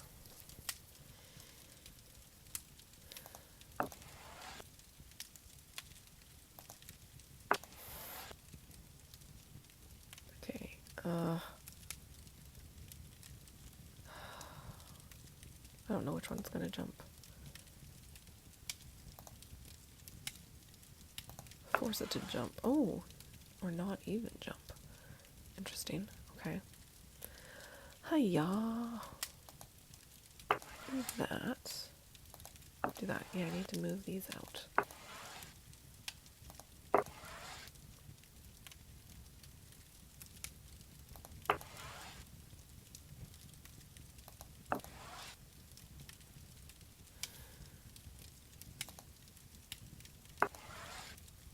Okay, good. It's actually a sort of a time-consuming task. I didn't really think about it.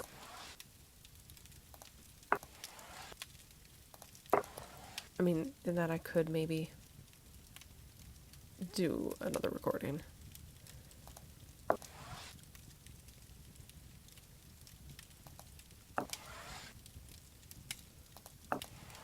Okay, thank you for moving in the direction I wanted you to go.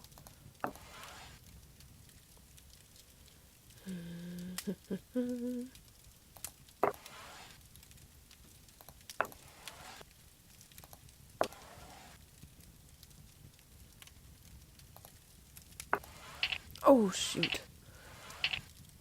Oh, that was terrible. Truly, that was bad. Methinks I'm going to lose.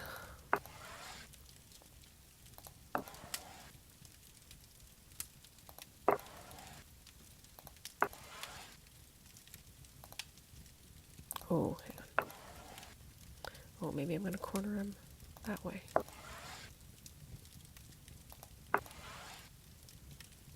Oh, leaves multiple ones open. Shoot. Go there and then there. If I do that, then I'll just go down one. I think I've lost. It's a really good chance of that.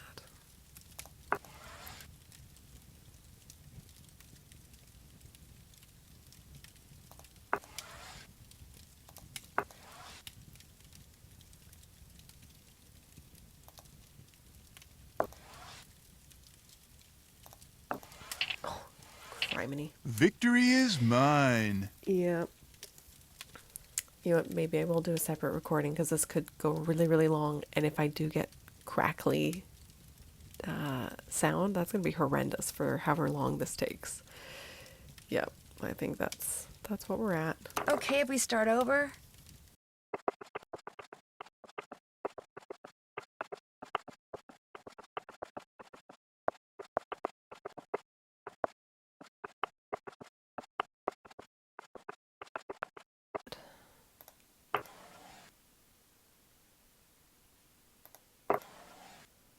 And stuck. There we go. You're pretty good. Well, would you look at that? His eyes turned red. That is some pig you got yourself there. Okay, if we start over? She sounds so upset, like she's lost. Okay, so that took 4 minutes. That's good.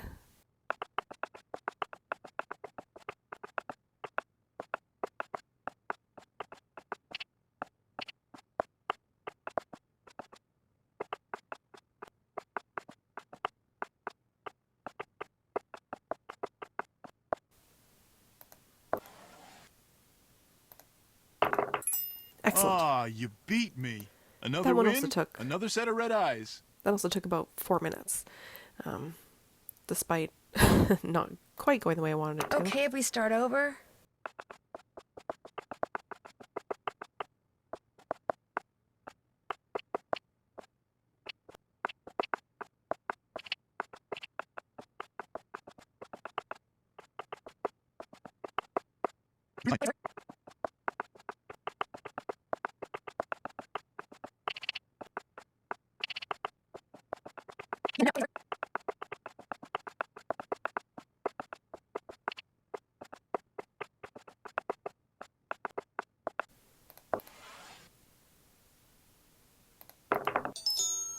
Okay. You win.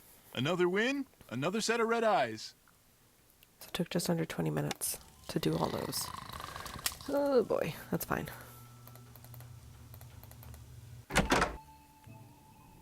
Definitely think it was a good thing I wound up doing a second recording.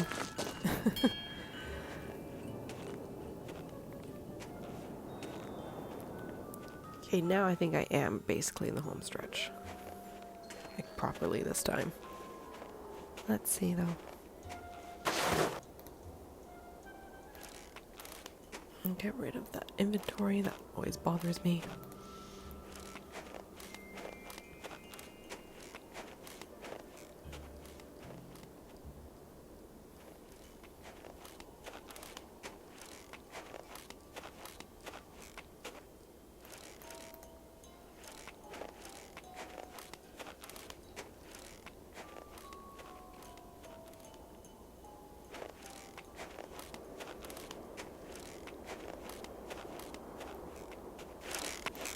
Okay. Let's see.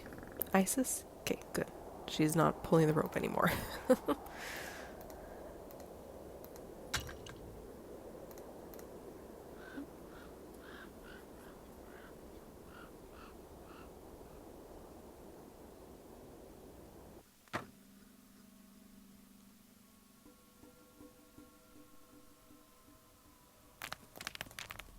Okay, so now I can go for another kind of a long walk.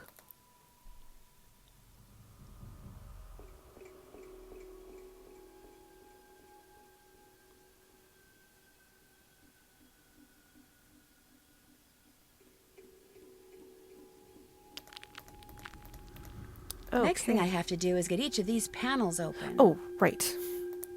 I didn't do that. Isis has to do that. I've unblocked the access. Silly.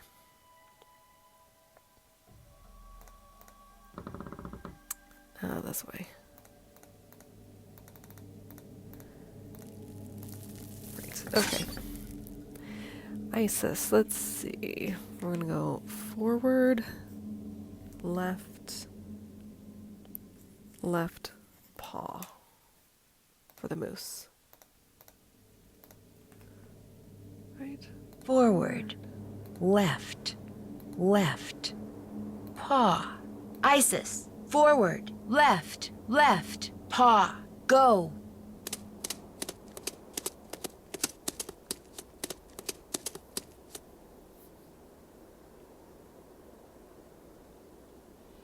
So forward, and then she'll turn left now. And then another left. And then paw the switch. There it goes. So that will have opened up the moose compartment.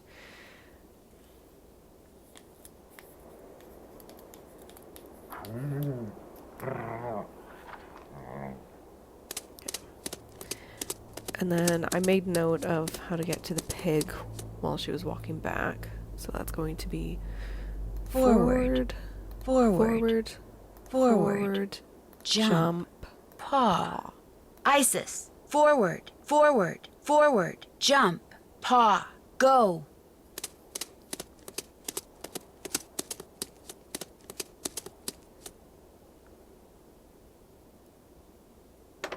So she's going forward. And then forward again at this intersection. Forward again, jump, and then paw. Excellent. So raccoon, B.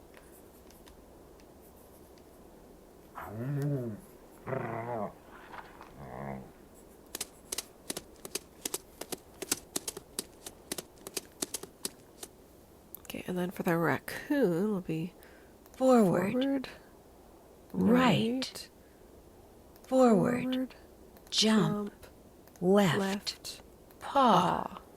Isis, forward, right, forward, jump, left, paw, go. Hope that's right.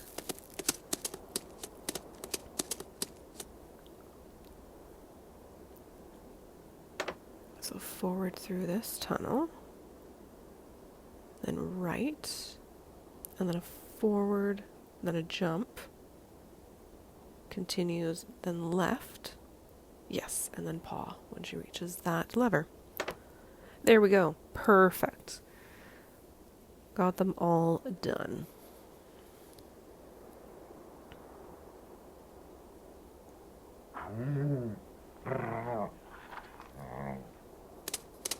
Good job, Isis.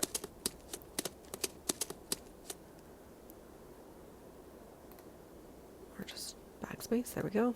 Let's try this again.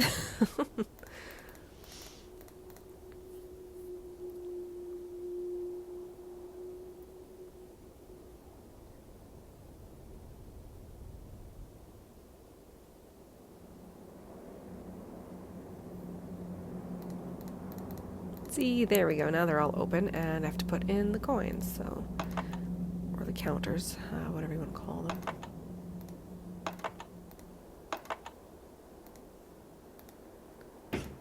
And there we go. A black snowmobiling outfit, and it's missing a piece of material. I'd sure like to know who this belongs to.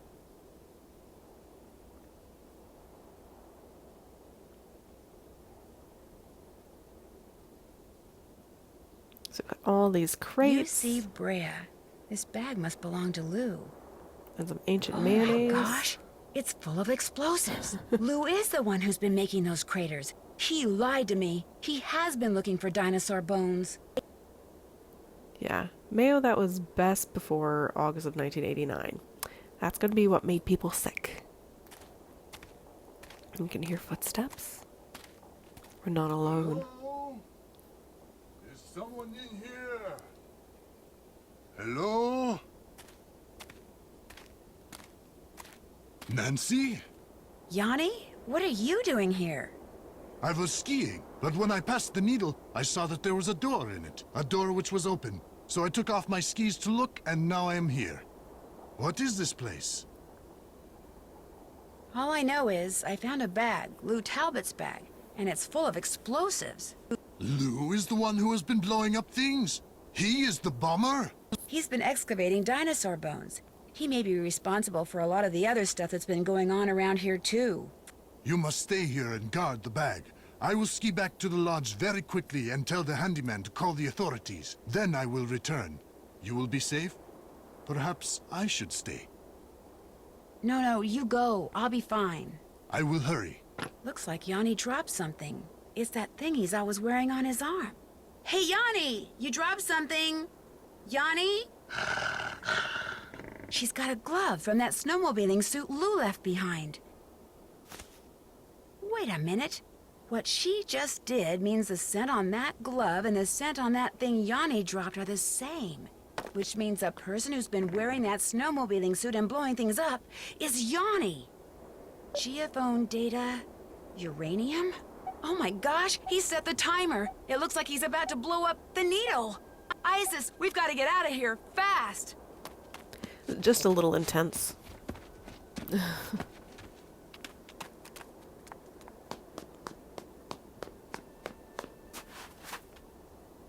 Oof. Yanni's getting away. Okay, one of the worst endings in any of the Nancy Drew games, in my opinion, anyways. But I'm pretty sure others agree. What in blazes happened here? Ollie, I need to borrow your snowmobile. I'll explain later. First time I played this game, I spent I don't know how long trying to catch up with Yanni. Alright, the trick is, someone had posted this on the message board. And thank you to whoever had done that. Try and keep your cursor on his snowmobile. You're more likely to catch up and keep pace with him.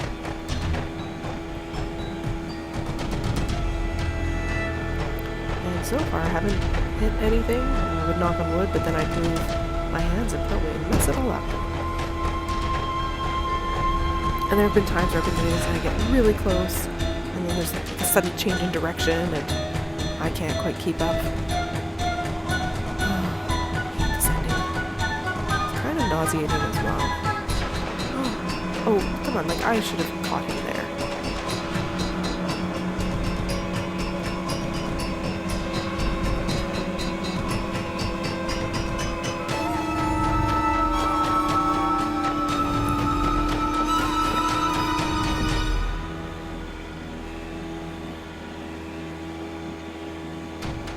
8th ascending.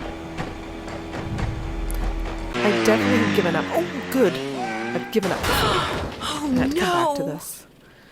But not this time. That could be much more serious than they show in the game.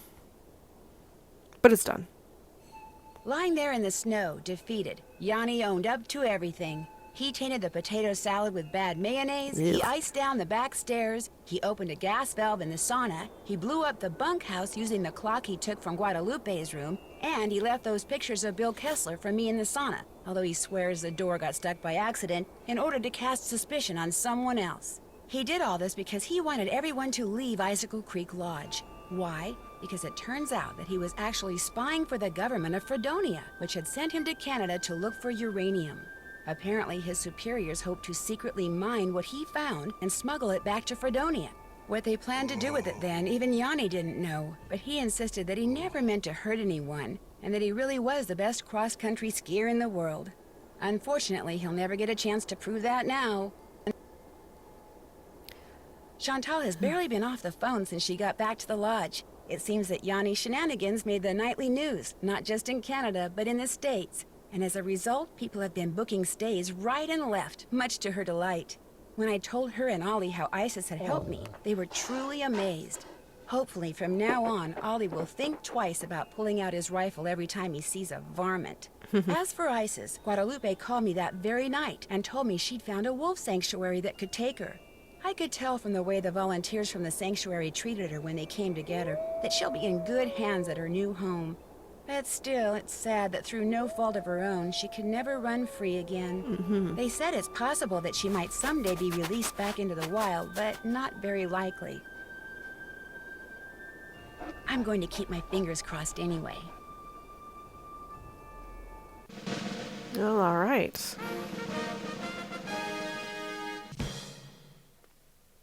Hey, sassy detective, congratulations on cracking the case. You've been awarded the title of... Ooh, see, normally I would say something like Puzzle Master, but I failed epically at a lot of things in this playthrough, so I don't know what to expect.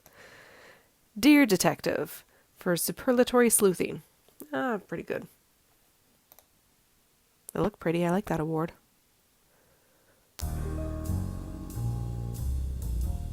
Love this When track. Beth suggested we head to New Orleans for a short vacation, I thought it was a great idea. The French Quarter, fantastic food, awesome music, friendly people. But all it took was one little side trip to check on a friend of Ned's, and suddenly everything got very strange. A recent death, a musty old mansion, a disturbingly odd curio shop, a garden where only secrets seemed to grow, and something as ancient as it was terrifying. Join me on my next adventure, Legend of the Crystal Skull.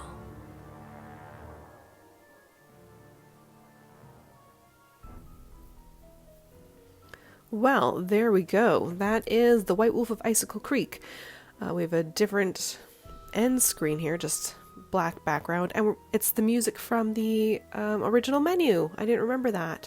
Normally we would still have a track that's unique to the game playing as the credits roll through. Not in this one.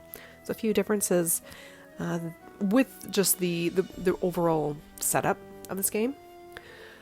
Yeah, I guess I will just talk about the game itself. As I noted at the beginning and as I grumbled kind of at various points in this playthrough, it's not a game I particularly enjoy. There certainly are great elements, in particular the artistry. I love all the artwork in this game. I think there's great attention to detail that was paid and really helped make the lodge feel authentic and felt comfortable, and I enjoyed being in that space. I really do like the lodge itself. I enjoyed the pond shoveling task because it's like Minesweeper, and I love Minesweeper. I don't know really what else to say about the other places, like the ice fishing shack. We're kind of briefly there. That was kind of a neat touch just to include that outdoor sporting activity, which is authentic to the area, and certainly to the winter time. And you know, that little hut in the mountains, that was fine. The sounds of Nancy walking on the snow, that was pretty good. But as a story itself, I think it's almost overwhelming with all that they've tried to put into the game, and it doesn't work. So we've got the element of the white wolf, and you can look at that in terms of animal protection, wildlife preservation. There's sort of a storyline about that when we're looking at Guadalupe, and then the human-wildlife interactions, and then we've got sort of on the flip side Ollie, who is trying to get rid of this wolf. So there's that theme. But then we have the explosives, which also has sort of sub-themes. So are the explosives being set off to look for fossils and dinosaur bones? Or we look at Yanni's storyline where it's actually to look for uranium. We also have this character who is a champion skier. He's very well known, and this was a good opportunity to incorporate more sports into the game, but it's really kind of lightly included. I think it could have been an interesting main theme. I'll learn a bit about skiing. That would have been a great opportunity, but that's obviously not one of the directions that the game went in.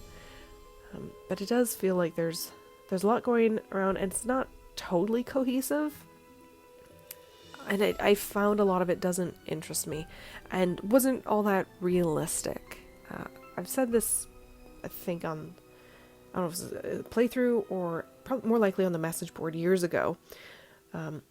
I understand that a teenage sleuth solving all these cases is not realistic, and that's fine.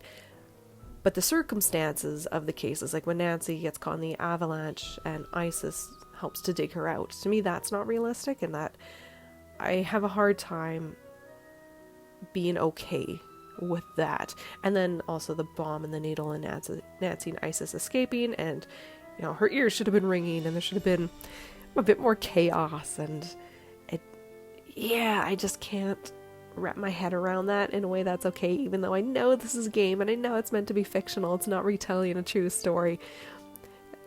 It's never worked for me. I do appreciate the snowy setting though. It's kind of nice that Canada got to be incorporated into a game. I did not like though that almost all the Canadian characters were kind of negative. And I realize I'm being negative in this moment and I'm Canadian. It's not the same thing. I'm merely providing feedback. And I was good. I pointed out great things about the artistry, but it seemed like they were also pessimistic and really nasty, especially about the wolf. I didn't like that portrayal. And then with Bill having that super strong accent that is not realistic for all Canadians, like the aboot thing drives me nuts. So yeah, there's that feedback. What else can I say? I guess I could dive into the characters. Can I remember? There are quite a few characters in this game, which is really nice. I did not have my interaction with Freddy beyond the few snowball fights. I never got to learn about her secret to staying warm. So apparently you can bypass that. But so we've got Freddy, who we only really see when we're throwing snowballs. We have her dad, Ollie, who is kind of really pessimistic about that wolf, and that's what he's hyper focused on. So we see him down in the basement. Also in the basement we have Yanni Volkstaya, who I hated talking to him. Just don't like his personality. In real life we would not spend any time together. And then we've got Lou. He was kind of interesting. He was certainly different. I liked his speech, the way they had him talking, the words he used. That was really great. And his interest in art and kind of bringing up dinosaurs. Which, going back to themes, that's a whole other thing. We could have learned more about dinosaurs and that type of history. Alberta is rich with that history. So there's another angle that was like touched upon, but not really. There was no deep dive, which is another missed opportunity. I'll get back to that if I remember to. But as a character, I liked Lou. I thought he was interesting. Then we have Bill, whose accent drove me nuts, but also as a character, I liked his personality. I liked the banter and conversations between Lou and Bill. I thought that was done really well. I like that they were sitting together. That was a nice touch, a little different from the other games. Who else do we have? We've got phone contact. Oh, we've got Guadalupe, so we only saw her a little bit. She was a physical character who left and turned into a phone character, so that was unique to the game and interesting.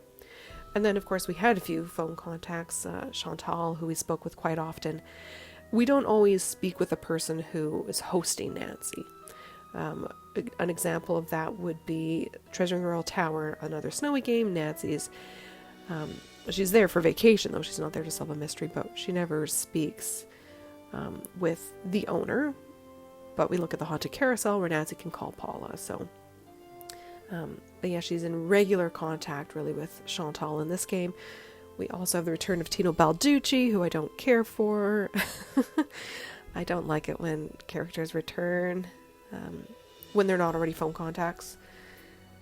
So there's that. What was I going to get back to? Oh yeah, so going back to all the themes and all the different things incorporated in this game, there is a lot going on and missed opportunities to really enrich the game with, say, one or two elements. Instead, it was just tiny little bits of a whole bunch of different things. I mean, it's nice to want to nod to all these things. So skiing, fishing, the dinosaur bones, that history, wildlife preservation. But we don't get to learn a whole lot about any of them. So it kind of would have been nice if the game had focused on one or two of those more, and becomes more of a learning opportunity. And I really like when there are educational elements in the game. So that's something that I think could have been done differently, and it could have made for a more interesting game. I would like to think it would have been. I'm trying to think, is there anything else? There probably is, and I just can't remember at the moment. But anyways, that's The White Wolf of Icicle Creek. This was game 16, came out in 2007, I do believe. I'm just checking. Yes, 2007. Yeah, so after this will eventually be my book to game comparison. I'm not sure when I'll get to that. I'm about halfway through a book that I'm reading right now. It's a French novel, which is slow moving. I only read French novels about once a year, and trying to translate in my brain is really slow. It's getting faster as I've continued to read through it, and I'm refamiliarizing myself with the language. And I don't like to read more than one book at a time. That's the point of saying this. So I'm slowly getting through this French novel, and then I will read Mystery of the Mother Wolf, which is the book that this game is based on. That's likely the next video. There's a small chance that I will play Legend of the Crystal Skull first before getting to the book, but I figure I'm more likely to take a break from playing the games and read the book instead. We'll see. It'll be one or the other. We'll find out in time. I should end this though. This, holy mackerel, this has been the longest playthrough I have ever done. What am I? I'm like almost 5 hours? Something like that. I don't know. Yeah, I don't know. This is just a really long playthrough. I have a hard time imagining that the others are going to be this long. Well, some of the others, like the next one, I don't know if it'll be quite so lengthy, but I do know that the later games do become longer. I became very aware of that as these releases came out. I just didn't expect it to be this much longer immediately. Like, it seemed like a vast jump from the length of time it took to play the previous game, The Creature of Kapu Cave, to playing this one. So, yeah, we'll see how long the next ones go through, and yeah, thanks for sticking around, you guys, and for watching this playthrough. I hope you had fun. I survived. That's about as nice a thing I can say. Alright, I'll catch you guys the next time I put up a video. Thanks again so much. Have a great day. Bye-bye.